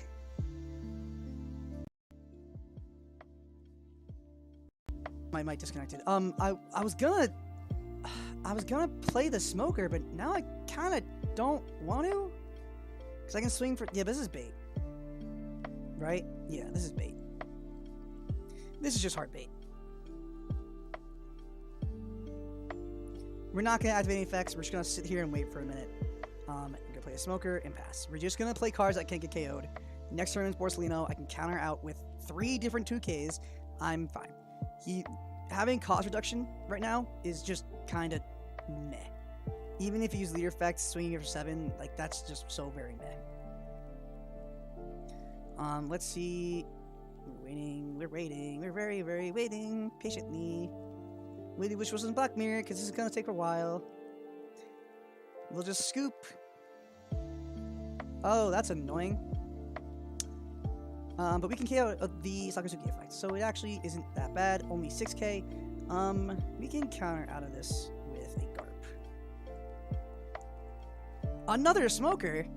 It must be my birthday. If we do that, this won't swing, which is actually something we don't care.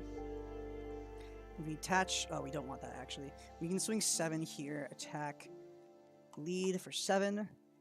force the Hina block, and then we can play. Actually, we could have played the Sakazuki before the Hina block happened. That actually isn't that big a deal because he's gonna save it, and now this can't swing, which is kind of fine. We have 2 options. We have 3 options. We can play Sakazuki and get rid of it. But I'd rather attack into it so I can play a smoker and not feel stupid. But we still have enough to... Yeah, let's just make him waste another card.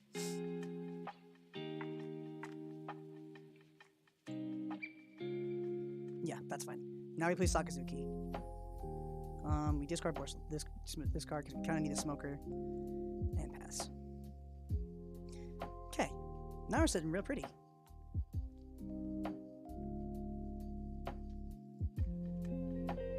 Don't worry, we're checking.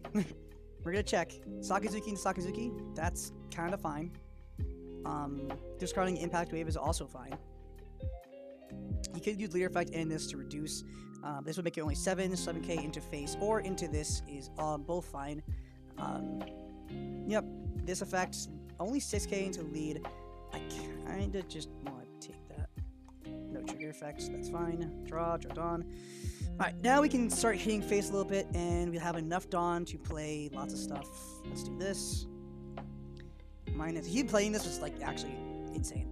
The fact they did that was, like, the stupidest thing in the world. Honestly, we can attach one to Smoker here.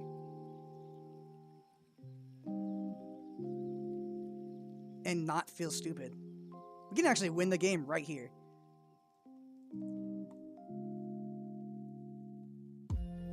AK double strike, like, or double, yeah. Have fun hitting that, and then the rest in leading good game. Oh wait, no, what? Did he take both?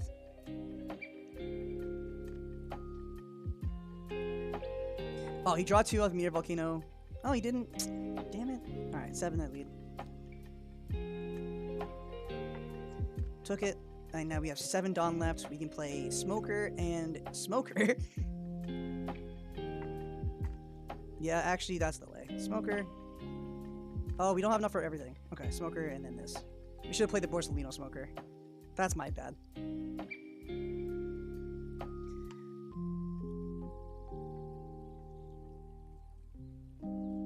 The key to playing Smoker Mirror is just playing all the cards that cannot get KO'd off of, The fact that he played this makes no sense. Like, it's fine if you play the card. Like, I get if you play the card, but playing the card down from hand did nothing for you this entire game. Might now, because I swung with this, but... if he doesn't have Borsalino, he just kind of loses. This is 7k. I could block with this.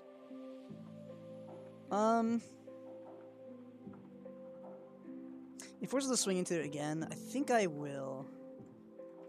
Yeah, it forces him to swing into it again. He has a lot of cards in hand, though. 7 into this. 8, 9. 9 into my Smoker.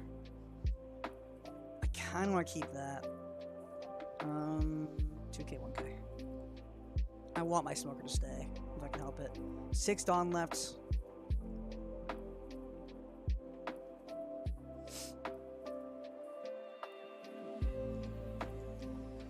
This is not a bad game.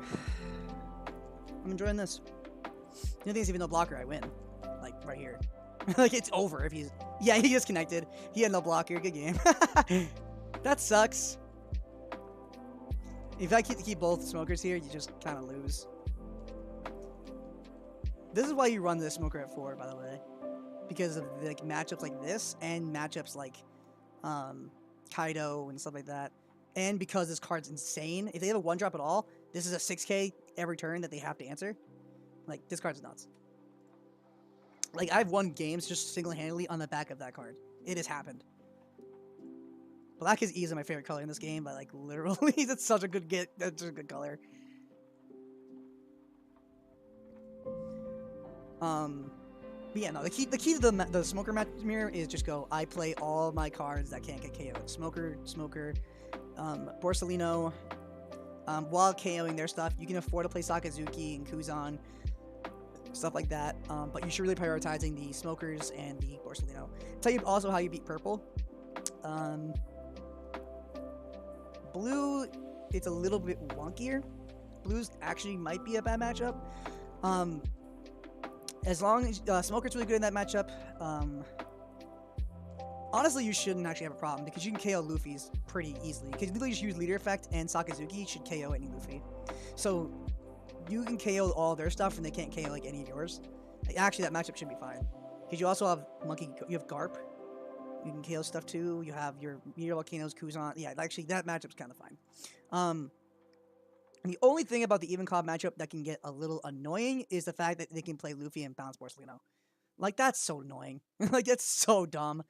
Just try not to play Borsalino unless you have to, and make sure you have answers to their Luffy. Like, your opening hand should probably have a Sakazuki, especially if you're going second, or if you should have something like Garp, Tsuru, anything like that, to clear Luffy's.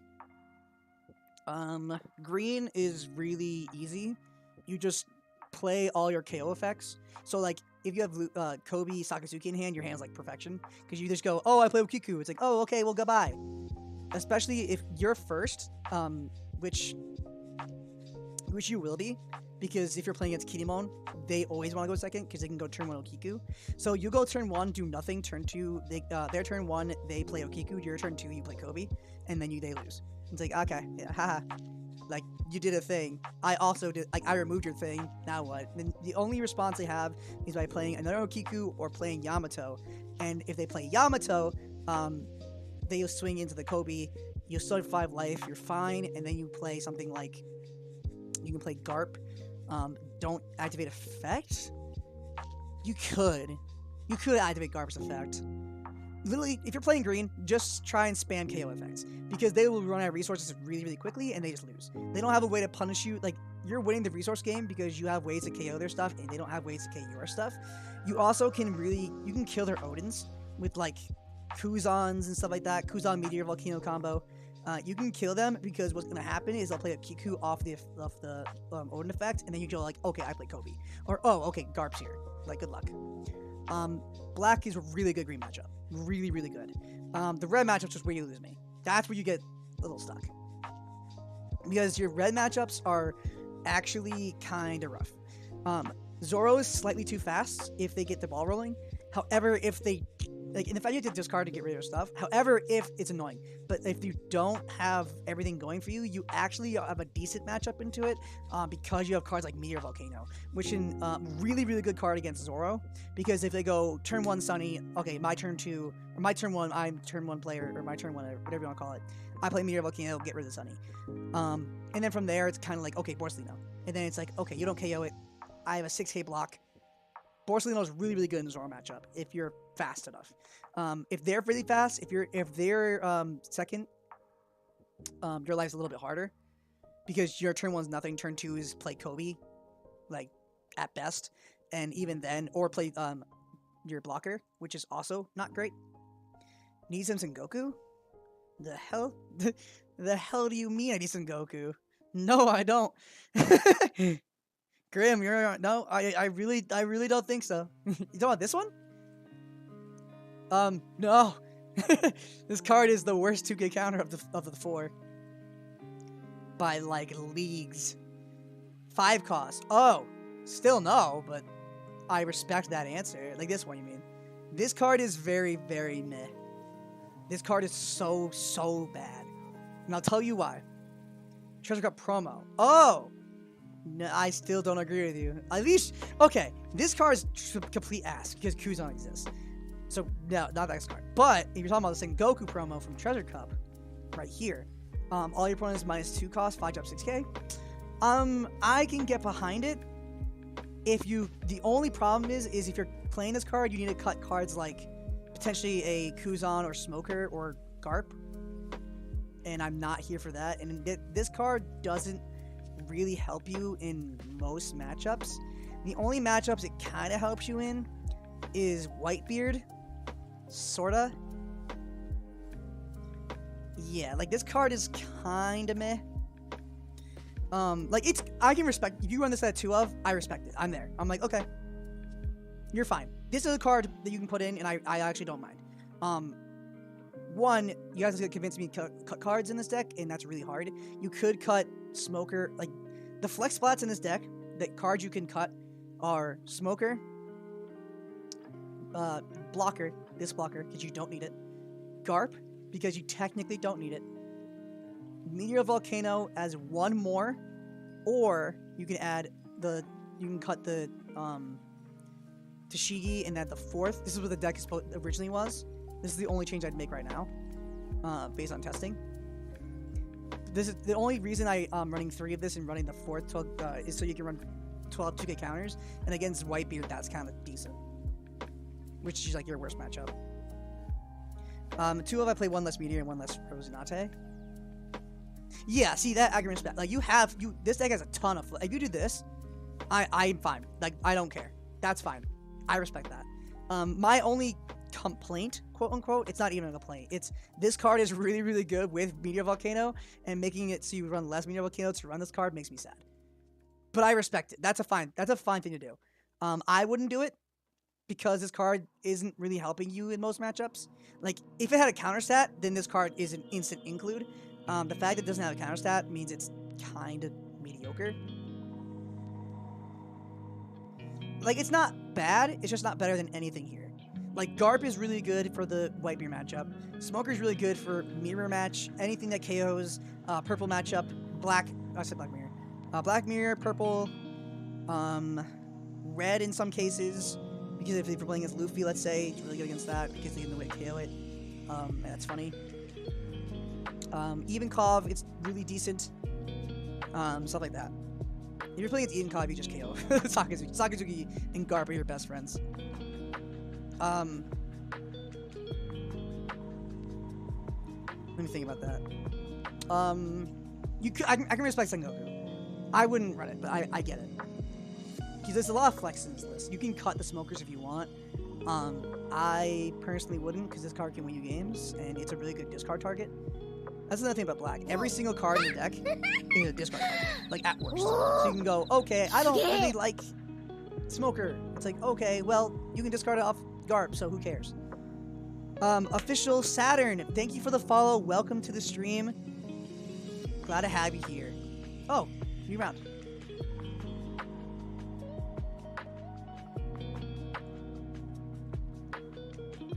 Hey guys, I'm streaming this event. Would it be okay if we streamed your game?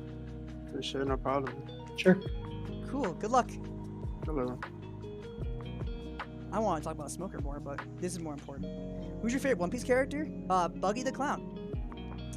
Buggy is my favorite character. He is the best boy. He is the man. Nah, he's my favorite character because it's, well, one, how do you not love Buggy, right? I enjoy him the most, and I think he's hilarious. So he's my favorite. I actually have a top 10 list that changes kind of periodically, so I can hear my top 10 list of One Piece characters while we wait for this round to start. So number 1 is Buggy, number 2 is Mihawk, number 3 is Law, number 4 is Ace, number 5 is Lucci, number 6 is all the Straw Hats condensed into one category, 7 is Katakuri, 8's Big Mom, not because of Big Mom, but because of Zeus and Prometheus. I love them so much that it bounces her to number 8. Number 9 is all of Shanks' crew, and number 10 is Kobe. Kobe honestly probably should be higher. I like Zoro, he's funny. He is one of the best Straw Hats ever. Alright, so yeah, going into the game, Kid plays a beige turn 1. Now it's Kid's turn. Kid mirror match is so fun. God, I'm gonna cry. Whitebeard ain't scary till set 3. I think he's a really, really scary deck with a good player behind it. The deck becomes terrifying. He becomes a nightmare in set 3, but I think every deck has ways to deal with it for the most part. Like Whitebeard's topping, like it's like best deck in game. There's no question. But it's not like set 2 where I think there's Whitebeard, Zoro, Kinemon, and everything else is like really. Honestly, I can put everything else below into like a B tier and put nothing in A tier. That's what I would do. Because sometimes they feel oppressive. But he's okay set 2. It's just, or set 3 is just annoying as hell. It's more annoying than it is oppressive.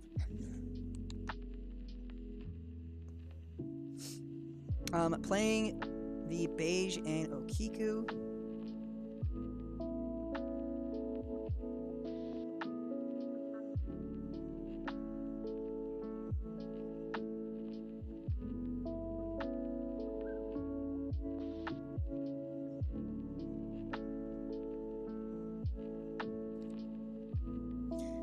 Do you like Kid Fight Luffy fighting Kaido? Yes, it is actually one of the best fights ever. We're gonna see the kid swing into the Okiku here. Going to block with the Beige. Yep, totally fine here. Then he has 2 Dawn left.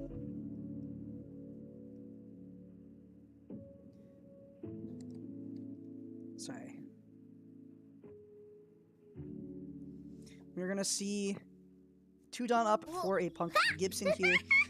Let's see, potentially a Punk Gibson here. Playing the Basil Hawkins, going to not swing with his leader, which is very interesting, but not unheard of for sure. Techno Blader IPP. I love your name.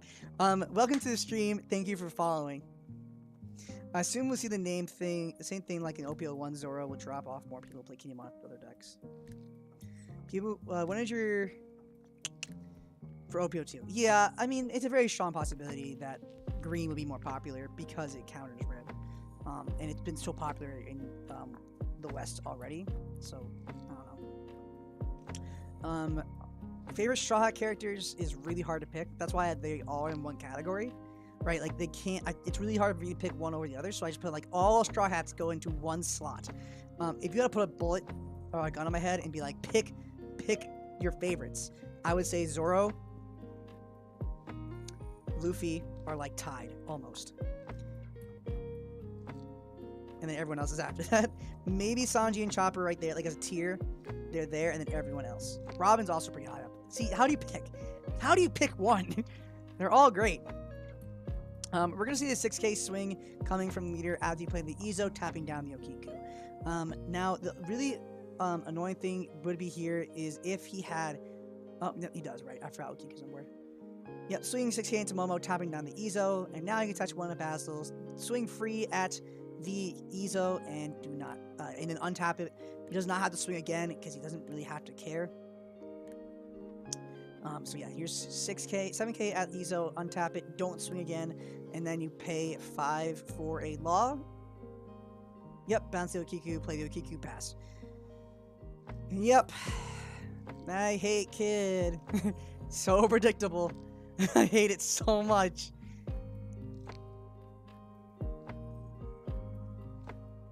We always pick Robin. I mean, yeah, you're correct to say that. Play Robin as your favorite Straw Hat is like the correct response. Like objectively correct. See, this is if you're playing Kid, this is why you play Straw Sword. Because the scenarios like this are the most annoying thing in the actual world. Because you can just tap down Basil and just start punching it in the face. I mean, you can't really do that because unless you're running Straw Sword as a 1 of or 2 of. We are seeing the Viper tapping down Okiku here. Now you can swing into it with leader, probably make it a 7K, and then leaving 3 up at least to use leader effect if necessary. We are going to see. Oh, is that gonna be a block? Who's the best hockey play user? Oh, hockey. I thought you were saying best hockey player in One Piece, which would be like the coolest question ever. Who's the best hockey user? Shanks? Yeah, probably Shanks. Who's the best hockey player? How do you, like Kuzan? No, the hockey as obviously hockey. Probably Shanks. Because he has nothing but hockey. I really wish there were more questions like, oh, in this hypothetical whatever, who is the best? Like, who is the best basketball player in all of One Piece? It's like, who actually knows? That sounds like a really fun video game too. Have all One Piece characters playing sports. That sounds really fun. Saddest moment in One Piece? Without spoiling it? Donut. Right? Yeah, donut. Right? Probably donut.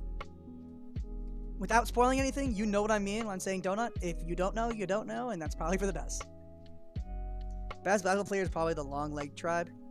Just because you have long legs doesn't mean you're automatically the best, though. Like, it means you have a huge advantage, but you being tall doesn't like. I feel like Kaido would be nuts basketball player because he's huge and he's like fast. He can turn into a dragon, which means he can fly. It's like he can just drop the ball from the heavens. He can come crashing down. Like Kaido, I feel like has a huge chance of being stupid. We're gonna see the Ezo come down, tapping down a Viper, swinging into the Viper for 5, just clearing it. Both players still at 5 life. This right here is why I don't play green, because this is hell. Swinging for 6, swinging it for knock 6, leaving 2 up for potentially a Punk Gibson. What invigorating mirror match. Mirror match is also for green is one of the hardest mirror matches. There's so many things that can go wrong really quick. No matter how controlled you are of the game. Because if you're playing into mirror matches green, really one of the big things to play is playing your Battle Hawkins, playing your Okikus, having them stick, and you win. But like Ryu is doing this entire time. However, Battle Hawkins is now tapped, and it's not easy to keep it on board here. We're going to see the free block from the Law because he's seeing him try to bait out swings into the Basil Hawkins. That could be what he's trying to do here. But he's at 10 Dawn. I don't necessarily think... I mean, he also... If he does... He can't play 8-drop, right? Because if he plays 8-drop, he can't kill this Basil Hawkins. If he plays... This is weird. Beige into Bonnie... I just can't stand how slow green mirrors can be. Yeah, green mirrors are like the slowest mirror in the game. Like, they're grindy as all hell. Alright, 6k into Basil Hawkins, using Punk Gibson, tapping down nothing. That's whatever. Leader effects, I'd imagine. At this point, no reason not to. How sick would it be to see Demon Face right now? Oh my god, that would be nuts.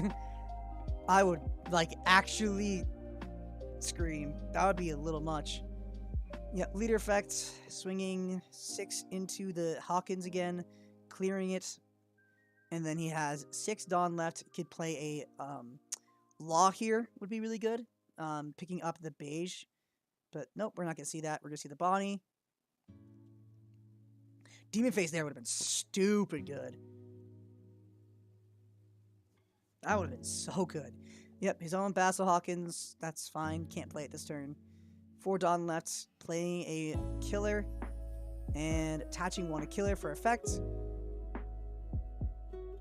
And pass turn. See, like, he already put himself back in the game. Like, he's not that far behind. He's still at 4 life to his 5. Has a board state. Alright, yeah, so we're using Momo's effect. I think if Law wasn't on board, left player would be winning, but Law's here, so it's kind of not great for him.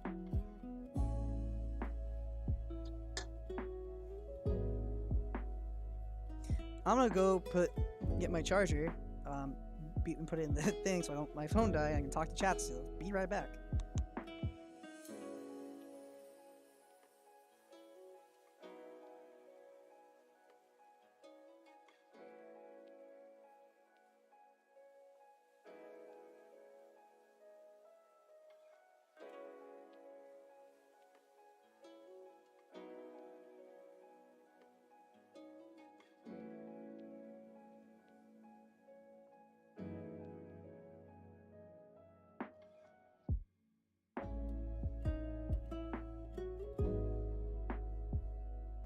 Okay. We're seeing 8-drop come down, not using its effect. Very smart here. You don't want to use 8-drop here because it'd be open to attacks. Again, this is another reason why Straw Sword here would be really good.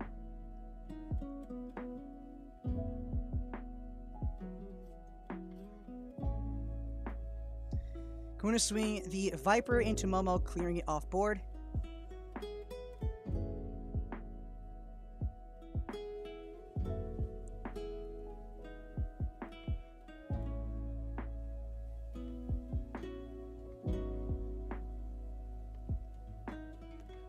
5. Yep, clear it. Sure.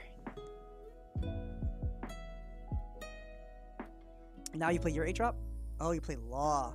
That would have been really cool to see 8-drop right now. Raizo would be pretty good here.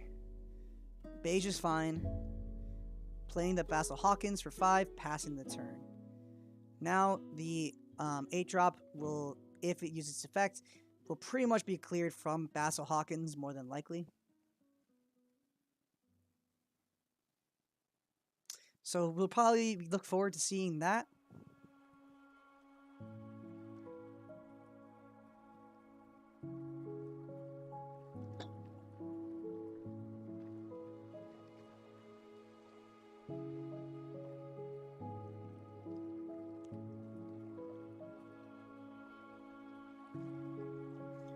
Okay, just checking my mail. Might as well, right? We are gonna see a bunch of Dawn attached to lead, playing 2 Okikus and passing. Really good of him not to swing with that kid. As tempting as that would have been, I would have probably done it because I'm stupid. But I don't know why I didn't think to just not swing with it. I don't know why. Something that's kind of obvious, but you know, here we are. Very nicely played. 2 Okikus also means you can tap down double Beige, Law and Beige, obviously, optimally that way. Tapping down the Basil Hawkins. He has just a lot of tools now. And his opponent has no way to... actually, I was going to say he has no way to clear these cards. We know he has Viper in hand. So we can pay 2 for the Viper. Swinging 5k at face. Taking it. Yep, because why not? Giving more cards for your 8-drop. 6k from the Hawkins is very peculiar. Unless you're playing your own 8-drop this turn, I don't know if I would have done that. If you're playing 8-drop, that's fine.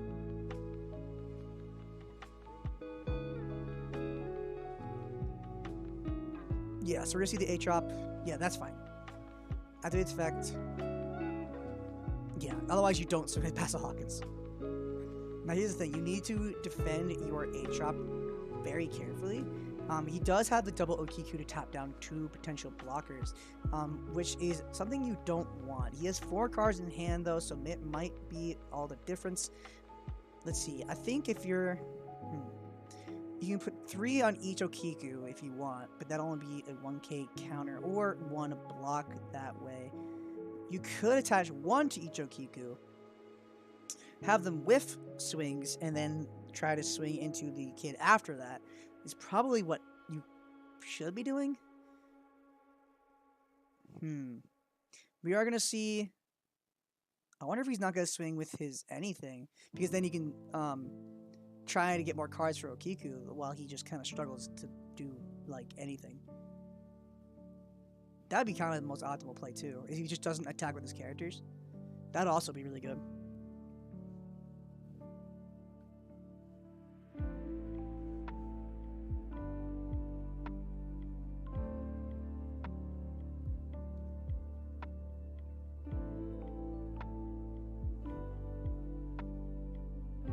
Let's see what he does here.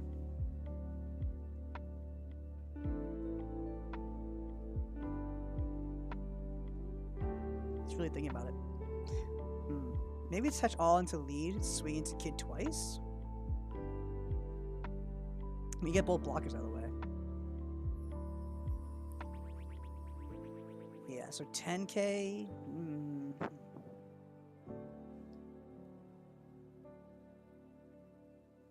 This is a hard decision. You know what deck I think is going to be really popular coming in set 2? Green. Kid. I think it'll still be popular because the deck's broken as all hell.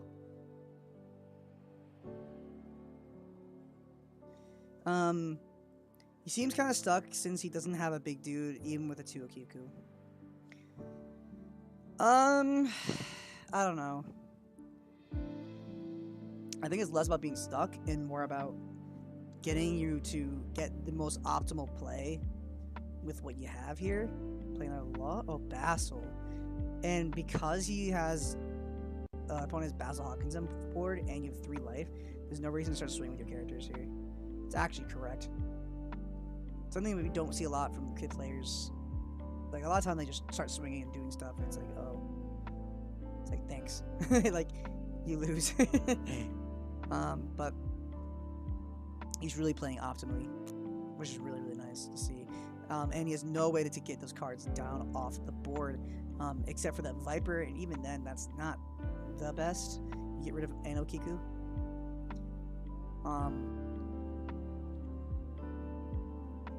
You played Hawkins, ignore my previous statement. Yeah. Will do. Alright, we're going to see the 7k swing from lead. Gives him more cards is the only issue.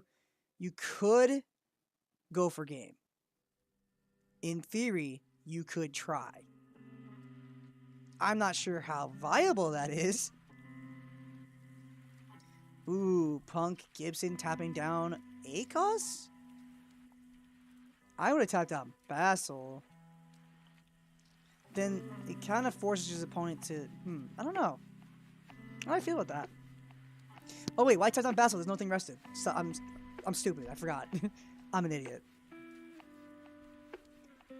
Yeah, tapping down 8. The only other card I actually would have minded here would have been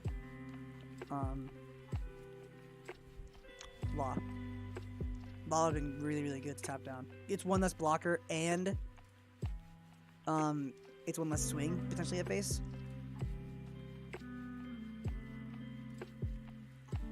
Honestly, that Punk Gibson might have just saved him. Because there's a chance he could have went for game here. A decent chance, too.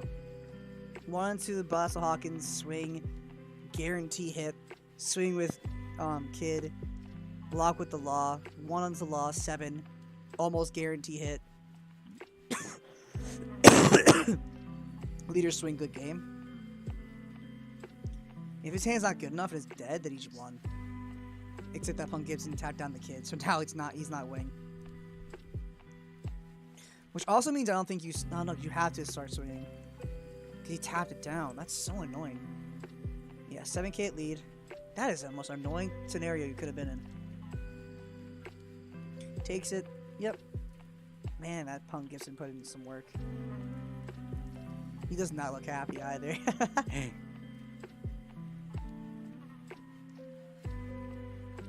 2, 3, 4, 5, 6, 7. Could play 7-drop Kid. That would be okay. Probably the most optimal thing you could do here. But you need to attach 1 to the 8-drop. Since it's already tapped down, you might as well. But then you also want cards, and no, because you don't want your Bass Hawkins to die. So then it would be attach 1 to Kid, leader effect, pass with 3 up for Punk Gibson in Paradise. Okay, 7k at lead. He's still doing it. But that makes you're not going to win. He has a blocker on the field. You're not winning this turn. Well, I guess, see, I don't know if how I feel about this. You're setting yourself up in a really bad situation. Because in the following turn, he's going to double Basil swing into that Kid like it's nobody's business. Unless he's a Giga Chad and runs Straw Sword, taps down the Law right here, and then just goes for game anyways and wins. That would be the best thing ever.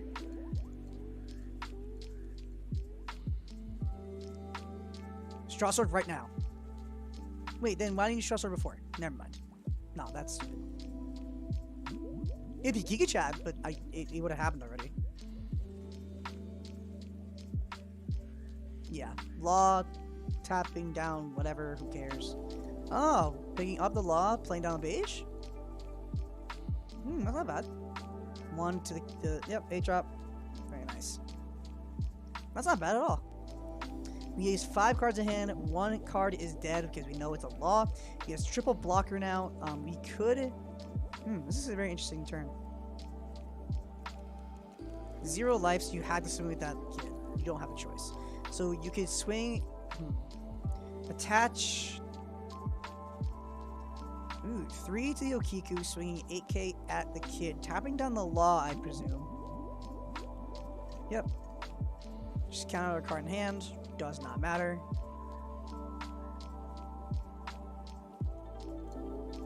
Yep. Can swing another 8 with Yokiku. Swinging at the kid, tapping down a beige here. Not bad at all. Very nice. Counter out. Yep. Now the 2 on to kid is what I would do here. Swing 10 into kid, force the block.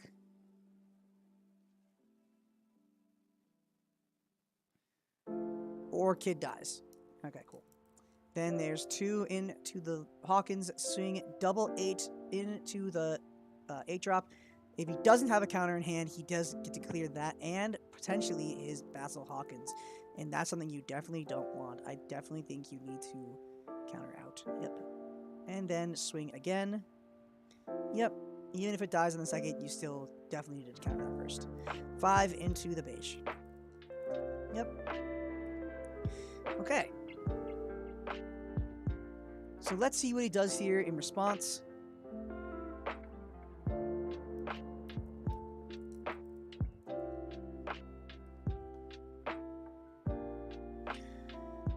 Okay. Wait. Why did Basil get cleared? Oh, he had a law and he cleared it with the law on the right. I didn't even see it. Wow. That sucks so hard. Wow, that's really a good game. I mean, you can clear the kid now, I guess. I mean, you can. Okay, clearing kid is actually not nothing. You can use the effect, swing into kid twice, and potentially clear it on the first. 12k twice in pride. Well, if you think 12k into the kid, it's dead. Or not. Okay. 9, 10, 11, 12, 13. Wow. Wow. Good game? Like, leader effects. Swing into it again. Clear it, at least. Sketchy camera not showing all the characters. Yeah, that was a little sketch. 6k into Basil, I guess. Wait, what? Oh, wow. He had exactly enough to clear game. Wow. Lucky. Good game. Okay, goodbye. Fuck me.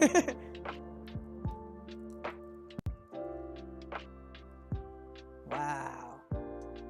That was so wild. He managed to use leader effect, get the free swing in, and because he only had 2 cards in hand, swung with the law, and then at that point, he only had 1k counter. That sucks so hard. Wow. Just 1k short. That can happen. We have 4 games going on still. 1, 2, 3, 4. Okay, we got some time.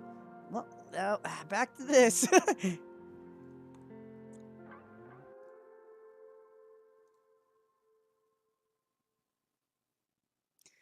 Wow. 1k short. I mean, that is how games can go. Exactly enough to lose. You hate to see it. You really, really hate to see it.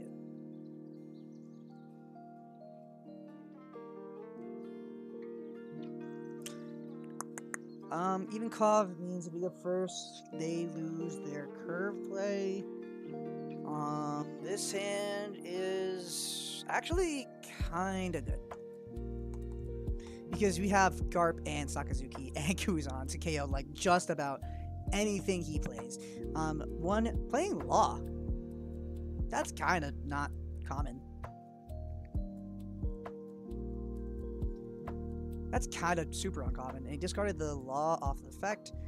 Draw. Let's see. I can play the Garp. That's the only real counter in my hand. Or I can play the blocker. I can swing for 7 no matter what, though.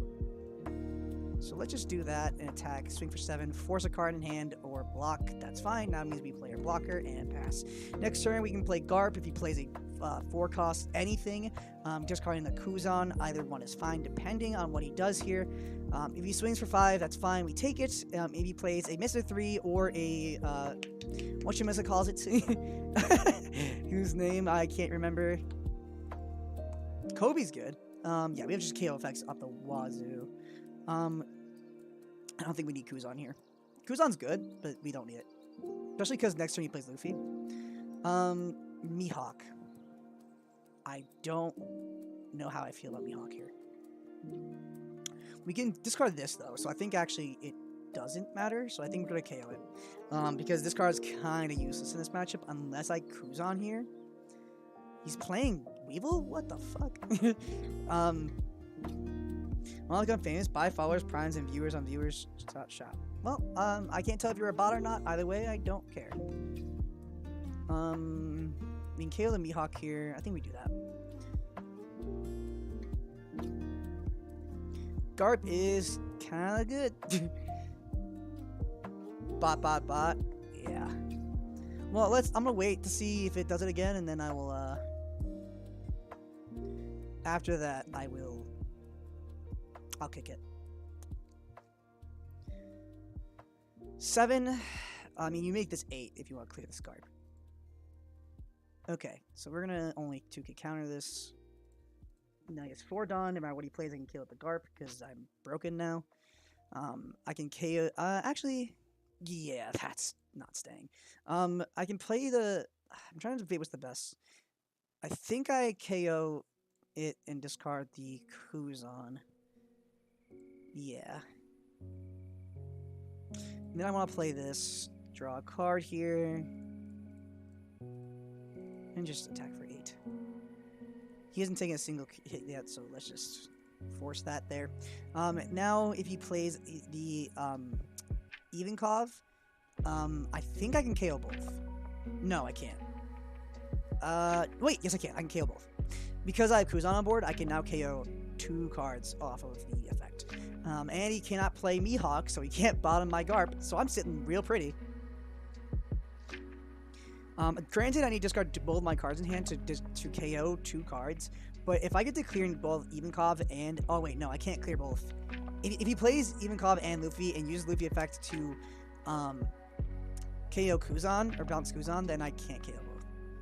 But that's okay. We block this. That's okay, though. Weevil, whatever. We have a lot of plays now. We can Sakazuki, keep the Garp up. Well, actually, no matter what, we do this. Attack, reduce, reuse, recycle.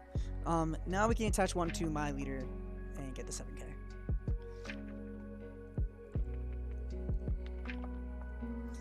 Swing for 7. How much do I have left after that? It's 8. We can swing for 7 again, play Sakazuki, discard Kobe. Yeah. Well, this would be 8k.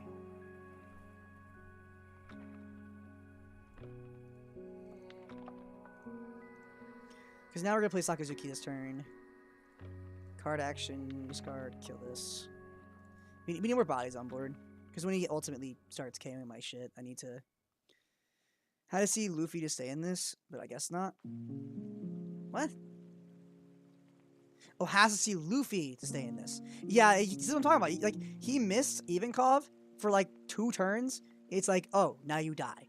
Like, he isn't even losing. He isn't even like losing, and it doesn't matter. Garp is now able to like do whatever it wants. I can now KO. I can kill both these cards if I discard my hand, which is a little bit awkward, but might do it anyways. If I hit Kuzan, I can draw that. That'd be nice. Nope. I don't think I care about Mihawk. I think I care more about Dopey. No, the thing is, I can do this. Reduce this. Get a card out of his hand. Yeah, okay. That's 7. Swing 7 here. Block is out of it. So now I can KO this and not care. The only thing is if I do that, if I do it with Sakazuki, I won't have the ability to KO a Luffy, let's say. If I do play the Kobe, I can KO this.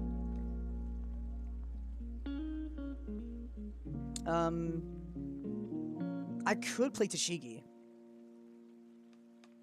Because then I can go for game next turn, potentially. Let's go 9. 10, everything but over 3 is fine. So let's make it 10k. Now, do we play the Tashigi?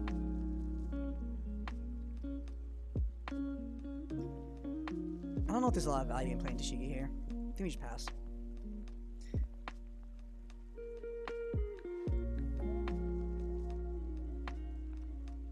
Playing that, grabbing the Luffy, he finally hit it. Only took him like a million turns.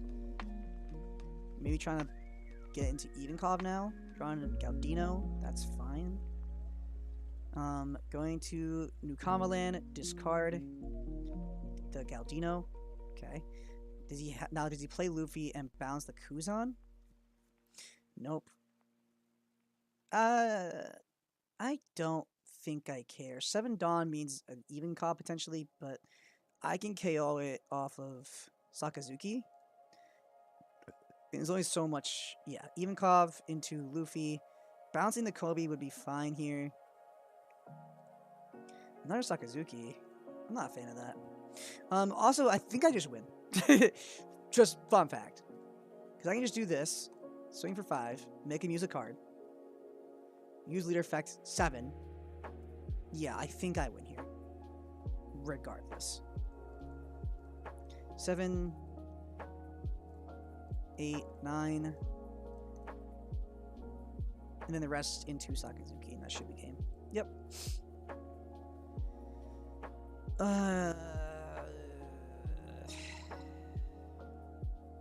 Sure. If you go first, we get to again. We control the curve. So now we have a lot of good stuff here, but not enough KO effects. We have Kobe, but if we had Kuzan, this would be decent. Arthur Bello, thank you for the follow. Welcome to the stream. This hand is actually kind of... No, that's kind of buns. The Kuzan makes it decent, but it's still not good. Like, we need an answer to stuff. He actually had the Luffy this turn. Plays as... Yeah, okay. He's a lot... This hand's a lot better. Our hand's a lot worse. Granted, we have a better curve, but that's not great. We can play the Smoker here. This Buggy's going to stay on board, so it's going to help us. Problem is now you can play a blocker, and that's annoying. Like, a Inazuma here, or a Galdino, both would be kind of lame. Next turn, we could play the Kuzan, swing for 7. Going to take this. Another Smoker kind of sucks. Really need some discard effects. Yeah, that's not one of them. Okay. Let me think about this. We have a couple of options. We can reduce and attack that way for 7 and 6. That leaves us 4 open to play Kuzan and sit kind of pretty.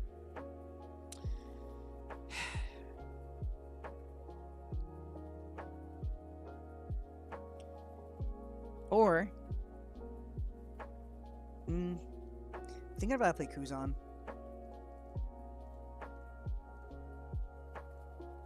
Swing for 6. Counter out. Swing for 7.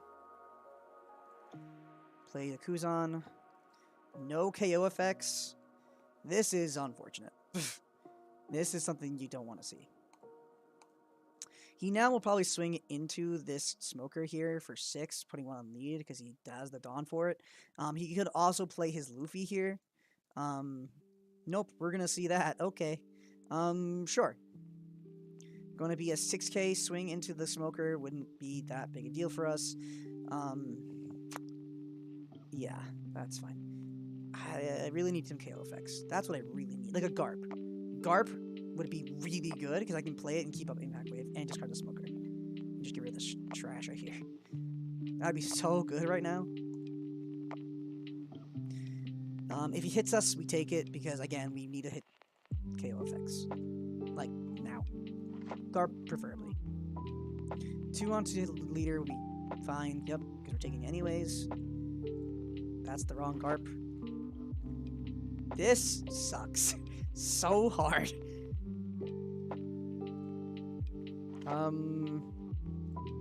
Swing minus.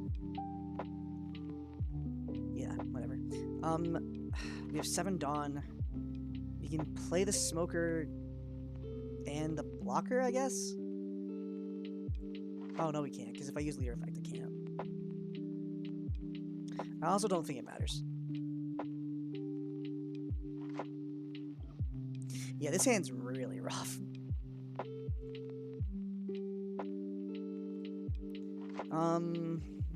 Play the Smoker because he can't bounce it off effect. Play the blocker. Enter. He used the Kuzan and wait, he used the Inazuma and let it die? What? Why? That's incorrect. Okay, I was gonna say, it's like there's no way he doesn't have it. There was no actual way. The only thing is I have like 4 2K counters and an impact wave in hand. Like I'm not dying anytime soon. 6 at face? Sure. There we go. Yep, that's fine. We no longer care. And didn't use effects. Wait, hold on. I drew the Meteor Volcano. Does that mean I can KO? What can I KO here?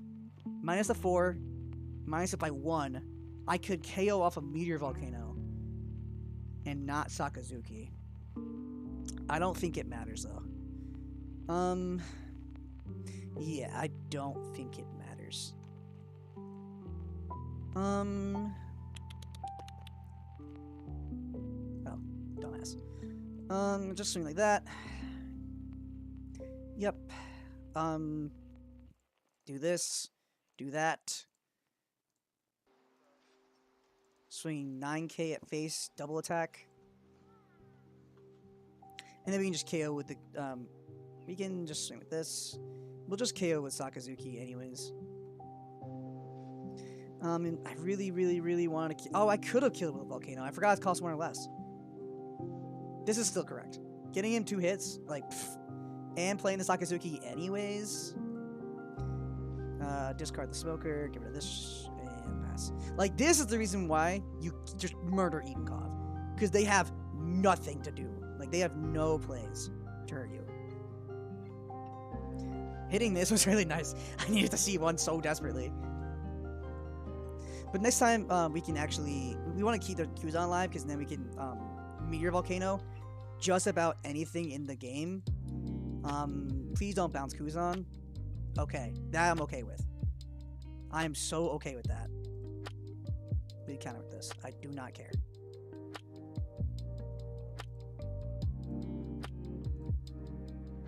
Swing 7 into Kuzan and I'll cry? Nope, okay. We will take that. Okay, draw a card. Draw done. Okay, so now we just do the Bing Bam Shabam, which is... We actually could win here, but I think it's safer to just kill everything that he loves and holds dear.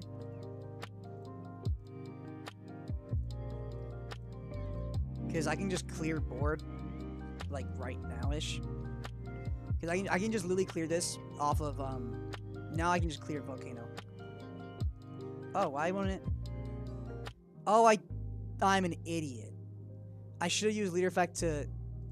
Stupid. Okay, hold on. There's a 0 cost on board. I can KO, hit him for... If I hit him for once, it actually does double attack, and then I go for game. I actually don't think I need to go to kill the... Killing board here is actually incorrect.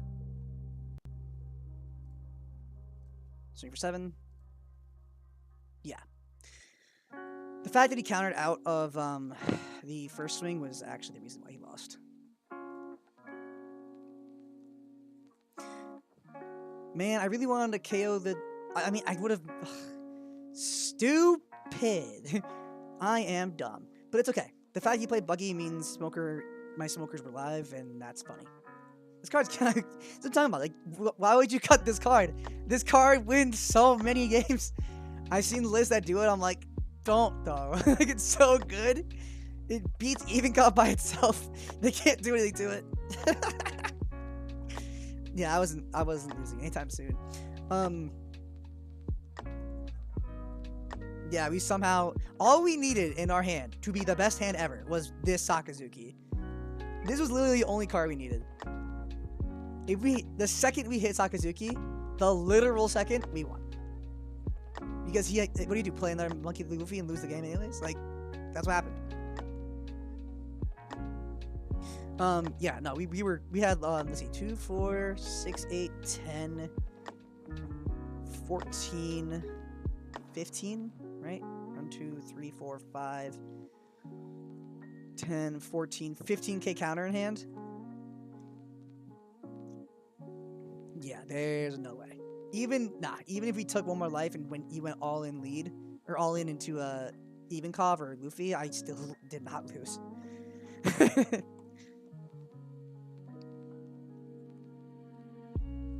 I love black. That's so funny.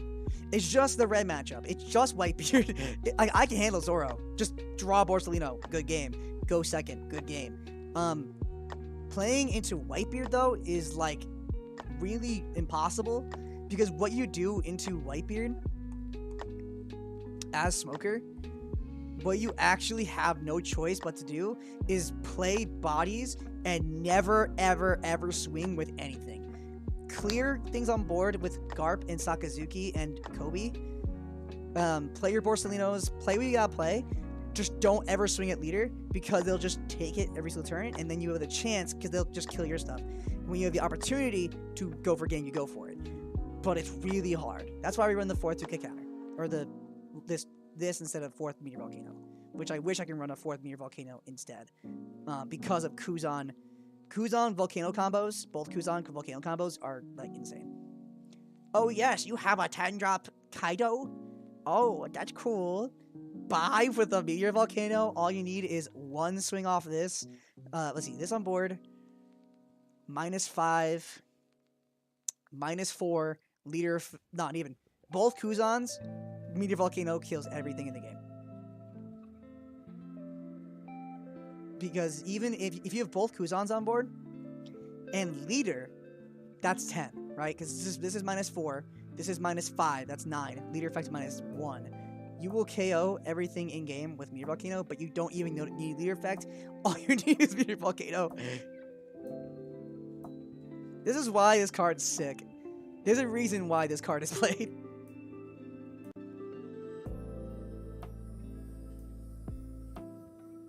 Okay. We just win. I love Smoker. God, I wish I really, really like it. I think the other matchup that's actually also kind of bad is your Law matchup is actually worse than you think it is. Because you can KO early with your Kobe effects, and you can KO with your Sakazuki, you can KO their Laws, you can KO with Kuzan, you can do in Garp, you can do all those things.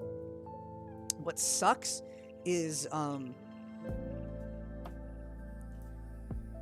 that eventually they'll have a board state and they'll hit you so fast, and you have Impact Wave, but eventually they'll just kill you because the deck just doesn't run out of gas somehow. And I don't get it. Because if I'm playing Law, I don't lose a Smoker. If I'm playing Smoker, I will go around like 50-50% with Law. When in theory, I should be winning that matchup every time because I have so many effects that KO. Including Impact Wave. Like that card alone should be carrying my Law matchup. It just doesn't. And it's so weird. Rip Smoker player wallets? Pfft. Maybe if you're a plebeian. Yeah, I want all of Altart Black deck so bad. It's my favorite color. It's so good.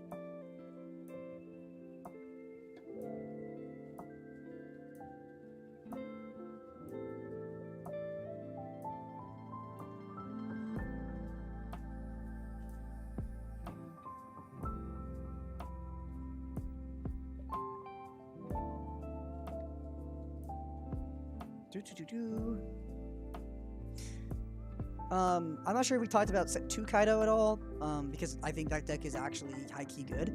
The only thing about Kaido Set 2 is you auto-lose to Smoker.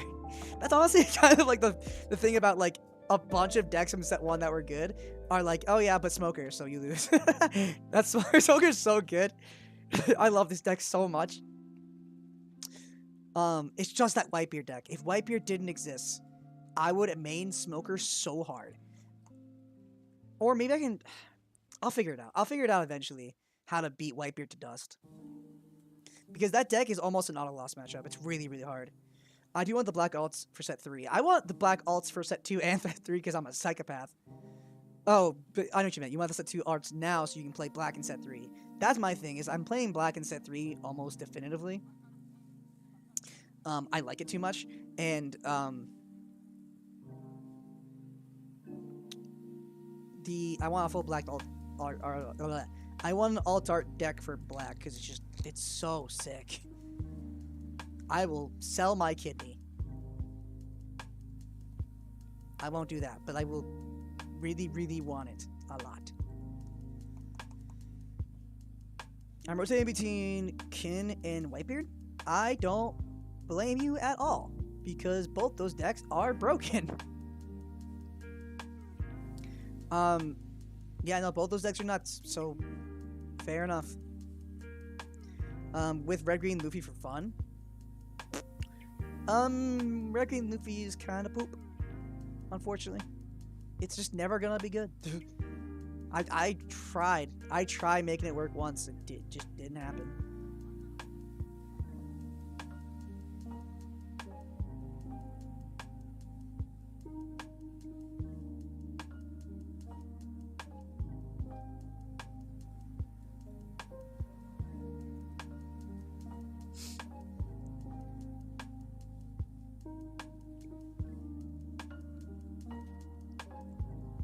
Alright, so we just wait very patiently for the top cut.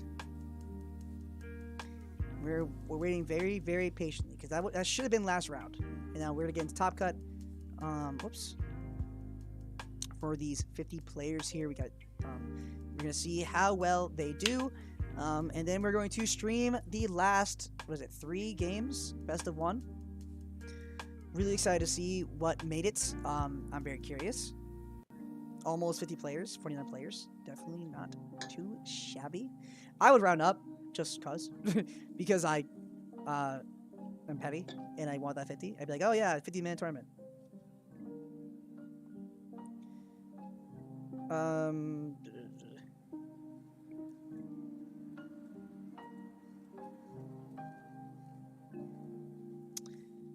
Sorry.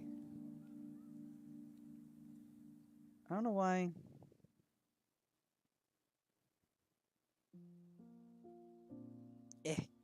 There we go. Sorry, I had to mess with my phone to check on YouTube chat to see if anyone was saying anything. Thankfully, no one knew what you were. It's really hard to see. I just need my stupid setup. I just need my setup to be fixed. And it was doing such a good job too, is the sad truth.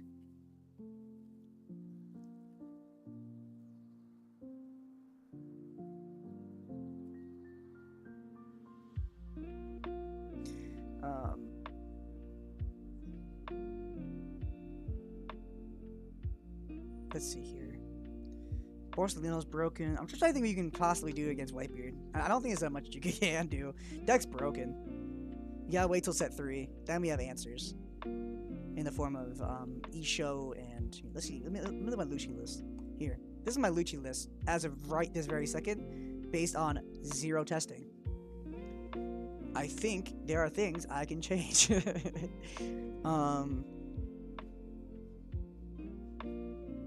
But I like it so far.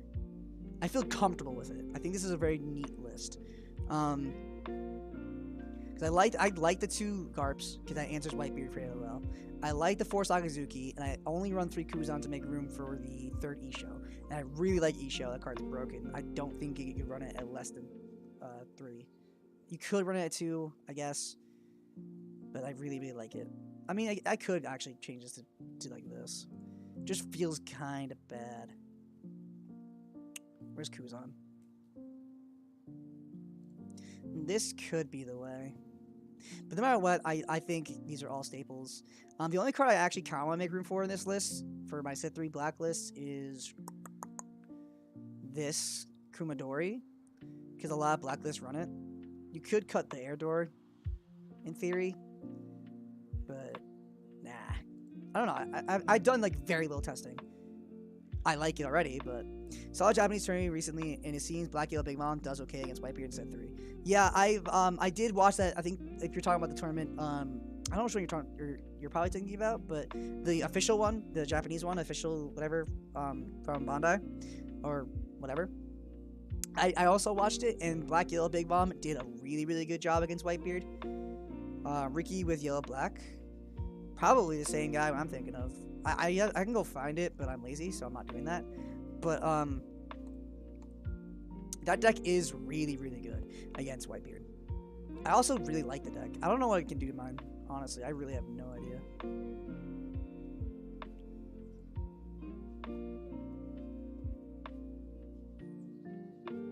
What? There's another round?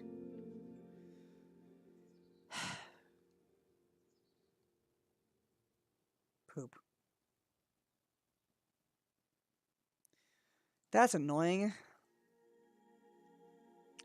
Alright, anyways. This is what I've been messing with. I don't love it. There are things I'm not sure about. Yeah, it's just all the black blockers with the 2k E-shows and then Big Mom to heal. Yeah. Like, you just run black unkillable blockers, E-show, Big Mom heal, and you're there. I don't know if I should run this Big Mom. This is based on someone else's list. I didn't make this. I really like Daifuku. This card just really is good. Drawing a card on swing, not okay. This Sanji should actually be the Charlotte. And the reason is because this searches for Sanji, but then this doesn't search for Sanji. So if you get Sanji's and like any black card, it just sucks.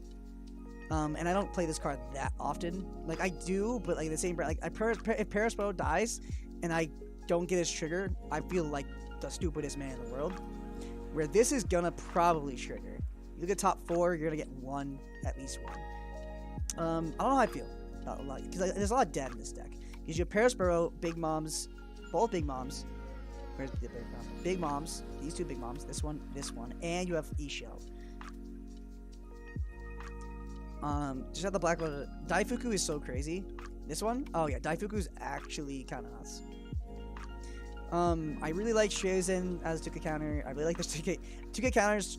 Phenomenal, fine. This card is kind of okay. I don't like Montador. Kind of meh.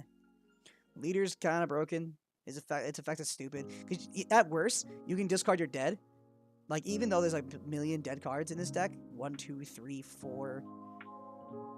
Yeah. What is that? 4 cards at each ran at 4 except for Big Mom. So what is that? 4, 8, 12, 15 dead. You just discard it off Big Mom effect and you're like not dead. Like that card, this card's actually kind of stupid. I'll try it. I'm bored. Actually, how much time we got? Never mind. I'll wait. I'll be patient.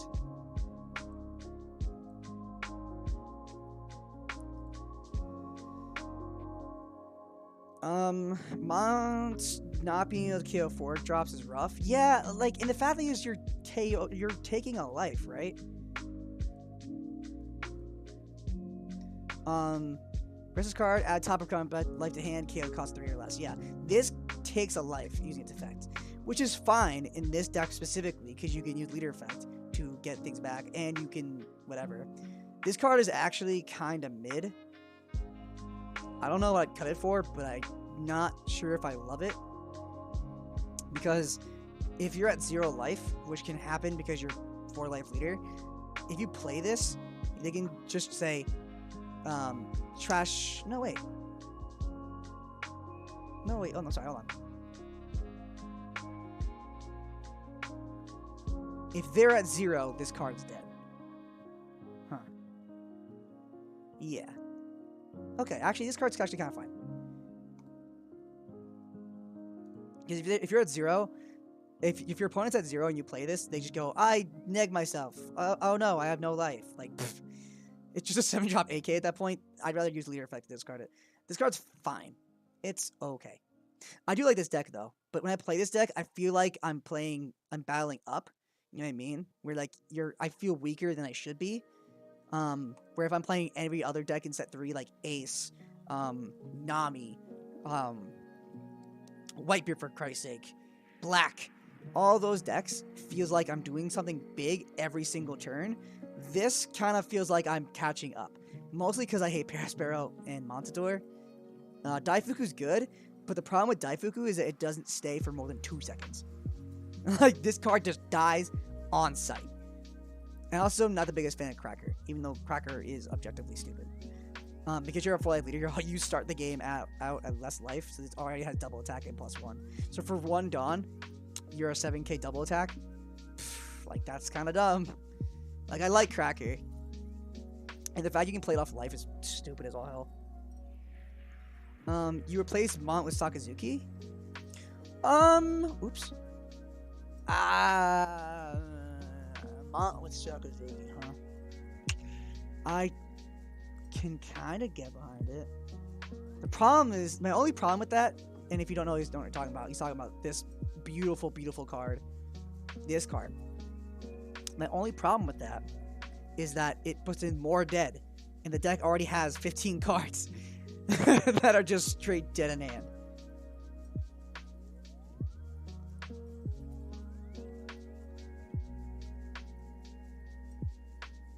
So I don't know. I wish I had time to play some big Black Yellow Big Mom decks in games. Okay, final match for Top Cut. Let's see who we can watch.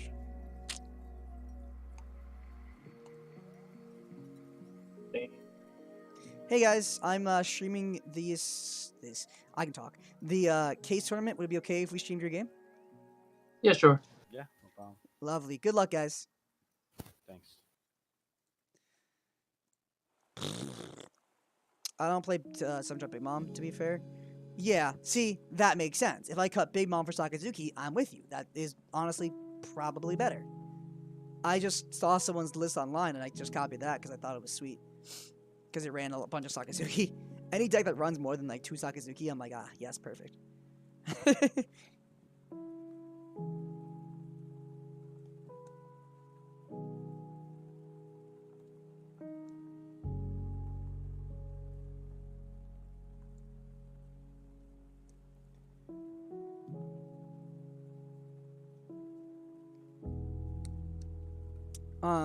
Alright, so we're gonna see another purple matchup. I know I've seen Palillo play like a billion times on stream. I've commented his games so many times. A phenomenal Kaido player. So I'm really excited to see if he integrated some of the new trial deck stuff. Plus, it's also a really good matchup into green. So I'm really surprised I didn't try to watch his games earlier, to be completely honest. But I really am excited. Yeah, the Kaido players exist somehow, magically. I have to assume both players are undefeated at this point as well, I think. Because they're like the second table, so I have to assume they both are.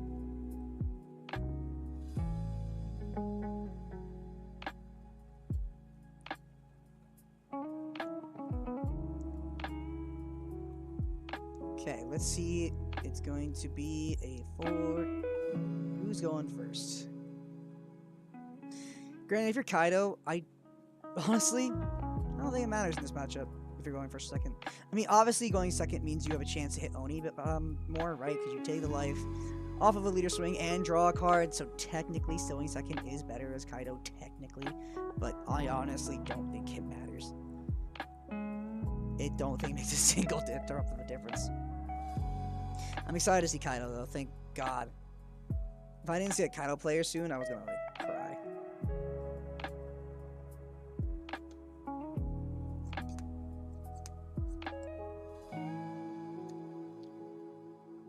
It's like, there's only so much I can take of no Kaido in this format. It's like, what the hell? Another Green Mirror, I would have headed to bed. I would have joined you, man. I'm like, nah, I'm good. I would have gone off the game. I wouldn't have streamed their game. I would find someone else. I'm not doing another Green Mirror. Unless I have to.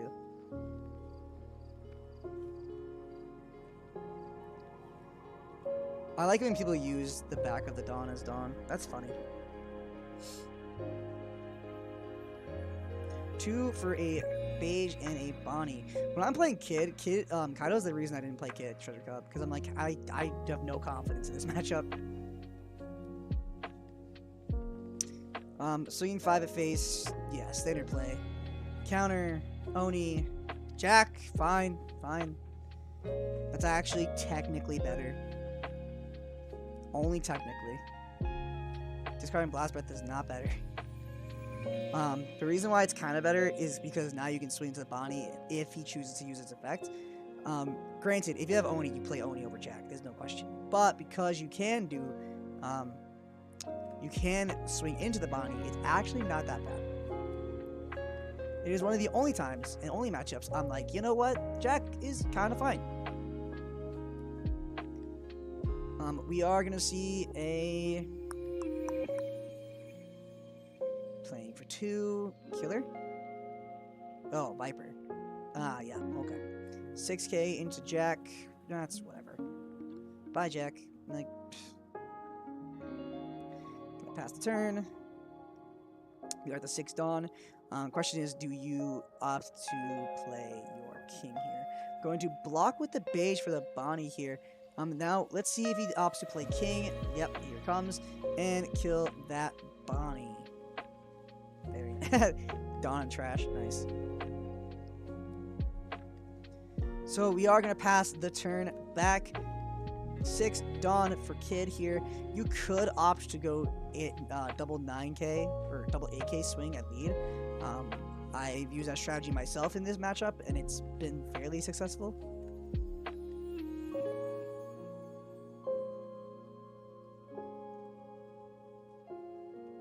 Yep. Hey, sometimes punching face is the way. Because if you can bring him down to 2 life here, that'd be really good. Ooh, what is he doing? Nice turn for Hawkins. You're right. Hawkins is right now is a nice turn for Hawkins. That's true.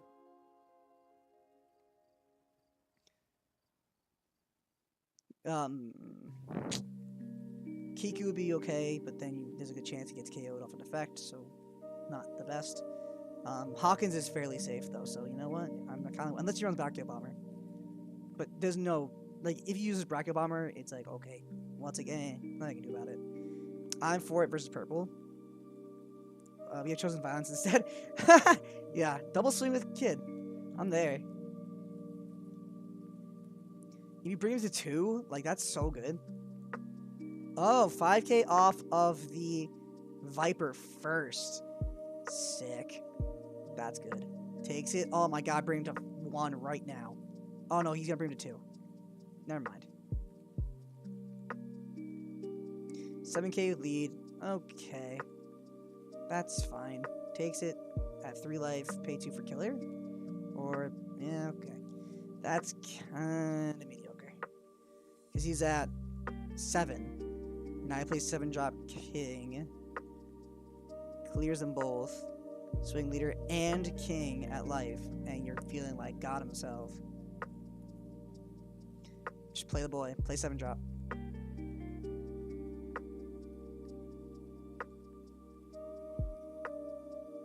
So 5 into, I assume, Viper. Yep, that's not what I assumed, but sure. If you had 7 drop, of course. If not, then that's whatever. 7k at lead takes it easy. Playing the queen. Getting the Dawn -1. Draw 2, discard 1. Phenomenal effect. Discarding whatever. 10 drop maybe if you have multiple. 9 drop if you have multiple. 7 drop if you have multiple, really anything. Like, we discard Jack? Fine. As long as it wasn't that Blast Breath, I swear to God, that would have sucked. Green is such a very awkward position right now. Now that he has Queen on board, he lost all chance to go double phase. I mean, he still can, it's just nowhere near as good. Which is really unfortunate, I guess. Let's see what he does here. He could double leader swing still if he wanted to. That would be, what is that? 9 each? No, 10 each.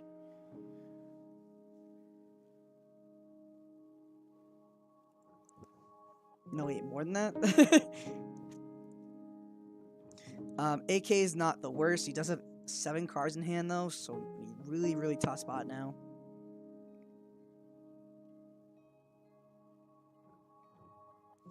Green's purple matchup's so rough. I hate green matchup in purple. Unless I'm purple, then I love it. So yes, I love auto winning.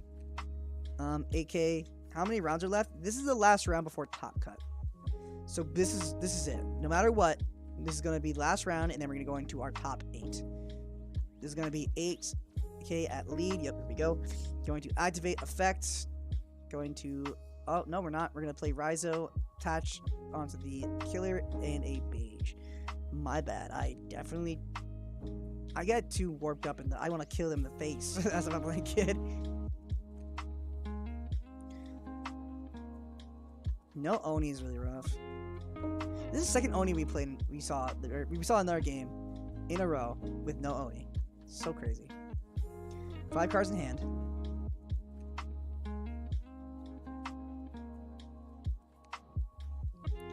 Five at lead here.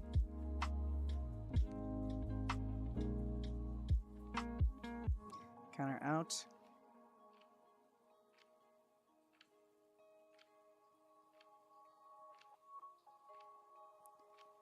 Going to 7K at lead. Activate killer block. Draw off effect.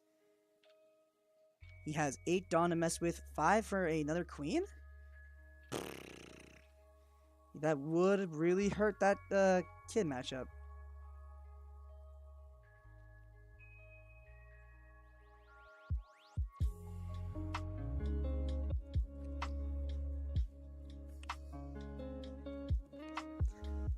Oh my gosh, I'm good, tired. How long have we been streaming?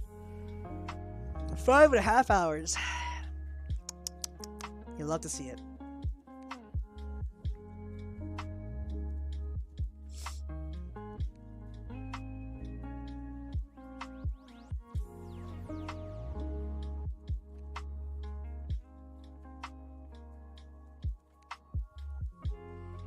Paying 2 for a blocker. Oh, it's Oni. You paid 3 for Oni. There we go. Now you're set up. Perfect.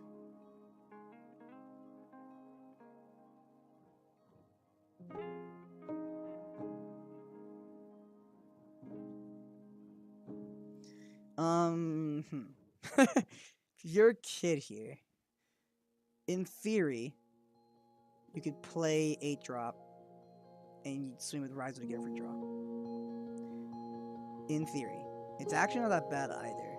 If he's at not 10. If he's at 10 Dawn, it might not be great. Seems rough for kid. It's always rough for kid in the title matchup. Literally always. That matchup is just pure hell.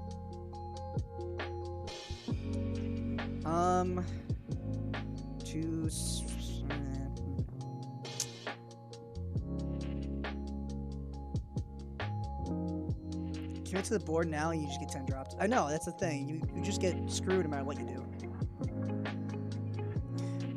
And if you don't commit to board, that means you play nothing and they just kind of do whatever they want. Granted, you're still ahead in life. He's still at 4 life, so he's kind of not that bad position. He's feeling probably fine. But I'm not feeling great as a kid player here. Like, if I were a kid player, I would be feeling sad. But this isn't that bad. Like, this could be worse. Alright, we're gonna see the Raizo for only 5K with no effect trigger. That sucks so hard. Going to free block with Queen.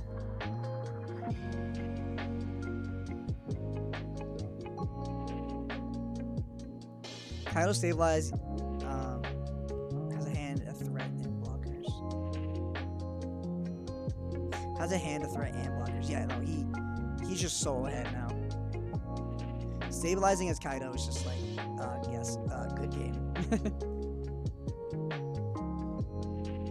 I honestly don't know what you could. I mean, the only thing you could have done is just swing face like a crazy psychopath, like I said. But doing that in this matchup isn't the best. I'm so tiny on the screen. Hold on. I'm tired of being tiny. There we go. That's a little bit better.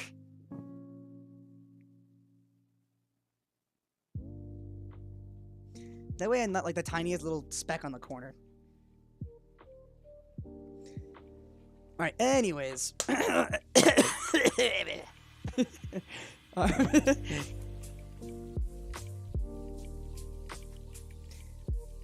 Alright, what do you do here? You have 9 Dawn available to you. You could play 8 drop.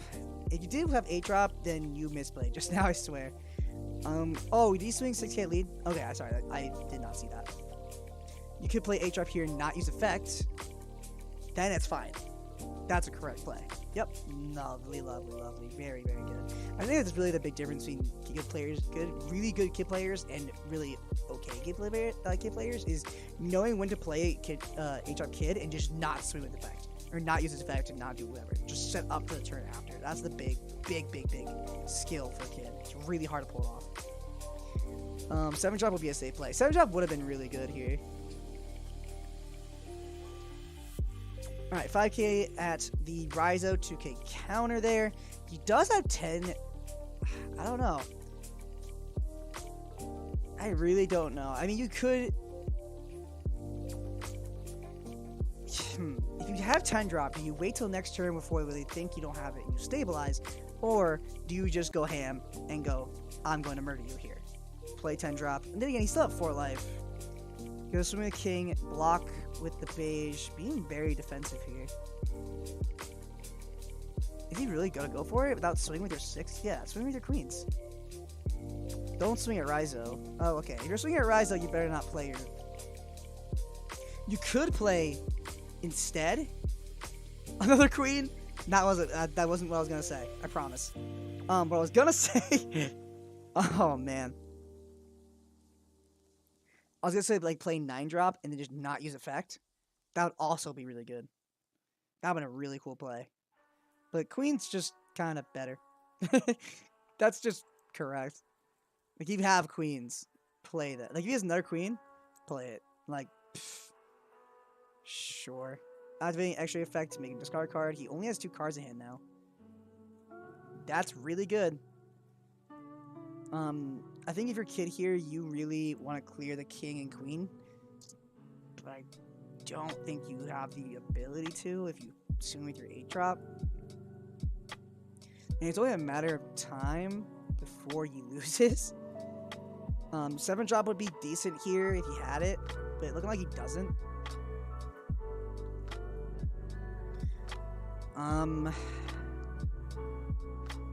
6k at lead. 6k at lead, or it could be queen, but I have to assume it's queen. Okay, yep.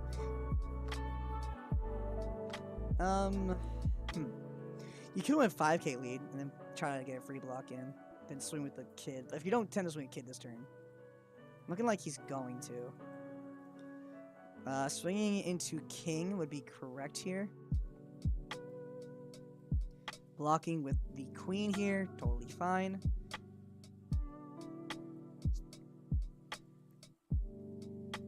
He has 3 cards in hand. He can use leader effect on a dead card here. Or, he discarded a law, so I have to imagine he has something more here.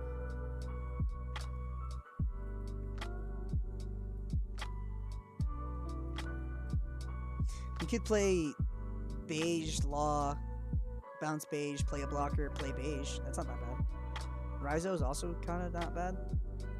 Oh, leader effect. Okay, so he discarded another law, so he had 2 laws in hand. 9k at king would be really good here. I think if you're Kaido, though, I think you counter out of this swing. If it's going at king, of course. Now it's like, yeah, okay, 2k, 1k. Like, that's not a big investment to keep this card.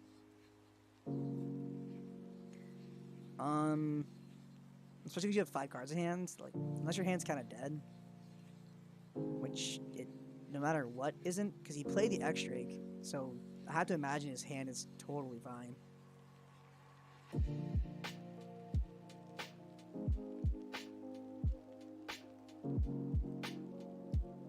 Hmm.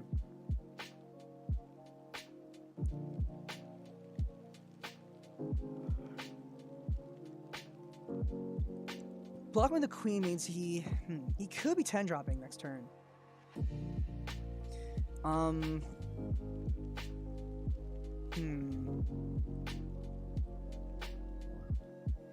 Definitely kind of he can. Yeah, if he had it, but the thing is if he is intending to 10 drop regardless, it doesn't matter. But if you 10 drop here, I don't think you do. I think you put 3 on king, swing for 10, see what they do. Show them Fun Gibson. And then the rest go into lead. Because if they don't stabilize after you kill this kid, and if they manage to stabilize, you 10 drop. If they don't manage to stabilize, you win anyways. Yep, clear the kid. Because you don't need to play 10 drop here. The only thing about that was kind of weird is blocking with queen over... that was a little peculiar. Swinging 5k at lead, yeah, he's just going to take it. Like, I would have opted to try and keep your queen if you could. Because you definitely... I feel like you could have. I don't know. That's the only thing about that turn that was kind of like,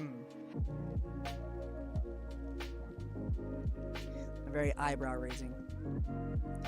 We do have that 5 Dawn here. Might play the 4th queen here. I doubt it.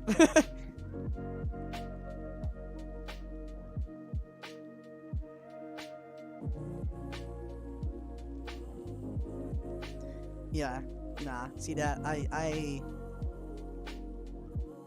there's no way. Gonna swing 6k. Probably. I have to imagine at the X string, right? Yeah. 5 Basil Hawkins or 7 or 8 drop. Okay, my bad. At the effect, I can't count. So it's gonna be back on board. Now, see, 10 drop here would be actually kind of good. You might just want to slam it. Because he's at 2 life also. He's just kind of in a terrible situation. Another king is fine. Put 3 onto your other king. Swing for 10. Maybe even 11. His leader needs to be untapped. Yep, 11. He's 2/2Ks to keep it alive, so I think he's dead. He has another law in hand. 5k at lead. Counter out? Question mark? Doesn't matter, I guess, because he can, if you have to take one, he takes the first, counters out the other. Doesn't really matter. Just gives you more options if you're intending to take one no matter what. Okay, that means he has to counter this. Oh wait, did he swing with lead already? I'm so confused. Oh yeah, he's noticing it. There he is. He's like, wait. 7, 5. Didn't swing with leader. I think he's just debating. Honestly, you don't really have to. Okay. It's fine that you do. Yeah. Okay, now he passes. Good, good, good. Like, if he missed that leader swing there, it honestly probably doesn't matter because of Kaido effect. It's 1 less card for him next turn.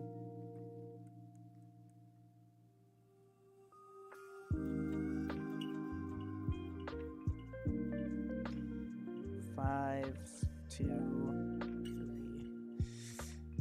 Alright, so we know he has a law in hand. He's at 0 life. Staring down X-Drake, King, 2 kings, and leader swing. And if you don't have a way to play 2 blockers and clear both these cards, you lose. So you could go 2 on lead, swing twice? Nah, that's not going to work. Because then you still don't have... Oh, no, you definitely could. 5 cards. Yeah, I think you just lose here. AK. Into the... Yep, X-Drake's fine. Play the law. No effect. Pass. Oh, yikes. Yikes, yikes, yikes. Oh, no. Alright, so we have any cards in his hand? Like 3. So that should be game. Because he can go leader swing. Oh, God. Brachio Bomber. Oh god. That's unfortunate. Well, that sucks so hard. That's 11k. On Gibson, 2k, 1k, you still lose. Like, yeah, he died. Yep. At the end there. Good game, guys. Game. I was like, where the hell is my small blocker? And That's unfortunate, yeah. where's my Basil? I only got Law. Like, Law's good in other matchup, but not particularly with Kaido.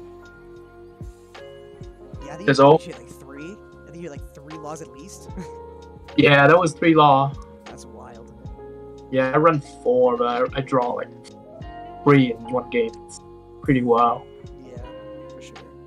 Well, good luck if you guys make it top 8 on all that good stuff. We'll be watching. So, good luck.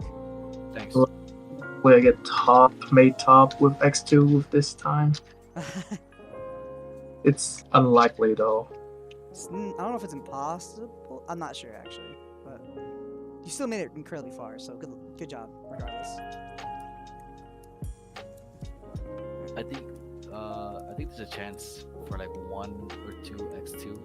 Yeah, 1 or 2 X2, but it should be only the guy that lose round 2 rounds. I lose like round 3 and this round. I don't know whether that makes. I don't know if the numbers, like the pairings or the table numbers or whatever, has. I feel like it does, right? The better you do, you're at the top, and we're the second match, so I think that's good. Yeah. Hopefully it is. Well, I'm Alright. rooting for you. GG. Yeah, GG, man. Take care. You too. Good guys. Alright, how much time we got left? We got 3 games in. Let's play some Black Yellow Big Mom. That's not it. There we go. No. Yes. Alright, I don't remember if you want to go first or second in this list. Cost 8. I don't think it matters. Damn it. That sucked. Oh. Yeah, it's I figured it's second, but it's like curve though. Alright, what is this one? Just a blocker? Sweet. Question is, do we play Parasparrow or do we play blocker? I don't think it necessarily matters. Kind of with the Daifuku. I think I'm gonna play the Parasparrow because I'm still fairly ahead. Look at top card for you. Top card from the top of your opponent's life area. Yeah, it doesn't super matter with me. The only triggers are just. Okay. Oh, look at his own life for 7. Alright, we take those. Yes, I would like to do that. Play another Parasparrow? Pfft, I'm there. Discarding a Big Mom? Don't need it.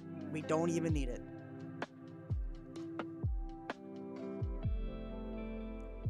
We'll just keep spamming Parasparrows.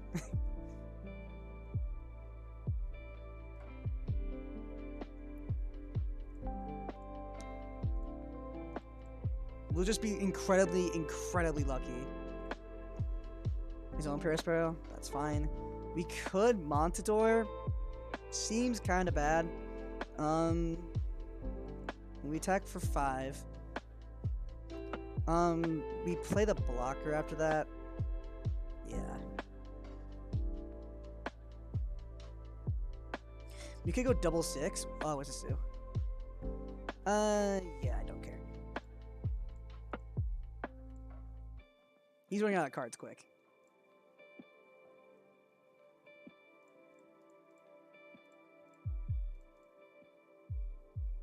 Block with that. End turn. Our blocker is better. How much Dom we at next turn? 7? Ugh. 7k into Parasparrow will be fine. Because you get the trigger effect. He goes leader, that's also fine. Those are all fine. Grab this Trizen, that's fine. What do you grab from? Where do you... Wait, let me counter this trash. If you use the effect here, it just means I can use my big mom effect. Like it really doesn't matter. 5 Dawn. I think I'm gonna counter out of this.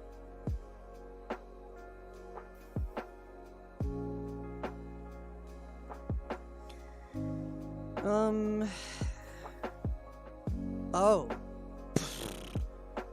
Trash 1. You can have a life. That's actually completely fine.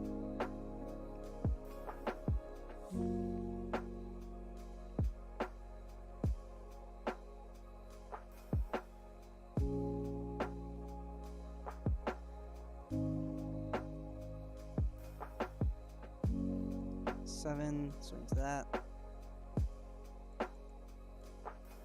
Just wipe his board. And then next turn, I can play Isho. Oh, yeah, he grabbed a card. Whatever. Pass. Or I can use leader effects. Both are fine. Still waiting for the next round, boys. And girls. Whatever your DFI is. I don't care. This card's pretty sweet. I really like it. Ikoku Sovereignty, or it's called something else in Dev, I think. But I love this card. It's really sweet. AK face. Whatever. We don't care. Cracker. Okay. Cracker's kind of annoying, but not really.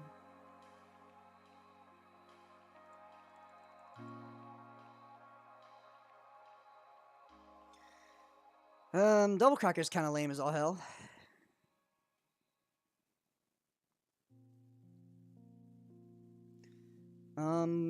You could leader effect here. What the hell do we trash though? Isho's kinda useless, so I think I discard Isho. It's kinda useless here. Takes that. Play another blocker. Pass. And we have 2 up for the Sovereignty if we do in fact need it.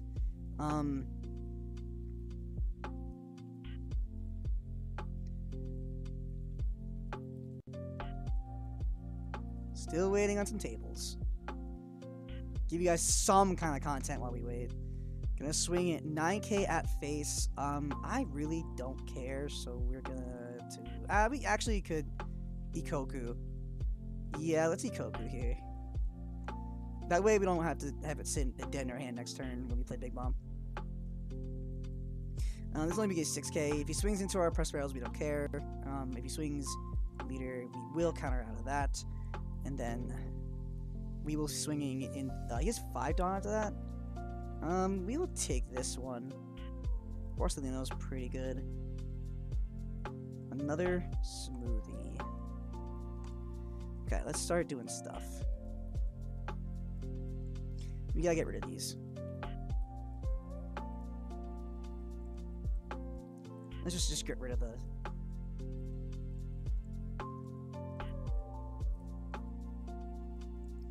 And then Big Mom. Pretty. That's. Yeah, that was dumb. And then we win next turn. This is game. Katakuri with Rush. Who cares?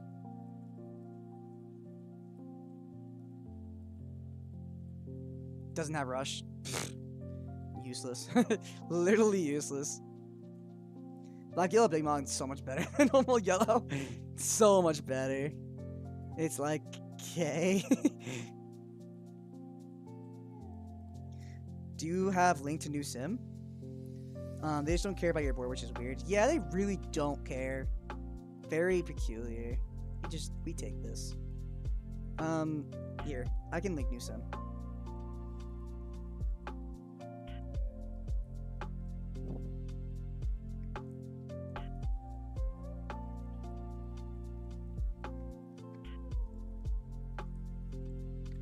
There you go. New Sim. While we wait. Click. Okay. 7, whatever. Block.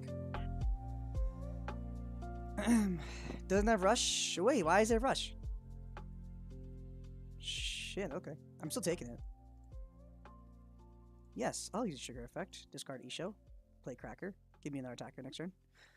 I don't need it. But it's nice. Yeah, okay. Anyways. Good game.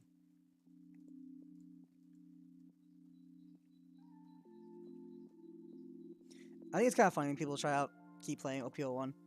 I think that's really, really funny. It's like next week it will not matter. Like why bother? Unless you're doing one of the like a money tournament like this, like a case tournament, then I'm there. You're welcome, Jeremy. That's when I'm like, okay, I get it. Let's try it again because we have time, I guess. Again? Was it the same person? Nope. Alright, second this time. Let's not be stupid. This hand is really, really good. Yeah, okay. Our curve is better going second. Good to know. I low-key already knew that, but that's okay. Ooh, I don't know what to grab. This is kind of bad for our curve. Cracker's decent, but I don't need it. I think I just want the 2-kick counter. She's good. Just 5k? I think we take that. That's kind of good. What does he play? Prospero? Okay. We're just swing for 5 and then play the Borsalino, the reason why we play this deck. Play the Bruli, that's fine. The only problem with this is that Katakuri itself be like huge. We can counter out of this. Just counter with the Charlotte Pudding. And then take this swing. Next turn we can... What? Okay, block. That we block. That's actually no-brainer. On play, draw 3, trash 2. Can he... What's interesting is...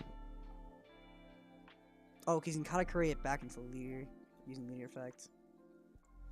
Interesting, interesting. We have 3 Isho in hand. That's pretty bad. That sucks so hard. Alright, let's go. This is 3-1. Only thing to do is play 4. That gives us 6. Leaves 2 open to play swing into Paraspro. Get a clear off a card on board. Let's get rid of it. Or get rid of the Bruli. Both is fine. That's not what I expected. Let's play another Pudding. We could grab the Sovereignty. And then play another blocker.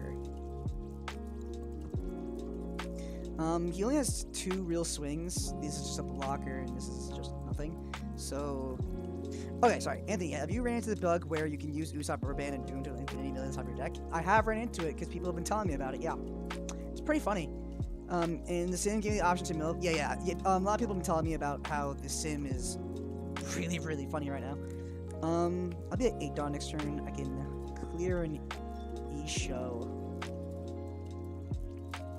I have double blockers as well.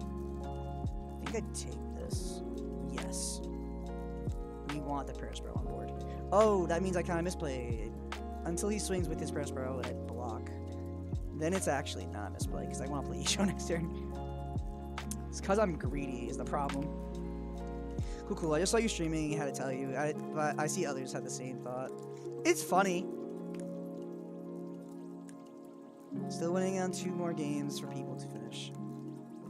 7 at wherever, doesn't really matter. Because I'll block with my Fukuru. And then swing into his Paraspro. Actually, he's at, yeah. So it's 8. Let's block this. And then I'm hoping, in theory... Actually, if I hit him first... Shit. Okay. If we actually hit the Paraspro, we get him to get a card. So let's try and hit him first. I really, really, really want him to not do that. That's annoying. Alright, because he's not... Let's think about this. We can put into the Pudding. Or do we go... Here, let's do this first. 7 into that. Because we're not playing each of this turn. Get the block out, sure. We only put 2 into it and play... You can play the Borsalino and then pass. Because then I have the 2 Ikoku up. And I don't get... Oh, no, he doesn't run that card, right. You may add a top card... No. This card's kind of mid. Yeah, that's fine. We have 2 2K counters and a Sovereignty in hand. If he doesn't... we can swing with Leader using Effect next turn to pretty much take a free life. 6. I'd be Effect making it 7. Into the Perilspur will be fine. Fine, I just don't love it. I kind of want to keep him. I think I'm going to try and keep him.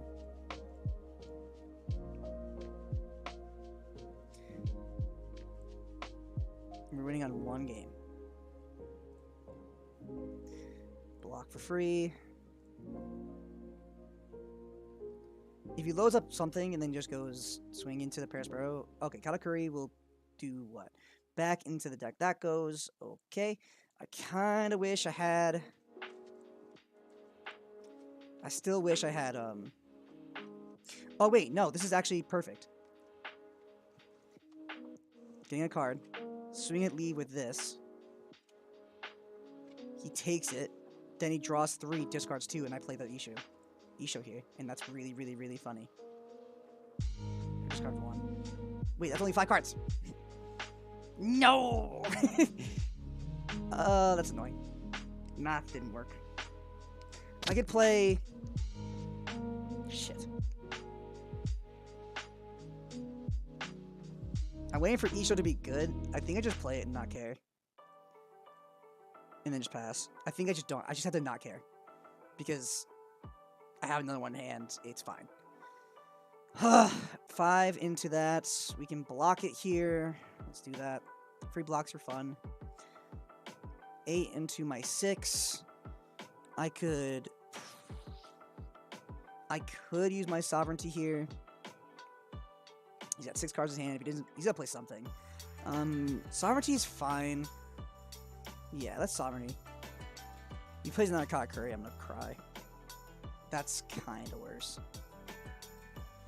Okay, so he's at 5 cards now.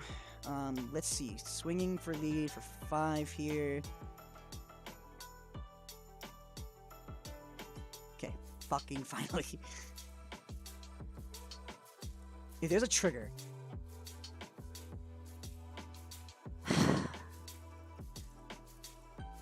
Well, that's annoying.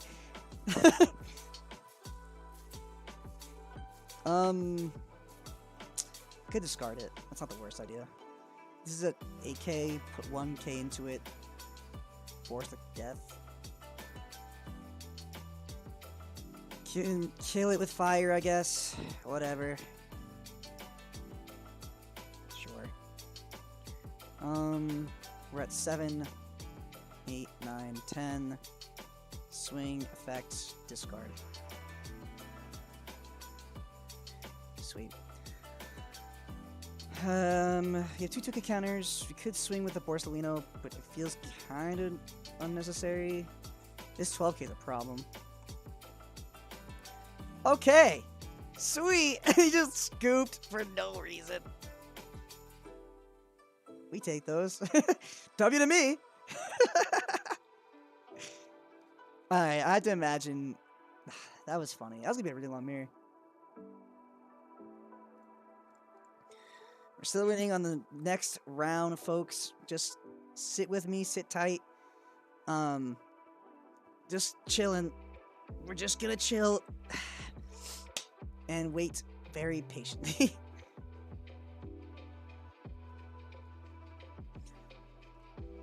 I kinda want... I think you were right, see that. I think this Charlotte Linden's kinda useless. Kinda liking Sakazuki that slot instead. Because Big Mom there is kinda not worth it. Where Sakazuki can KO like a million things. And it makes my turn 2 curve even better. I think that's the way. I don't know. Alright, well, we're just gonna wait very patiently. What deck are you more excited for in OPO3? The Big Yellow Big Mom looks really fun. Really good question. My favorite deck of OPO3 that I'm more excited about than everything else in this world is... Which is my favorite? Lucci. I'm really hyped for Lucci because black's my favorite color in the game. Like, it just is. It's a great color. And I really like this deck. I'm really excited for Black Yellow Big Mom. This deck's actually becoming more fun than I thought. Like, this leader's sweet. It's cracked like I thought it would be. But this entire deck is really fun. It's really easy to just pick this up and just start smacking people with it. Nami, I'm kind of looking forward to it. But in the same breath, I'm kind of like, this is going to be boring. Smoker set 3 is kind of cool. Ace is like one of my favorite decks ever. Because one, Ace is the leader. He's in my top 5 favorite, just like Lucci, of course. But man, I love Ace. However, Buggy is in this deck, and he's really, really, really, really good in this list. Obviously, Ivankov has Buggy from set 3 as well, or set 2, and you can play it. But I don't like Ivankov that much. Not more than black. It just doesn't. It's not that fun. Buggy though in red, which is red is my second favorite color, if not favorite color, in this game. Is red or black? It goes back and forth in my mind, depending on the day. But mostly black. Black is just fun as hell. But I really love Buggy as a character, and the fact you can play it in a deck and feel good about it is good. And Ace in the same deck, like, and Marco in the same deck, like. I can't. This is a very weird version of Ace that I saw top, and I was like, you know what, this is cool. I played Lucci today and thought he was cool. I like to learn how to play black more. Came to the right place. I don't like tooting my own horn, but I actually think I'm pretty decent with black. Black is like my baby. The only problem with black is Whitebeard. I just can't beat it, no matter what I do. Stupid stage is broken. How long is the gas? Smoker or Z? Smoker set 3 and set 2 I'm really excited for. Set 3 Smoker is actually pretty good. I think Lucci's better, but I really respect set 3.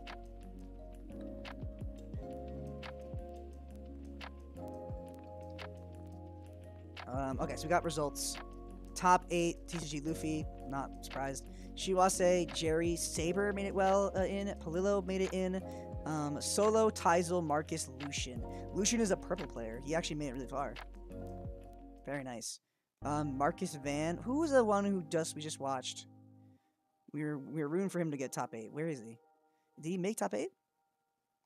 Teisel solo. We had 2 X1s.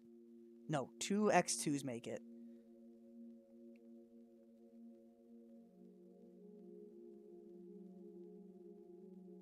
Oh, Lucian actually only went to 9th. He didn't make it top 8. That sucks.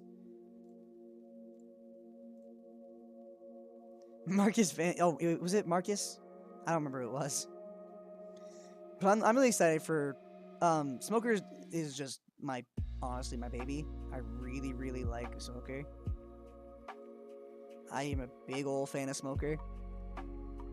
I think the deck's phenomenal. I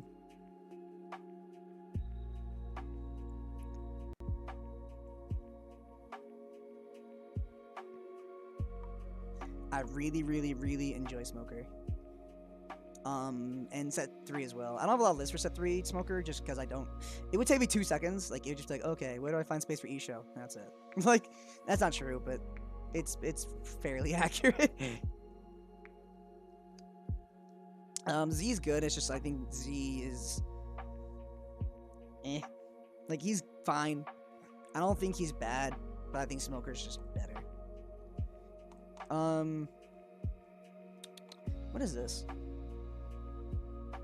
What the hell is this? I didn't make that.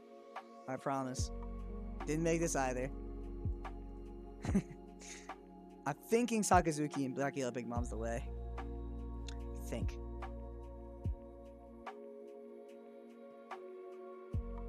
I don't know.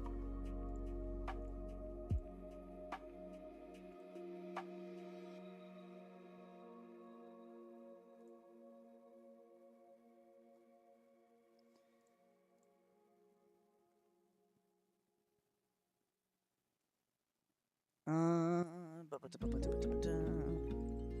didn't mean to do that. 3 times? Wow, okay. I'm really losing my mind. I'm looking for this. We're just waiting for the pairings now.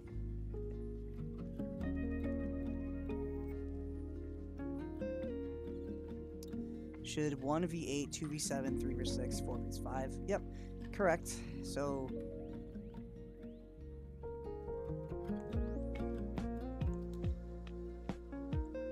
yeah, that's exactly how it should go. So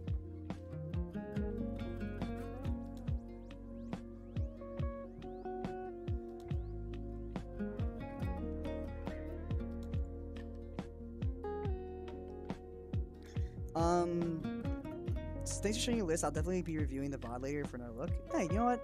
Anytime. Yeah. Feel free. I'm pretty much an open book. I don't really keep secrets. Except for the ones that are not my own. I will have to keep a secret, you know what I mean? Like, there's a really spicy list that I know. It's really, really spicy. And it's been beating the literal, like, it just destroys Whitebeard, apparently. And I was like, there's no way this works. And then I was doing the math. I was like, you know what? This is the best deck ever. And I'm not going to say what it is. It's a set 3 deck. I'm not going to say what it is. I just know it's there. It exists. And whenever it becomes public, I'll be like, that's it. There it is. But we got a while. We got a whole while before we get to think about that. So that's not also my list. I didn't make it, so I just know of it. So like when there's lists I know about, I physically, if it's not mine and I don't have permission to talk about the spicy spice, I'm not gonna talk about it. Alright, so it's Luffy versus Marcus, Shiwase versus Taizel, Jerry versus Solo, and Saber versus Palillo. We already watched Luffy. He played Law. I don't want to watch that again. We can watch Palillo again. Nah, we just watched him. Taizel versus Shiwase. Who's first? Set 3, you just play Rob Lucci and maybe CP9 stuff. Yeah. Oh no, that's not the spice. No, the spice is not something you think it is. It's insanely stupid. But on paper, it's dumb. But when you on paper, it's hilarious. I just don't think in practice it's not gonna be that good. Just it's dumb. Don't worry about it. It's not that good. But however, there are some really, really cool lists that I will always share because they're public and I don't care. If I made them or someone else made them and my lists are very similar to theirs, I don't bother. Good time. You never know. Hey guys, I'm streaming this event. It'd be cool if I stream your game. You can, but he's about to mop the floor with me if you want to go watch someone else. No. Yeah, if you want to stream it, no problem. Nah, you got Dofi, man. Gotta give love to Dofi. I'd feel that way if it wasn't he was the one that put me in the losers bracket. Listen, this time you're gonna hit the Sentomaru though, and it's a different game. Now you have your revenge. Oh, the revenge match, or me being like, please God, it was already over. Do you actually play Sentomaru? I do play Sentomaru in this. It helps with your starting play, so this way you can. Me too, bro. I play the same thing. Yep. It's so good. It is. It's so great. It helps you shuffle your deck if you just got bad draws. Yeah, and it's a great card. It's just so good that no one plays. I'm like, it's saved me a lot of time for where they put on the board pressure on me, and it's helped me get it right back. Sick. All right, well, we're gonna be watching. Good luck to you guys. All right. Thank you. A man after my own heart, Taizel, you god. Had this up out for forever. How's it going? It's going. You know, I get a lot of time between rounds to talk about set 3 stuff and talking about lists that I'm really excited for set 2. So, you know, I can't complain. I'm hungry. I haven't had dinner or breakfast. I had like 4 cookies holding me over all day. So, I'm hoping this doesn't last all night. I might order takeout, but I did that like 2 days in a row. I can't exactly afford to do that every day. Maybe I'll have nothing. Seems appropriate. Doesn't matter. We are in top 8 of this case tournament. It's been a long night, or long day, of just non-stop games. Really just punching them out, having a good time. Surprised how well it went today. Had some stuff come up with 30-man tournament, 30-man, but pretty much no problem this 50-man. Hey, that's always the way it goes. You know, that's how we like to hear it. So, too easy for Shiwase. Endgame, new NV. I was gonna say New York, because I thought it was a Y. Shiwase versus Taizel. Shiwase, you think he's just gonna have it? I mean, let's give my Dofi a shot, bro. Like, he's got alt art. He's gotta be doing something, right? He's got money. No, but like, he runs Sentamaru, which no one does but me, because I'm a psychopath and I like doing crazy stuff. But he's doing it too, and he made top 8, so you know what? Screw you guys. Whitebeard mirrors are gonna be the worst. Yes, they're gonna be hell. And I also know the reason why I don't want to play Whitebeard, because Whitebeard mirrors are pure hell. Gallic finally had to open more tables. Similar feeling when you cross 40 for that one stream. That was, yeah. I can get the excitement from that. I'm there. Now we gotta get another 40 for this stream, and then I'll be really. Then you'll see some some energy. All right, we're gonna see the Beige play turn 1. Going to go back to Dofi playing the Law, but no Perona. That sucks. That means he has nothing going for him. His hand's terrible. Remember, this is still at best of 1, guys. We could see the 5k swing at lead. Just easily can take it. And then play an Okiku or Raizo. That's fine too. We're going to pass turn back to Taizel here. My boy playing Dofi. You gotta support the Dofi. A blind squirrel finds a nut too. What? Tibana's like playing Kaido, hoping to high roll 9 rounds at Treasure Cup, playing Dofi. Oh, we do get to see the Perona top 5 search, or top 5 rearrange, whatever you want to call it. Look at top 5, put it back in what you want. Now you can use leader effect, and you can get card from the top. Maybe a Teach to bounce the Raizo. Maybe it's a Kuma. Or it's a really, really shitty Mihawk. Okay. That sucks. That is just terrible. This is just pure sadness. Alright, so we have 2 to play. Probably a Viper. Or Momo. Because you can use Momo effect and then try to draw off Raizo. Swinging with the Beige at the... Playing the Beige to tattoo the Law so that you can swing Raizo into the Mihawk and draw a card. What a sadistic motherfucker. That's really funny. Yep. Counter with the Boa, 2 on lead, swing 7 into the Mihawk. Yeah. No reason not to do it. Later Mihawk. Oh god, that sucks. I had to imagine Moria's on top next, after the draw, of course. Alright, so we're not in a bad position yet. We can go to 2 Dawn there. Yep, very nice. You could swing the Perona into the Beige, leader into Raizo, hopefully get a Moria to off of leader effect, and plus. That's the hope here.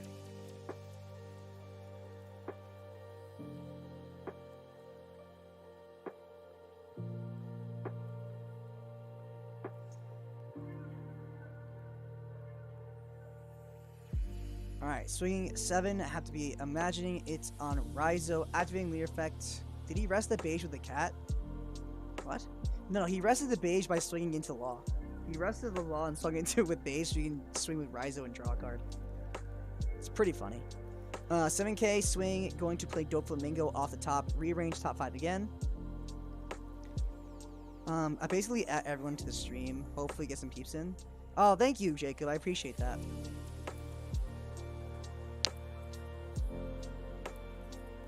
So we are going to see the Raizo get cleared. Going to have, what's that, 3 Dawn left. After that, he does still have the Perona swing into the Beige, I guess? I mean, I don't know if I would have put the Dawn. I mean, I guess you're not doing anything else with it. You don't want to get counter out of it and be like... Alright, we have, what, 2 Dawn left? Passing turn with that. Seems fine. Going to have 1, 2, 3, 4, 5, 6 Dawn. Swing Viper into the Perona, I have to imagine. Going to counter out. Okay. That, sure. I don't know if that was necessary. Is he trying to bait another swing into it? But like that's not gonna happen. 6k into Dofi. Like that was kind of weird. I don't know what the play was. Alright, 3 for a Raizo or a Kiku. Yep, that sucks. And a Raizo, yep. Both. The best thing you can grab here is a Teach off top deck, being able to tap, pass, oh my god, to put the Okiku back in hand. What it could be, actually, is he could have Teach in the top, and then using Leader Effect to guarantee bounce something, because you don't want to bounce Viper back to hand, you can bounce your own Perona, but now that he has an Okiku and a Raizo, now you can use Leader Effect to play the Teach off the top and bounce the Okiku. So that actually might be the reason. It was just a, hey, let's play it safe. I can get behind that. We are going to see the Jinbei. Okay, so I'm thinking maybe, okay, maybe not. So we're going to see Jinbei. You could put 1 on Perona, swing 3k into the Viper. It's not the worst play ever. And then Leader Effect, it's fine. Totally fine. Jinbei is pretty good here. I mean, be able to swing with the Dofi into... Yeah, there you go. So swinging the Perona into the Viper, clearing it. Yep. And then you can use Leader Effect if you want, but looking like he's going to play Sentomaru instead? Question mark? That'd be kind of sick. I'm a fan of that. Swing it Leader, play Sentomaru right now. Be the Giga Chad I know you can be.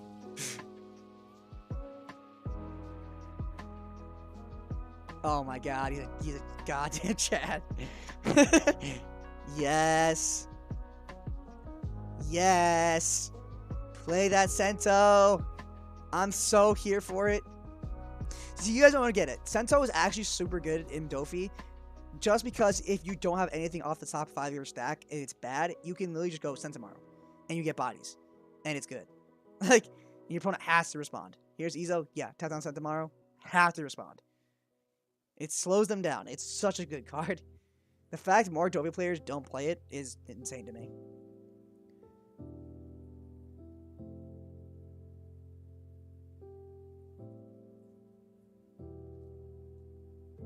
I love Sentomaru.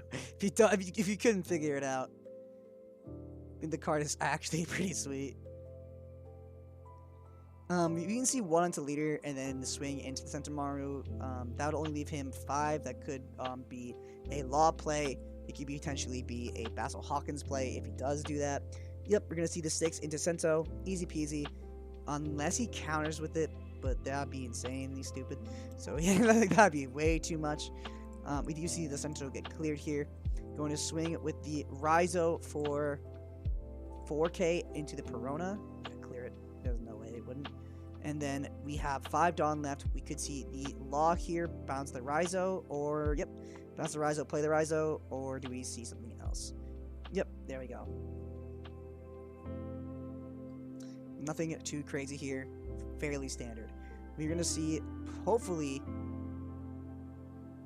he's going to be at 10 Dawn. Let's hopefully, I'm hoping, we see a Mihawk. Mihawk here would be really, really, really good. Yep, there we go. Be Alt-Art Mihawk right now. You are such a Chad. Swear to God. I love every second of this. This is so great. If he has Dofi in hand, or Law in hand, Law Blocker, you don't swing. Or you don't swing. You don't put attach to the Leader, but if you do have it, you swing. That's so good. Such a good time to play down that Mihawk too. Now if he plays 8-drop, it's like, go ahead. That's so good. Bonnie, yep. No 8-drop kid here. So glad to see 8-drop kid basically irrelevant next set, so easy to get rid of. Yeah, like every deck has answers. Like almost every deck has answers. There's a lot of answers to that stupid card. Black removes it like the easiest thing in the world. Like, it's not a challenge. 5k, like, the fact that black exists next set, it's just, I really makes me so happy. 5k at lead, just takes it. Nothing too crazy here. We could see the Raizo swing, get him to draw a card, something we want from him. 1, 2, 3, 4, 5, 6, 7, 8. We could see 8 drop and then not activate effect. Yep, and then with C, is that pass? Looking like it's a pass. Now, you need to be careful here if you're Dofi. If you swing with your Mihawk here, it's open to swings. So you need, I'm not sure if you even swing with it, and it gives him a card. You might not even bother. But the most optimal play here would be either leader or Jinbei into the Bonnie. It doesn't necessarily matter. Probably leader though. It's a little bit safer into the Bonnie, and then you playing the Sento. Oh my god. Yes. So sick. Yes, yes, yes. That is awesome. I love that so much. Now you can swing leader or Jinbei into that Bonnie. That's so good. Look at that. Now he's got 6k. Like, just casually sitting there. I mean, you swing your leader into the Bonnie because, one, you don't give him a card from swinging a leader life. And if you swing with Jinbei, that opens up Izo swinging first. Which is something, like, in case. Not that it matters, but it can matter.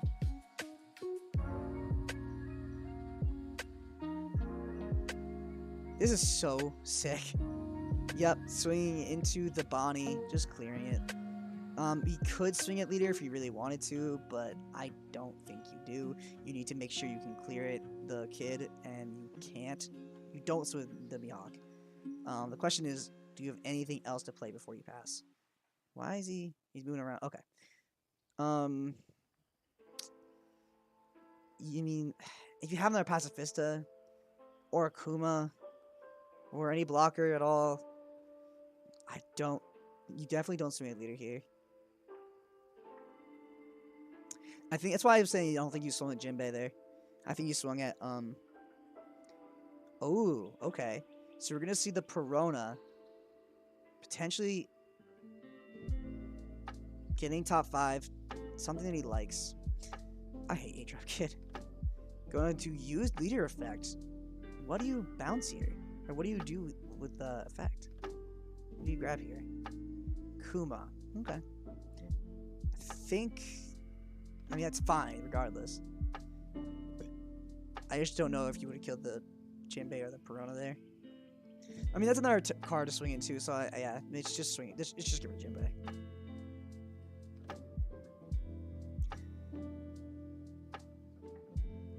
Alright, so now he has 8-drop, Raizo, and leader. He can play the Law on top of the Izo. Replay the Izo, that's fine. Swing 9k at, I guess leader. I don't think that matters too much. If you swing into the Kuma, then you have a chance of them playing Pacifista from hand, and you don't want that. You could swing leader 5 into the Kuma first, just to see what happens. 9 into Kuma's fine. Just hope to God they don't have Pacifist in hand. They do not. Seems good. 4 from Raizo into Sentomaru. Draw a card here. Now, the thing is, I think Sentomaru just cleared. Yeah. Then you have the leader swing. And he has a blocker in field, though. And 4 Donna, potentially, for Punk Gibsons. See, this is where it gets hell. This is what I hate. This is lame. I hate this. 5k, yep. Take it, sure. 2 for a killer. Leave 2 up for Punk, Gibson, and pass. Okay, so we have 1 on killer, which means he doesn't have Punk Gibson, but he's gonna play a Beige. See, this is just lame. I hate this strat. I hate it so much. Thank God it's not that relevant in set 2. Because I would literally hate it.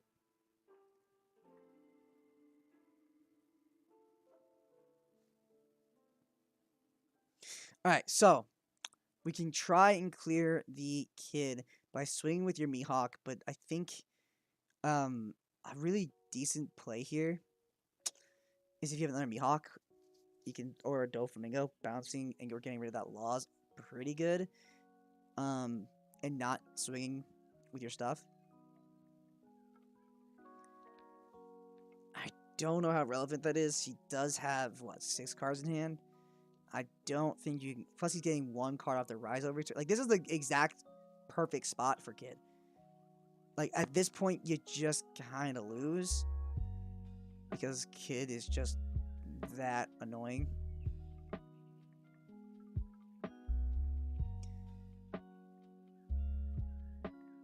You could eventually try to clear it, but this is, like, really rough. 3, 4... Oh, 4 for a Jinbei. Bottom decking the killer here. Not bad at all. If you attach 1 to your Mihawk, then it will most likely connect. Or not connect. It will be force a block or 2k, 1k, which is fine. Going to use leader effect to play Akuma. Going to counter out with a X-Drake here. He does have 2 Donna potentially for a Love Beam, so he could pass. Not swimming with Mihawk here. Again, if you get to keep your Mihawk, the longer it stays, the higher chance you have to win. Just not technically, because eventually you just lose, but like he could just lose right here, because this is 9k at lead, and then double lead using leader effect is really rough.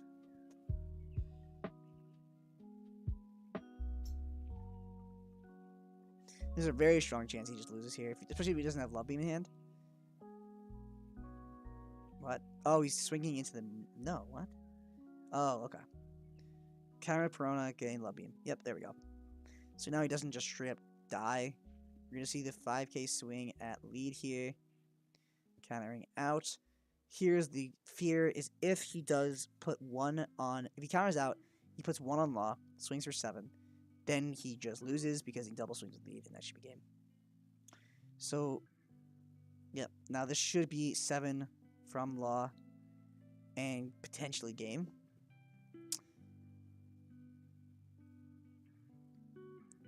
So 1, 2, 3, 1, 2, 3. Yep. 6k from Law is fine as well. Okay. Interesting. Going to pay 5, probably with the Law. Yep. Bounce the Law. Playing up Killer. Yep. Touching 1. That's so lame. 2 Dawn left. Could be for a Punk Gibson, potentially. Swing 7k. Probably into Kuma. Oh, leader? Sure.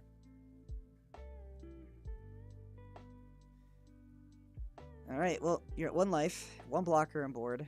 You have to clear 3 blockers again. This is what I call pure and unadulterated hell.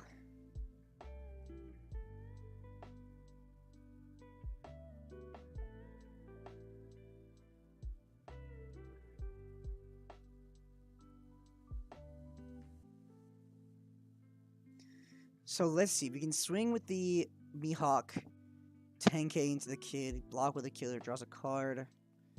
Yeah, I don't know what you do here.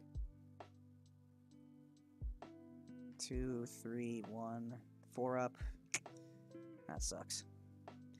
Mihawk should have been 10 drop hit or less. Yeah. As a Doppio player, I can't wait for Doppio 2. Yeah, honestly. I'm really excited for just less green.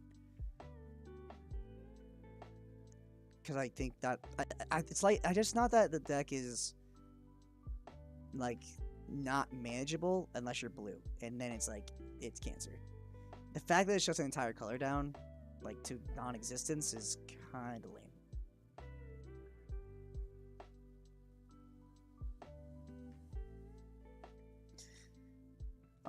No support till OPO 4. Yeah.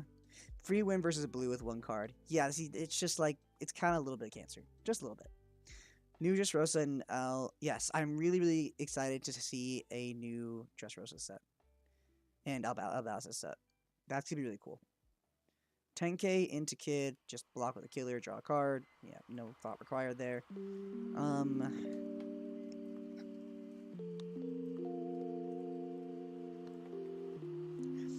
Blue doesn't have enough removal while it loses. Yeah. The problem with blue is that it's too fair. Like, the deck is the most fairest thing in the world. Another Mihawk coming down, getting rid of Law. I wish he did that last turn. 2 cards in hand seems like game for me. He has the Raizo and Kid and Leader Swing twice. 9k at lead. I feel like you have to counter out of this. Okay, he took it, so he's dead. That's 2 12ks. You block 1 and effect. And you're dead.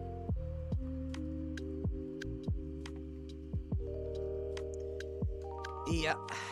Death. Good game, boys. Good game.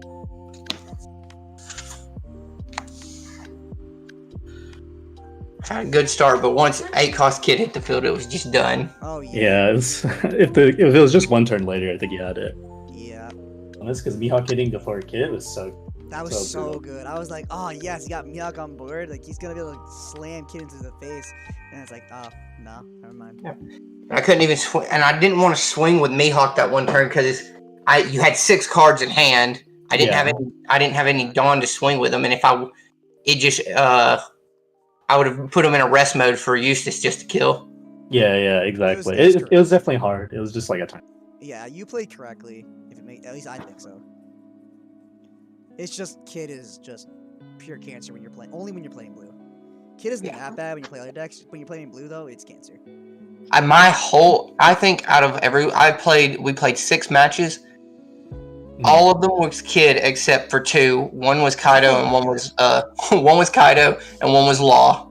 That's actually crazy because so your other worst matchup. Nice. Like my entire matchup spread today was a different deck every single round, and then I played you. Well, on the bright side, I only lost to you twice, and then I lost to another Kid player. That's not bad though. It's honestly not bad. It's not bad at all. I mean, hey, I'm just glad that today wasn't a total waste, and I got some packs out of it. Yeah, for sure. Maybe I'll be lucky and I'll pull an alternate art in my 12. Thanks for the game. Thanks for the game. I hope you make it to the top, man. Thanks. Good luck. Good guys. I love this community. Why is Andy in... What the hell? Was Andy playing today? I'm literally had to look. Hold on. Palillo is 5th seed. So...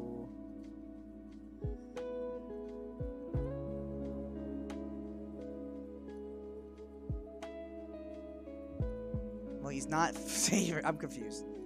I wonder if he's just chilling.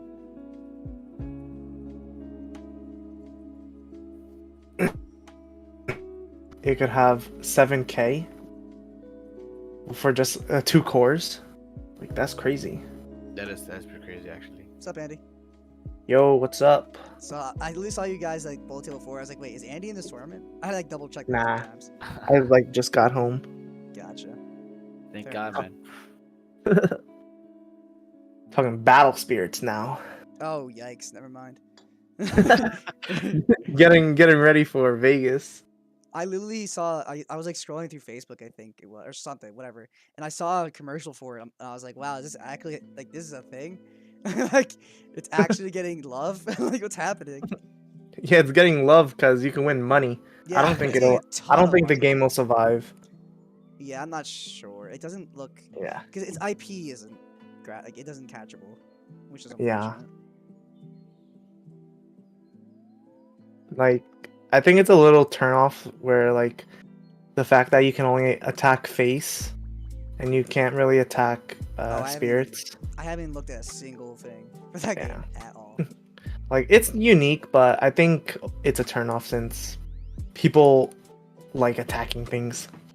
Fair enough. Yeah. Oh man, look at Emperor Adore. It's a 4 cost, 3 reduction. 3 cores, you can have 7,000. All right. Well, I'm streaming right now, so I'll let you guys, get back to it. We're gonna geek out. Yeah, geek out with your weird game. All right, later. All right, see ya. Love him. Anyways, let me catch up with chat. You just roasted. Tomorrow's Blue doesn't have enough removal. Yep, I just finished just roasted today. Some great parts, but worst arc so far. Probably from where you are. Yeah. No, wait, no.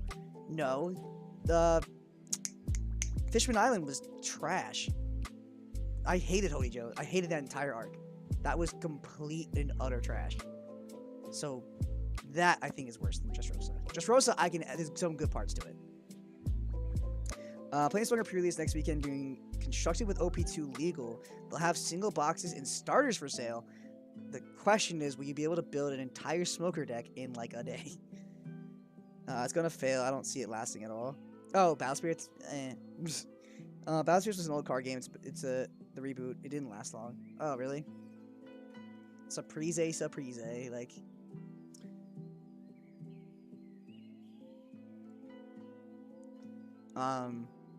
Let's see. Win-loss... Oh, wow. So, table 1 versus 4, table 2 versus 3. Yeah, but they just jump right in, huh? We just watched Shiwase. So I kind of want to watch...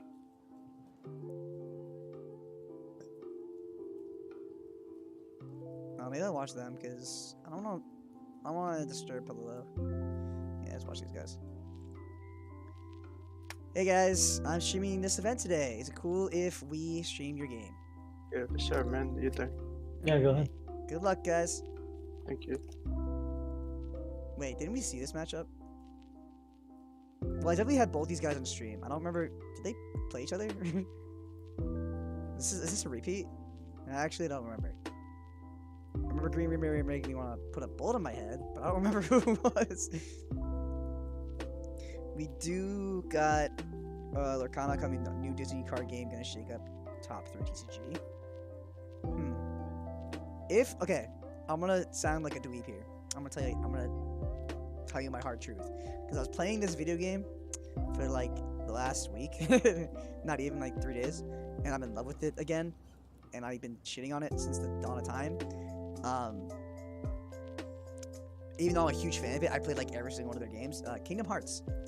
I love Kingdom Hearts. I'm like trying to 100% complete it and memorize everything. I want to get good at it again. Just the first one right now. But I really love the series, even though it's complete hot garbage. It is my guiltiest of pleasures. Now, if there was a Disney game, right, and Sora is a character in that said trading card Disney game, or like just Kingdom Hearts, just in general, it sounds like the stupidest thing ever, but I'd get suckered in because I'm weak and it's not good, but I love it. Ugh. Alright, so we're gonna see both playing Momo here. Oh boy. Top 5, search for a Wano. If ScreenX would give licensing, we could get it. Yeah, that'd be nice. Get an Izo. Yeah, I would really like that. Because, I love Kingdom Hearts. It is my guiltiest of pleasures. Like, I really shouldn't, because it's writing. The games are fine. The problem is the writing is the worst writing, like, perceivable ever. Like, it's not good. We grabbed the Viper off Effect. There was a Kingdom Hearts game. It didn't last long. Yeah, I was made aware of it, like, a couple days ago. I saw a card from it, and I was like, what the hell? I was like, how come this game got no traction? I was very confused. I don't know the rules or anything. I was just like, what? Kingdom Hearts, though. Like, come on, guys. Give us some love. I love that. I really do love that game. Like, Kingdom Hearts 1? Oh, so good. So good. I'm like level 80 something on it right now. I started like 2 days ago. I sped run through like the entire game in under 15 hours. I think I hit like 10 hours. With and it would have been faster, but I did the I'm trying to 100% plat it, so like I did the thing where you only have the kingdom key, so you can't switch your equipment ever, and it's not as easy as it sounds. This is 5,000 into Okiku, going to Paradise Waterfall, so he doesn't have a chance to lose it, because now you can't use Leader Effect to try and get rid of it. Kingdom Hearts 2 Fire, Kingdom Hearts 3 is ass. Yes, Kingdom Hearts 3 is like the worst game ever. Like the worst game almost ever. I actually have a video of me and my twin brother, our reaction to the end of the game, because it was that bad. It was really funny. We were laughing so hard. We're going to see the Viper tapping down the Viper, and using a Kiku to swing into it to tap down the killer, clearing it off board, and then Leader can swing into killer, really generating some advantage by keeping Okiku on board here. 3 Dawn, 2 Dawn left, 3 Dawn left, sorry, 2 Dawn for a killer, 1 attached to activate its effect. You have to really hope he has a Viper here. No, yeah, don't ever play Kingdom Hearts 3, by the way. It's not. I mean, you should if you want to know what's going on in the story, I guess. But the story's ass, so don't do it. And the game's ass. Like, it's really, really bad. Well, bad. Kingdom Hearts 1 and 2, though, are phenomenal. Oh, and Birth by Sleep. Play those, and... Nah, if the consoles were... If the, not the consoles, the handheld games were, like, good. Like, they are good, but, like, if they were playable, except for Chain Memories, I guess Chain Memories you can play. It's just not better than, other ones, I guess. Like, 358 over 2 days. I love that game. It should really be a remake. We already see the killer, though, kill the Okiku, clearing it, and clearing the killer, getting the draw off the effect, but he did manage to clear the board, except for Viper here. What I'd like to see here, honestly, is either 7-drop, or you can play Law to play the Viper, to tap down the killer here. Both are pretty good plays. Playing down 8-drop, just don't use effects. That's also very, very good here. We are going to return at 9 Dawn for the left kid player. We're going to see if he can get some hits in.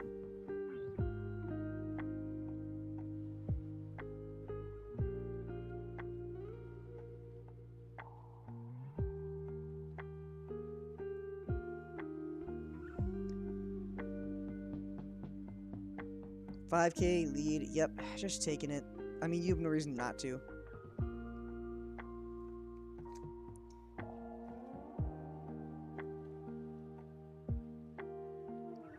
Going to play a Basil and an Okiku here, making sure that if he does try to swim with that kid, it's going to go down. Which is really, really good. Especially good in mirror match is the kid and Okiku. That's how you win. It's just keeping them on board. However, it's more than just that, but it is a big part of it. If you are the right kid player here, you really don't want to swing with your 8-drop here still. You want to swing with your leader here. Maybe play 7-drop. Just don't swing with your 8-drop here. You don't want it to be lost to time, I guess.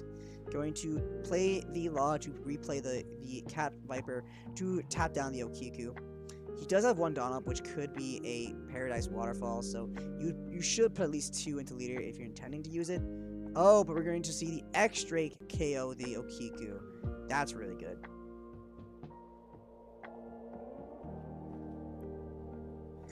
Oh, kid, when you leave the meta. Fro thinks so too. Welcome to the chat. Yeah, no, kid needs to go away. It's just too good. I think it's just 8-drop kid needs to, like, not exist. Then the deck is super fine. And way worse. Not that they need to rat or ban the thing, because OPO2, the deck is fine. Like, it's not even that good anymore, but god, I hate it. We are going to see the Law comment down, activating its effect to bounce the killer and then play the Basil Hawkins in response after that. Then we're going to pass back to the Kid player. Again, you really don't want to swing with your 8-cost Kid here. It's just going to sit really nice, sitting and pretty.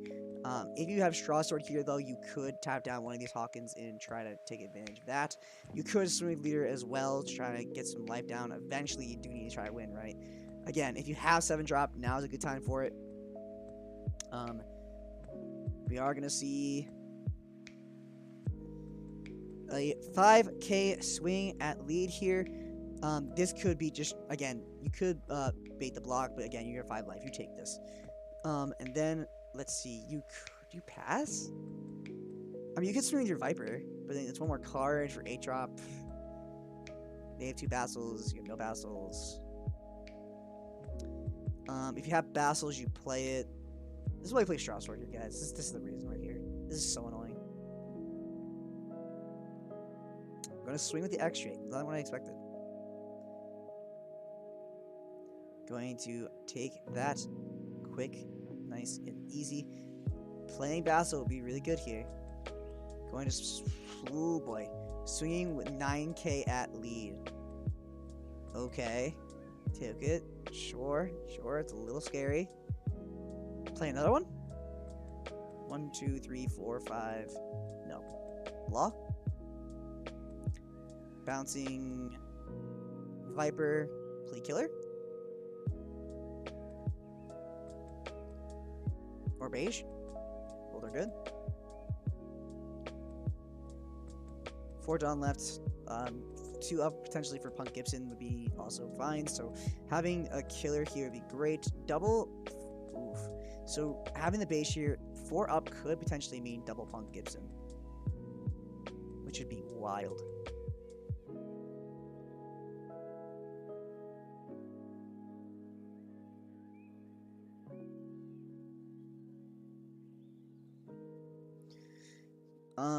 Now you're going to pass back to Kid. Let's see how he responds here. I mean, you really want to clear that Kid here. Easy way to do this is turning 2 onto each Basil swinging, or even more. Swinging and then untapping them, and you don't have to swing again. You can, though, and it's not that bad. You can respond by playing your own 8-drop, but your board state isn't really made to support 8-drop right now. How many cards is hand? 5?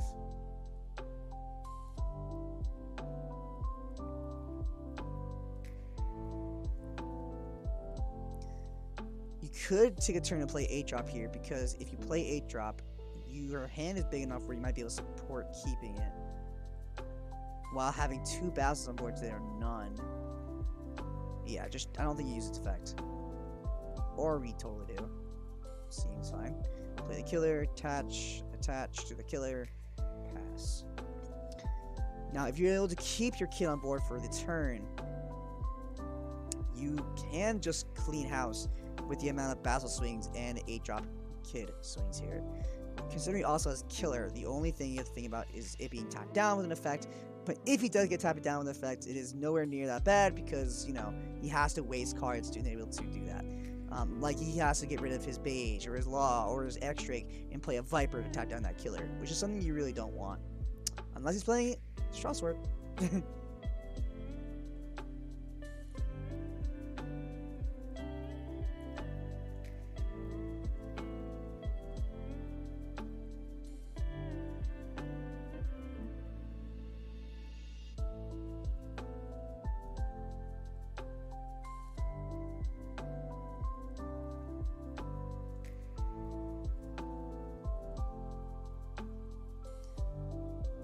Remember, this is the semi-finals, so after this, right? Because top 8, top 4.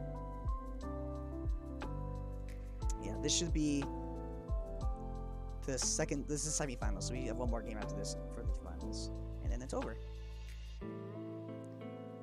And we've been streaming for only almost 7 hours.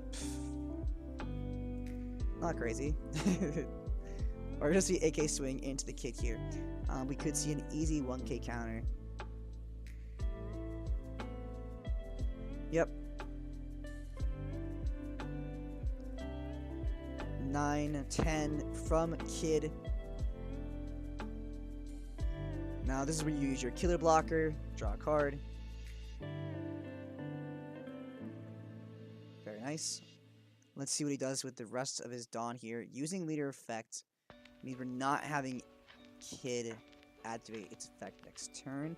Swing 10,000 again into that kid. Now here's where you can 2k 1k. If you manage to keep it on board, you can really punish your opponent for just existing. But the thing is they're not H-up kids, not tapped. So you really don't have the avenue to, yeah, 2k 1k is fine. You don't have the avenue to take advantage of this board state. The only thing you can do though is you can attach Dawn to your Bastils, or even one Bastil, and clear this X-Drake without even thinking about it. There's like the one advantage he has coming into this next turn. So let's see how he responds here. 3 life to 2 life. He could actually. No, that's actually impossible. Never mind. 5 at leader, giving him an extra card. Pretty dangerous. Okay. Gonna counter out. That's fine. Going to see the 6k Basil Hawkins swing at the lead, I'd assume. Could be at X-Drake, but at that point, attach 1, in my opinion.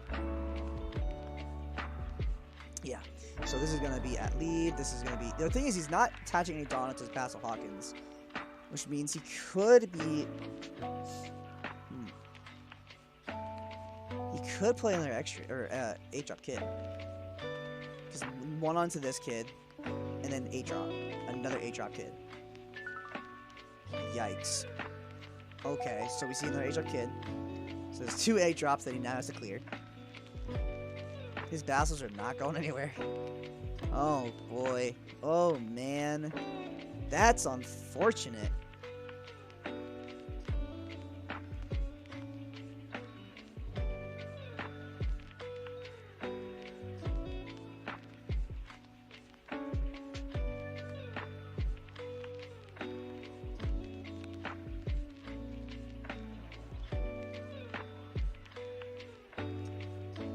Oh man. Alright, we're gonna see the 10k from the kid, gonna see a 2k 1k from the Raizo and the Apu. Now the only thing about this you need to be really concerned about is that you have very low cards in hand. Your opponent has a couple, but you need to make sure to hold on to these kids, and I think you have the ability to do that. Just that. You could in fact just put 2 onto the X-Drake here, swing 8k into that kid, and then use leader effect to swing into kid for 8k twice. It's not the worst plan. We are going to see the block from the law here. Going to see if he activates leader effect. Yep, looking like that is in fact the case. Going to probably clear at least one of these kids here. Yep, just Cardinal Kiku, swing 10k into a kid. Just going to probably clear. There's no way. You use the rest of your hand, I'm not convinced. Yeah, let it die.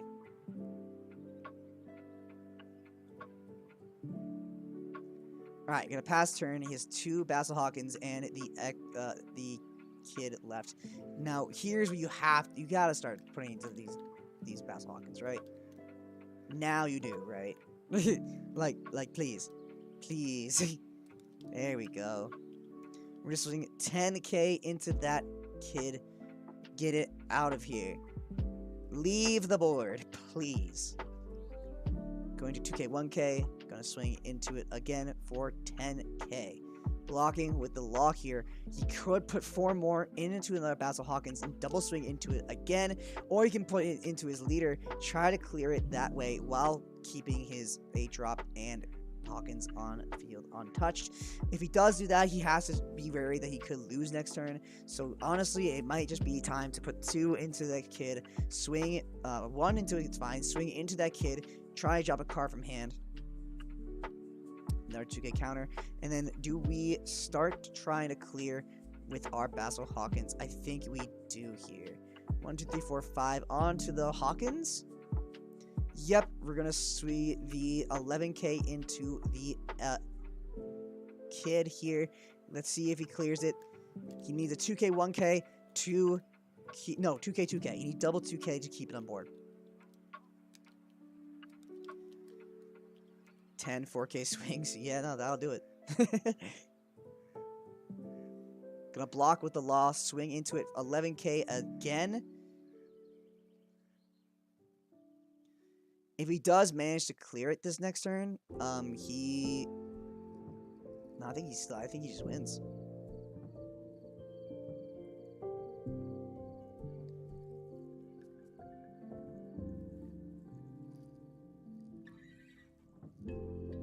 This is gonna be 11K. Is this gonna swing into the... I would, because the opponent needs to swing into... I would just clear it. It's one less threat against my own kid, and then you still have kid on board. Like, you have your kid on board. If kid wasn't on board, then I'm kind of like, maybe not, but there's no reason not to swing with it. Really? Okay, you're insane. Then again, I guess he knows that his kid is going to be cleared. This is what I have to imagine. He knows his kid's going to die. So after that, his opponent gets a free swings into his Hawkins. If he clears the entire board here, there's a good chance he just doesn't win. So that might just be the mentality. We're going to see 2K, 1K countering out, try to save that kid. I have to imagine after this, it's going to get cleared. This is only going to be an 8K swing, just like we thought. Yeah, it's going to be out of the way, so that's why he didn't swing with his Vassal Hawkins. He didn't want to risk 2 2Ks and then him essentially lose because of it. 6K into the Hawkins, that will just clear it. Now hope to God he doesn't run Strasword. Hope to literal Christ. Yeah, he does not run it. However, we do manage to see that kid is still gonna stay on board. However, you're running pretty low on cards. We could see 2 more 10K swings into kid. That would be very, very bad for kid. I don't know. I mean, you play blockers here, off the wazoo. If you play Beige Killer here, like, that's worse than things getting... Like, that would suck. Going to grab off top 5 using Bonnie Effect. Grabbing a Beige here. Yeah, see, this is something you don't want to see. Like, double Beige or a Killer. A Beige and Killer, or Beige and Punk Gibson. Like, you just don't win. This is coming really, really close. Draw for turn. He's really able to come back from here. Can he clear Aatrop and potentially go for game? I couldn't tell you. Looking like he has 2 cards in hand. Ooh. We're getting lag. Okay.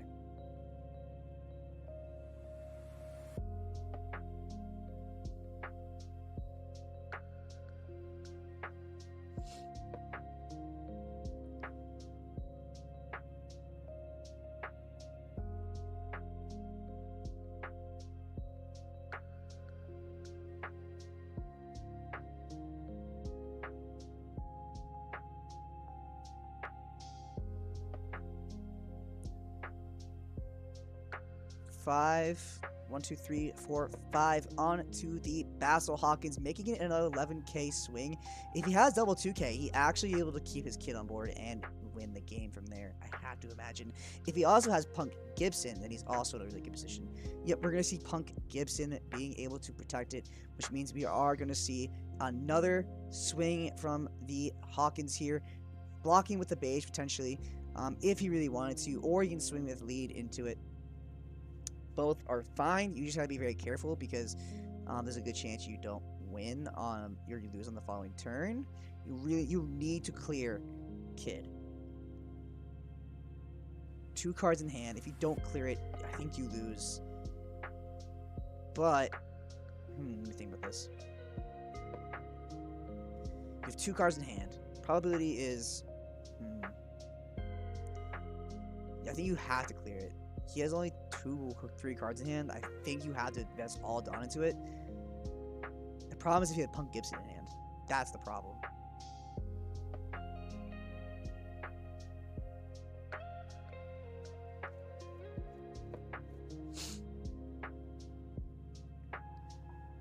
Playing the Law. Okay. still, that's not good. Because now he can swing his leader, his kid, and X-Drink, and he gets to keep his Bonnie. Man, he really needed to clear that kid.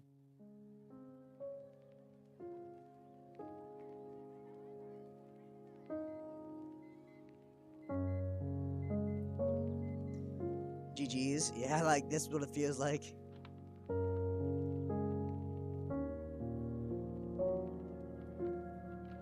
Into life. Yeah, that's game. Now he just puts 1 into kid, swing for 9. Take. Yeah. Easy. All in lead, double swing, kid. Yep, that's good game. Good game, guys. Thank you. Thank you. Good looking, farmers. Thank you. Alright, so we're going to move on to the finals. Holy moly, it's been a long, long day. We have Marcus, I believe. Is it another Kid Mirror? You're kidding. Please tell me it's not the case. Please. Please, no.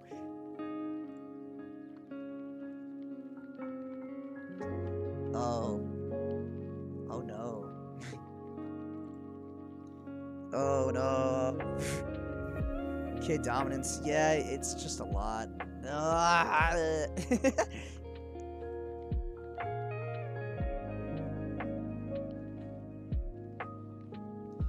Oh no. For the love of Christ. Not another Kid Mirror. No. Kid, go away.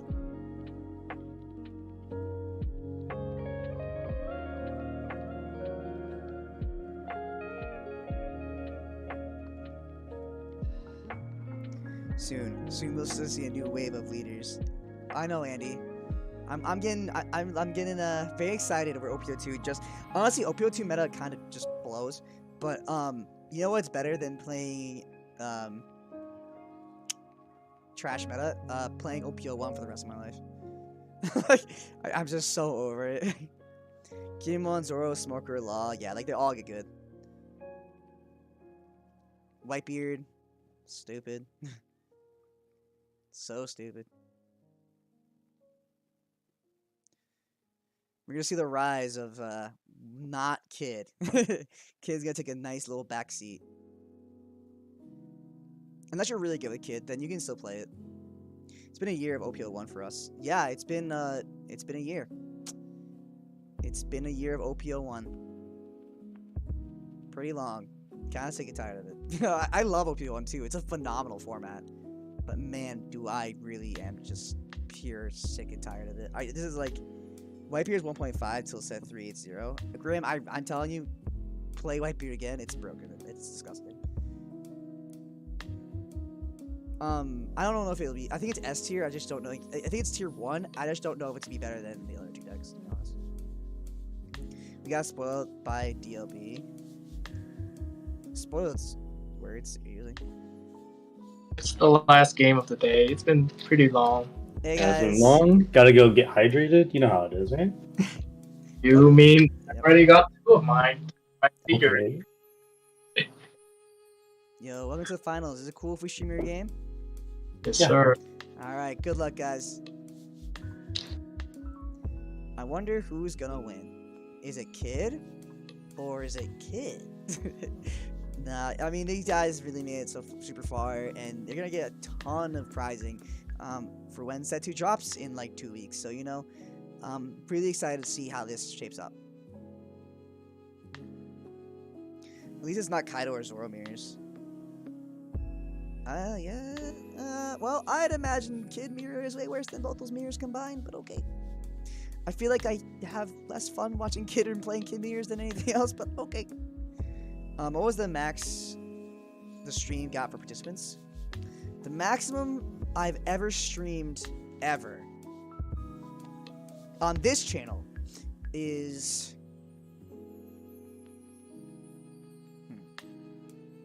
that's a good question. 49, I think. 40 something, 49, 48, really close to 50 and not breaking it and making me cry. That's all I remember. So 49 or 48, around there. The max stream ever. Oh, for today, like 30 something. 32, 33, I don't know. 49's good. That's the highest I've ever gotten. If you're talking about streams I've been on commentating ever, the highest is like 1,000 something, maybe 2,000 something. But that was for Vanguard days. If you're talking about One Piece, it's like 500 something. 500 something something and something or others. I don't know. I wasn't paying attention.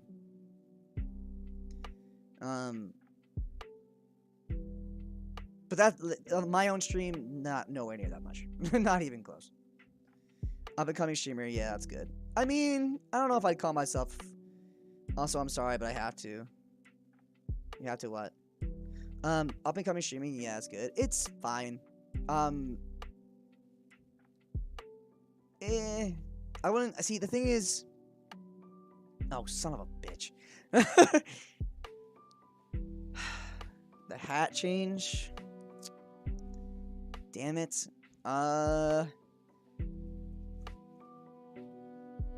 Jacob, which one do you want? Helmet for the last game? Sure. God damn it. Give me a second.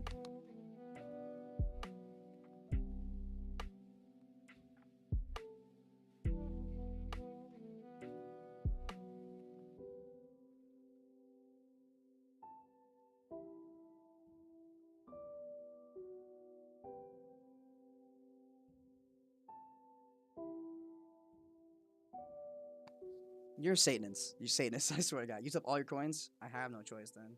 Tell me what it is.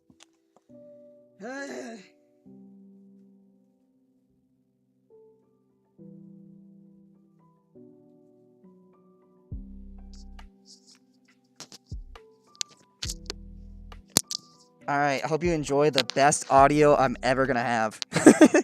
Alright, here's the helmet. Like you requested, Jacob. I have no choice. Feel like it's fairness. Alright, let's see. We have the Okiku and Momo on board. Going to have Momo on board, Athlete Effect, top 5 search for a Wano country. You know how that goes. ASM Army Daddy. That's really funny. Grabbing Izo off the top. Man, these guys are going way faster than I thought. Was he already...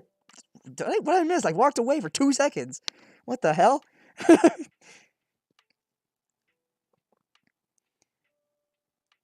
Oh, is it 4 live? Okay, actually, never mind. For some reason I thought it was 3 live. I was like, how in God's name? Going to clear it off leader swing. Momo swing Okiku at face. He hits 5 Dawn left. I have to imagine this is going to be for a Law.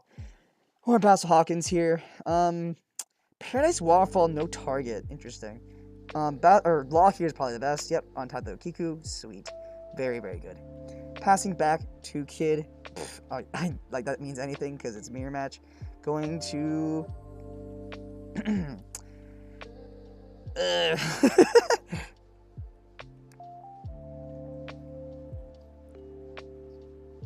Alright, so we got, what is it, on curve, we got 6. We could, what do you do here? Swinging 6k at lead, so you can't get the free blocked by Law here. Countering out with 2k Apu. Paying 3 for potentially his own Okiku, but it's Raizo. That's still not great regardless, because Okiku will tap it down. And he has the ability to play Viper or Izo, tap it down, and really just make his life hard. Going to pass back the turn, though. I mean, he's just in such a bad position. Our right Kid player is really getting hurt by this. Going to top 5 search with Momo. Going to grab a Momo with Momo effect. That's not broken, I promise. We are going to see potentially a Cat Viper, or we can just see the Okiku swing. That seems fine. Cat Viper would kind of be a waste here anyways. However, we are going to see another Paradise Waterfall untapping the Raizo, and then we need one more counter to save it. Is he going to let it die? It's 6k. Wait, hold on. Did he? I think he did. I can't see. I feel like there should be a judge watching, and if they're watching, they will catch it, and it's not my job, so, you know. What is this Monty Python stream? It's every single time you pay 5,000 coins. Like, this is what something you redeem your coins for, guys. If you, I didn't do a lot of the voting, but if you get some coins, you can redeem them to do a hat switch. And if you hat switch, this is probably the most requested hat in the goddamn world, where I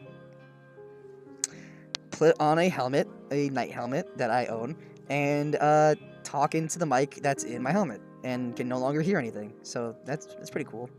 We're gonna play the 8-drop kid, not activate effect. Probably, at least probably not. We're going to see the untap, probably swing with the Okiku, and then tap down that Raizo, swing with leader into it.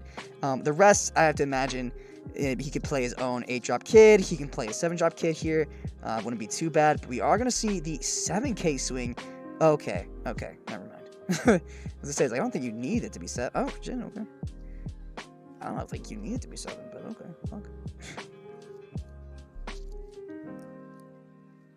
Attack was on leader, not Raizo. Dude. Oh, okay, thank you. That's peculiar that he wasn't on Raizo. Oh, right, because he tapped it with using effect. I'm an idiot. I'm so stupid. This helmet is making my brain go stupid. 6K lead, tapping down the Raizo. Going to swing 6K into the Raizo, clearing it off board unless he invests. Yep, I doubted it. Then we're going to see, I don't know here. We have a lot more Dawn to work with. You could play another 5 for another Law. Yep, and there's the Law. The Okiku again. That sucks. And passing turn after that. Yep. Yep. To do a helmet switch. What? Oh, was the yellow clearing? No. Okay, I was gonna say the gold looked like it was clearing, getting see-through, and I was like, wait, this is not the way. We are gonna see the kid swing for 9K towards life. He's just gonna easy take that. No reason not to. I mean, you probably should have swung leader for 5K first so you can get the free block bait, but that's okay. Not the end of the world. Yeah, because you know you gotta attach at least 1 to that leader now. If you intend to swing, or to hit. Which, you know. I would. Yeah, 5K at face. He definitely should have. Yeah, it's free block. He 100 billion% should have swung with leader first. That's okay. I don't think he even wanted to do damage. Oh, and playing the Viper. What is happening? Leader effect? Oh, unless he plays X-Drake here. X-Drake would be phenomenal. Law bouncing the Viper playing killer? That'd be also pretty good. There you go. Get rid of that Okiku. Now he has no way to tap the Law, and he actually has a pretty good chance of keeping that kid on board. That's kind of neat. Love that. You gotta pay 5,000 to do a hat switch. And it isn't 5,000 for a hat, literally 5,000 at face. What? Okay.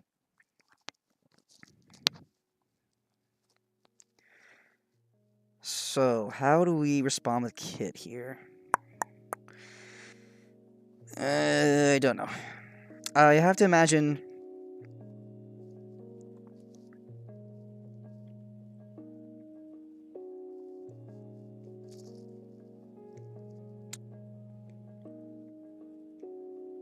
Let's see. How do we clear this kid?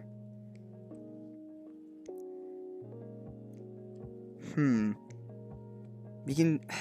Attaching 3 to the leader is meh. But the thing is, he has 2 open for a Punk Gibson, so honestly, it might just be better to go all in. Yeah, like this. 10K at... yeah, like this, exactly this. And then just gonna go double swing with leader effect. It's kind of like your only real option. Punk Gibson, tap down Momo, that's whatever. Leader effect. He's playing very aggressively. He also has three laws on board. Like, what the hell? Let's see what we can do here.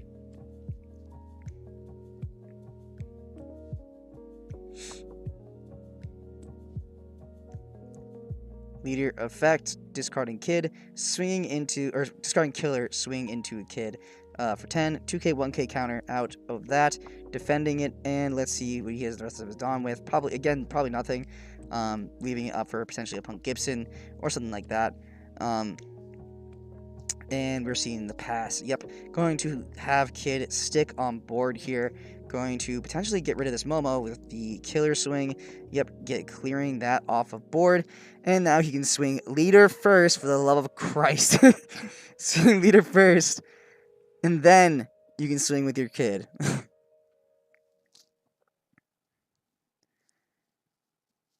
You read each part after they were... You read each part after they're relevant? Oh, okay. Might be. Well, it's kind of hard to see with the helmet in my face, so I'm only catching up with chat every once in a while. We are going to see the Bonnie activate effect here.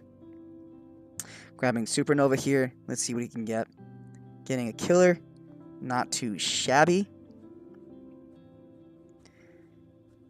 And then... Is there one attached to leader there? I can't even see. Not because of the helmet, just because of the camera thing. Or I think it's a Dawn there. Yeah, it is. So it's at least one Dawn. I think there's only one. 1, 2, 3. Oh, okay. 1 onto kid. 1, 2, 3, 4, 5. 1, 2, 3, 4, 5, 6, 7, 8, 9, 10. Yeah. So he has 1 on lead, 1 on kid here. He could swing 6k at lead. Fair. Yeah. Well, gonna counter out with that because he's swinging into the law. 9k into law, clearing it off of board. I have to imagine, unless this is Punk Gibson, but I don't know what you... I don't know if there's a point. I mean, you get to keep a law, but I don't imagine you need it. 2 for a killer here. Yep, that's unfortunate. And you can attach 1 to it if he wants, or he can... Yep, there you go. I was gonna say, so you could leave it technically up for double Punk Gibson, but I don't think you'll need it. So he is set up nice and clean here. All right, Marcus is going to go back to his turn. So now, our left kid player going to get. Let's see what we can do here. 10 on double lead swing twice wouldn't be too bad. Viper here to type down the killer first, though, is pretty good. Going to look at Bonnie top 5 search, hopefully for a Punk Gibson here.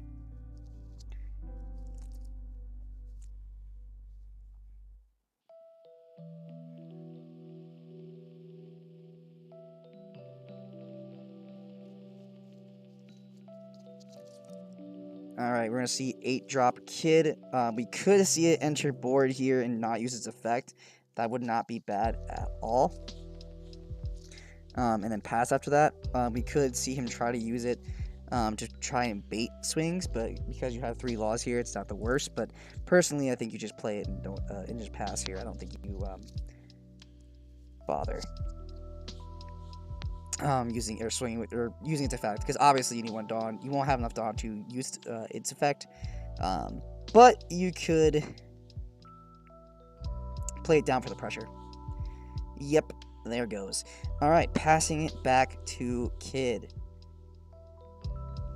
Okay, this board state makes me want to cry. Like, both players are like really optimal. Kid players are doing their best, and they really are killing it, gotta say. Going to see the killer swing into Bonnie, clearing it off a board. I mean, unless she blocks this, but I really don't think you need to. Super don't. We're going to potentially swing, see the leader swing for, I mean, it's probably going to be 6, but it could be 5. You could try and do that bait. Bonnie effect, top 5 search. He has a full board of cards here, so he really can just emphasize on getting a board state, or cards in hand, I mean. Gonna grab an Apu off of the Bonnie. Particularly useful to defending your 8-drop kid here. Alright, now if you do swing with your kid, you gotta be a little bit careful, just because it's now open to attacks.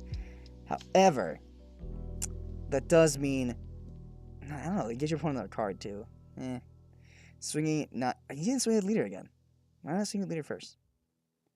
bait. All right, or not, or he's just gonna attach. Okay, yep, never mind. Bringing him to 0 life would be okay, but then you're getting him 2 cards to defend the kid.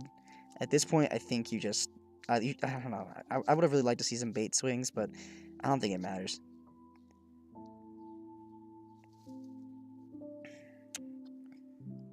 If you can hear me breathing, I'm sorry in advance.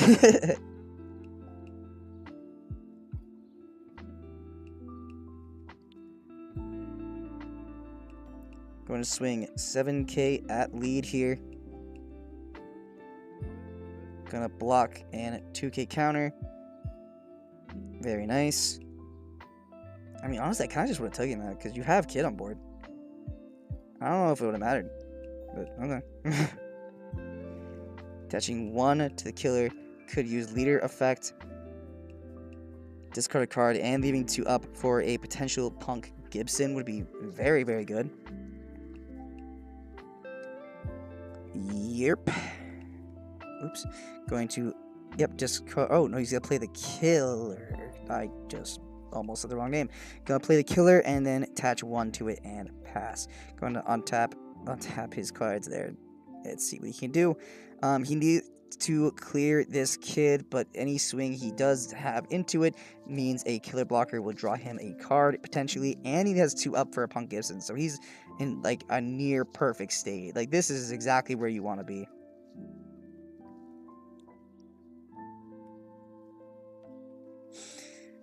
Okay.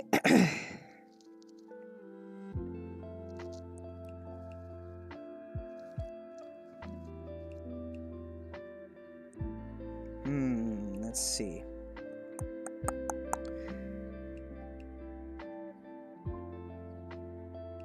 Playing the Viper to tap down a killer, so that way he won't get the draw off. He does have the space for it. He doesn't use to KO anything, which is neat. He can now... Oh, is he gonna play another one? Yep. Oh, wow, that's really nice. That's so convenient.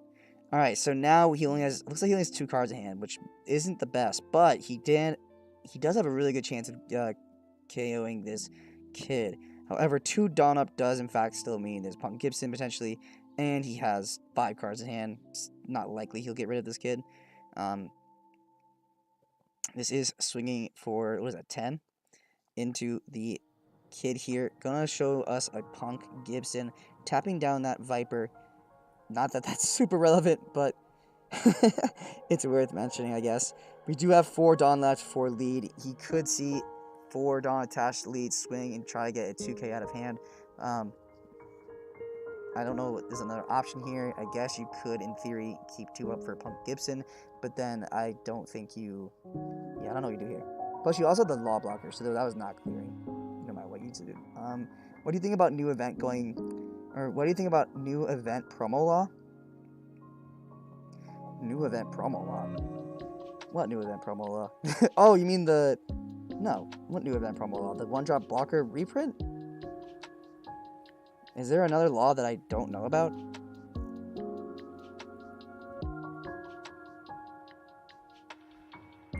I don't even know what card that is. Did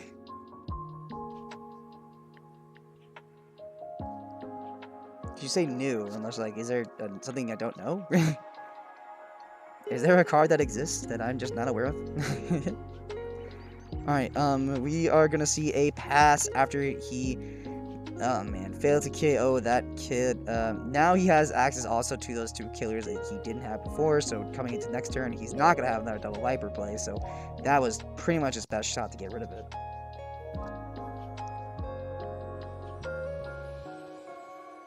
Something you don't want to see. So we're gonna see the 10k swing on to that kid.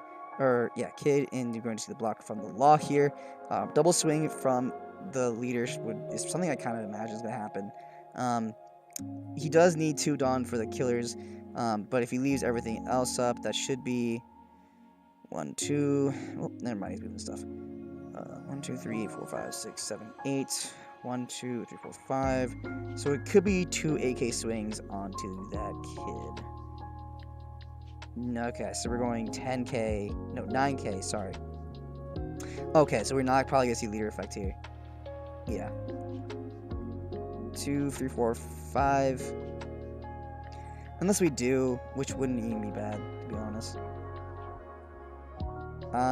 Optimally, we took a counter, but we are going to see a beige here. At this point, I think you just play the beige and attach 2 to each killer. Or 1 to each killer. Or you can use leader effect, discard the beige you just grabbed. Or another 8 drop. So we know what one card in his hand is now is a beige. 2 cost law, green 3k, 1 counter for 1. Oh, that's not a promo. Oh wait, is that a promo? No, that's not a promo. That's from set 2. 2 cost green law. It's the supernova or the film one, right? What if I'm thinking about the right one?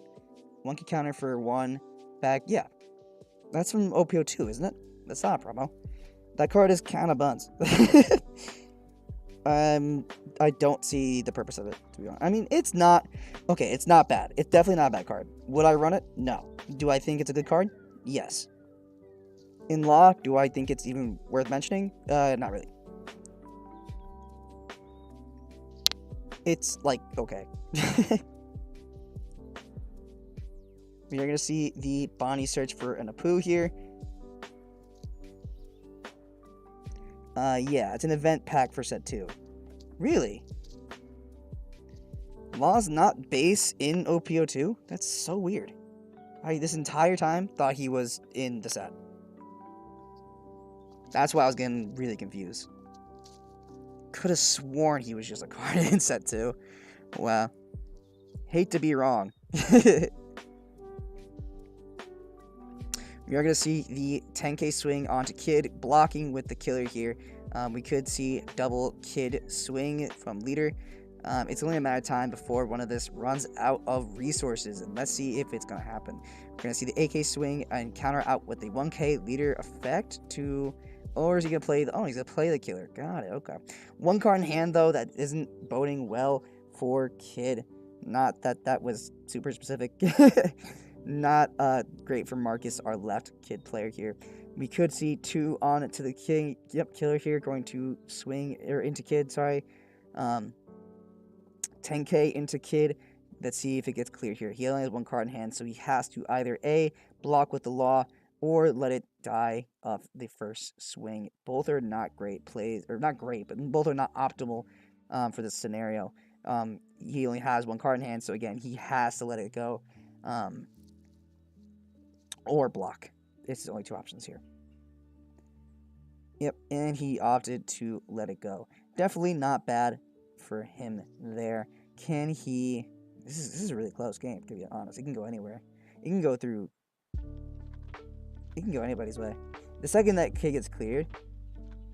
Oh, we finally see the bait. Let's see if he blocks with it free. Yeah, okay, sure. Yep, not bad. What? What? Oh, he's swinging into the Bonnie. For a second I was like, I didn't see the Bonnie because it's in the corner. I was like, what is happening? I was like, what is happening? Like, why are you swinging for no reason? Yeah, clearing Bonnie is fine. 2k counter the... What? Just let it go. You got the blocker for it. Who cares? I guess it's the card advantage, I guess. Yeah, I don't know. You're putting your kid in a lot of danger by swinging with that kid, the killer. You could play 1, 2, 3, 4. You can play 5. You can play the law though, so we should bounce the killer, which is fine. Yeah, that's fine. Okay, he's fine. He's not even close to a dangerous position. 1 for a beige blocker. Nope. If he has another Bonnie, he could activate that and feel pretty decent about it.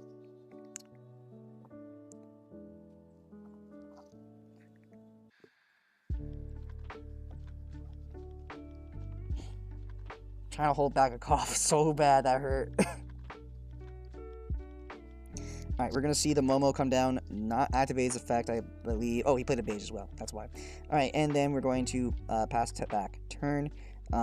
paying 1 for the Bonnie. Top 5 search. Let's see what he can grab here. It's looking very close to the wire, but it can still be anybody's game. Granted, it is definitely not looking good for our left kid player with, what was that, 3 blockers on field and a kid. I have to imagine he's not feeling great, especially with looking like it's only 1 card in hand. He has to clear this kid here. Or is it 2 cards? It's really hard to see. We are going to see the kid added to hand here. I mean, this has to be double swing from leader, right? Granted, I don't know if that matters. Yeah, we're going to see the kid played. Yeah, okay. Let's say, it's like if you give double swing leader, double blockers are there. It's like it doesn't matter a little bit.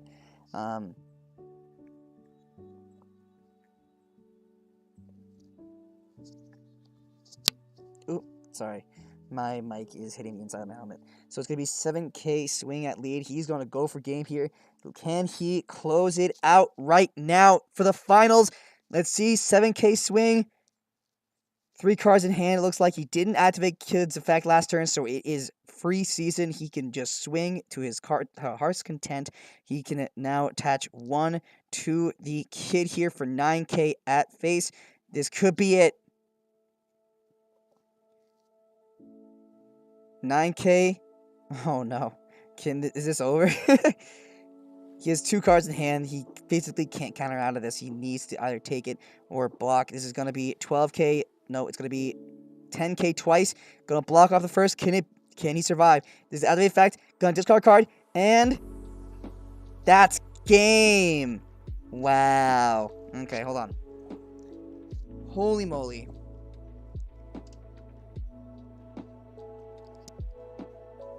Well, that's uncomfortable.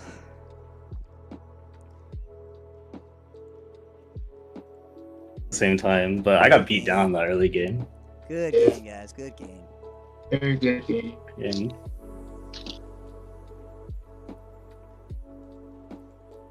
This is probably one of the worst mirror match of all time. Like, yeah, it's really sweaty bad. Commentating. It's not sweaty. bad. It's I don't just know why they print wanted like Basil and they expect. I wanted to talk to them and say good match, and then hear them is the only reason I took it off. Plus, I'm gonna be ending stream in a literal minute. It was not hot in there. It was just, I mean, it was hard to breathe, but it wasn't hot. It was a too close to my face issue. All right, so not as bad as Infernity mirror match. I've had worse mirror matches than Kid Mirror, but Kid Mirror is not fun. I will be the first to say it sucks, and I won't be the last to say it. Like, it's unfortunate that it exists, but you know, when you're playing the best deck in the game, expect other people to play the best deck in the game. Like, it's just a thing. Hey, at least we both got hella boxes. Yeah. Hopefully with 3 boxes I pull like a playset of everything. Hopefully. If not, it's to buy it. Yeah. That's the thing I think about. These guys just want a ton of OPO2. They might not need to buy a single card from OPO2, which is so sick. Alright, so let's really quickly, we are get some shoutouts. Big shout out to Shio Awase, who managed to come home with all of the stuff. Marcus Van for giving us a great finals. Big shout out to him. Big shout out to Jacob for letting us commentate and hosting this event ran very well. There we go. Ran very well. I can talk, and you know, it was a lot of fun commentating. You know, all that good stuff. We have been streaming for 7.5 hours. Wild. So we are gonna end it right there. Thank you for joining us. We saw some kid mirrors that were just pure hell. You guys, let's see some dopey plays. That was pretty sweet. And hopefully you guys got something out of this today. Even if you've gone back and watched some of the deck profiles that I showed while we were in between matches, you know, take a look. You know, let me know what you guys think. I would love to hear your thoughts and stuff. Well, this is where we're gonna end it and say our lovely goodbyes. Thank you for joining us. Have a good rest of your night, guys. And, you know, thanks. Appreciate ya. Bye.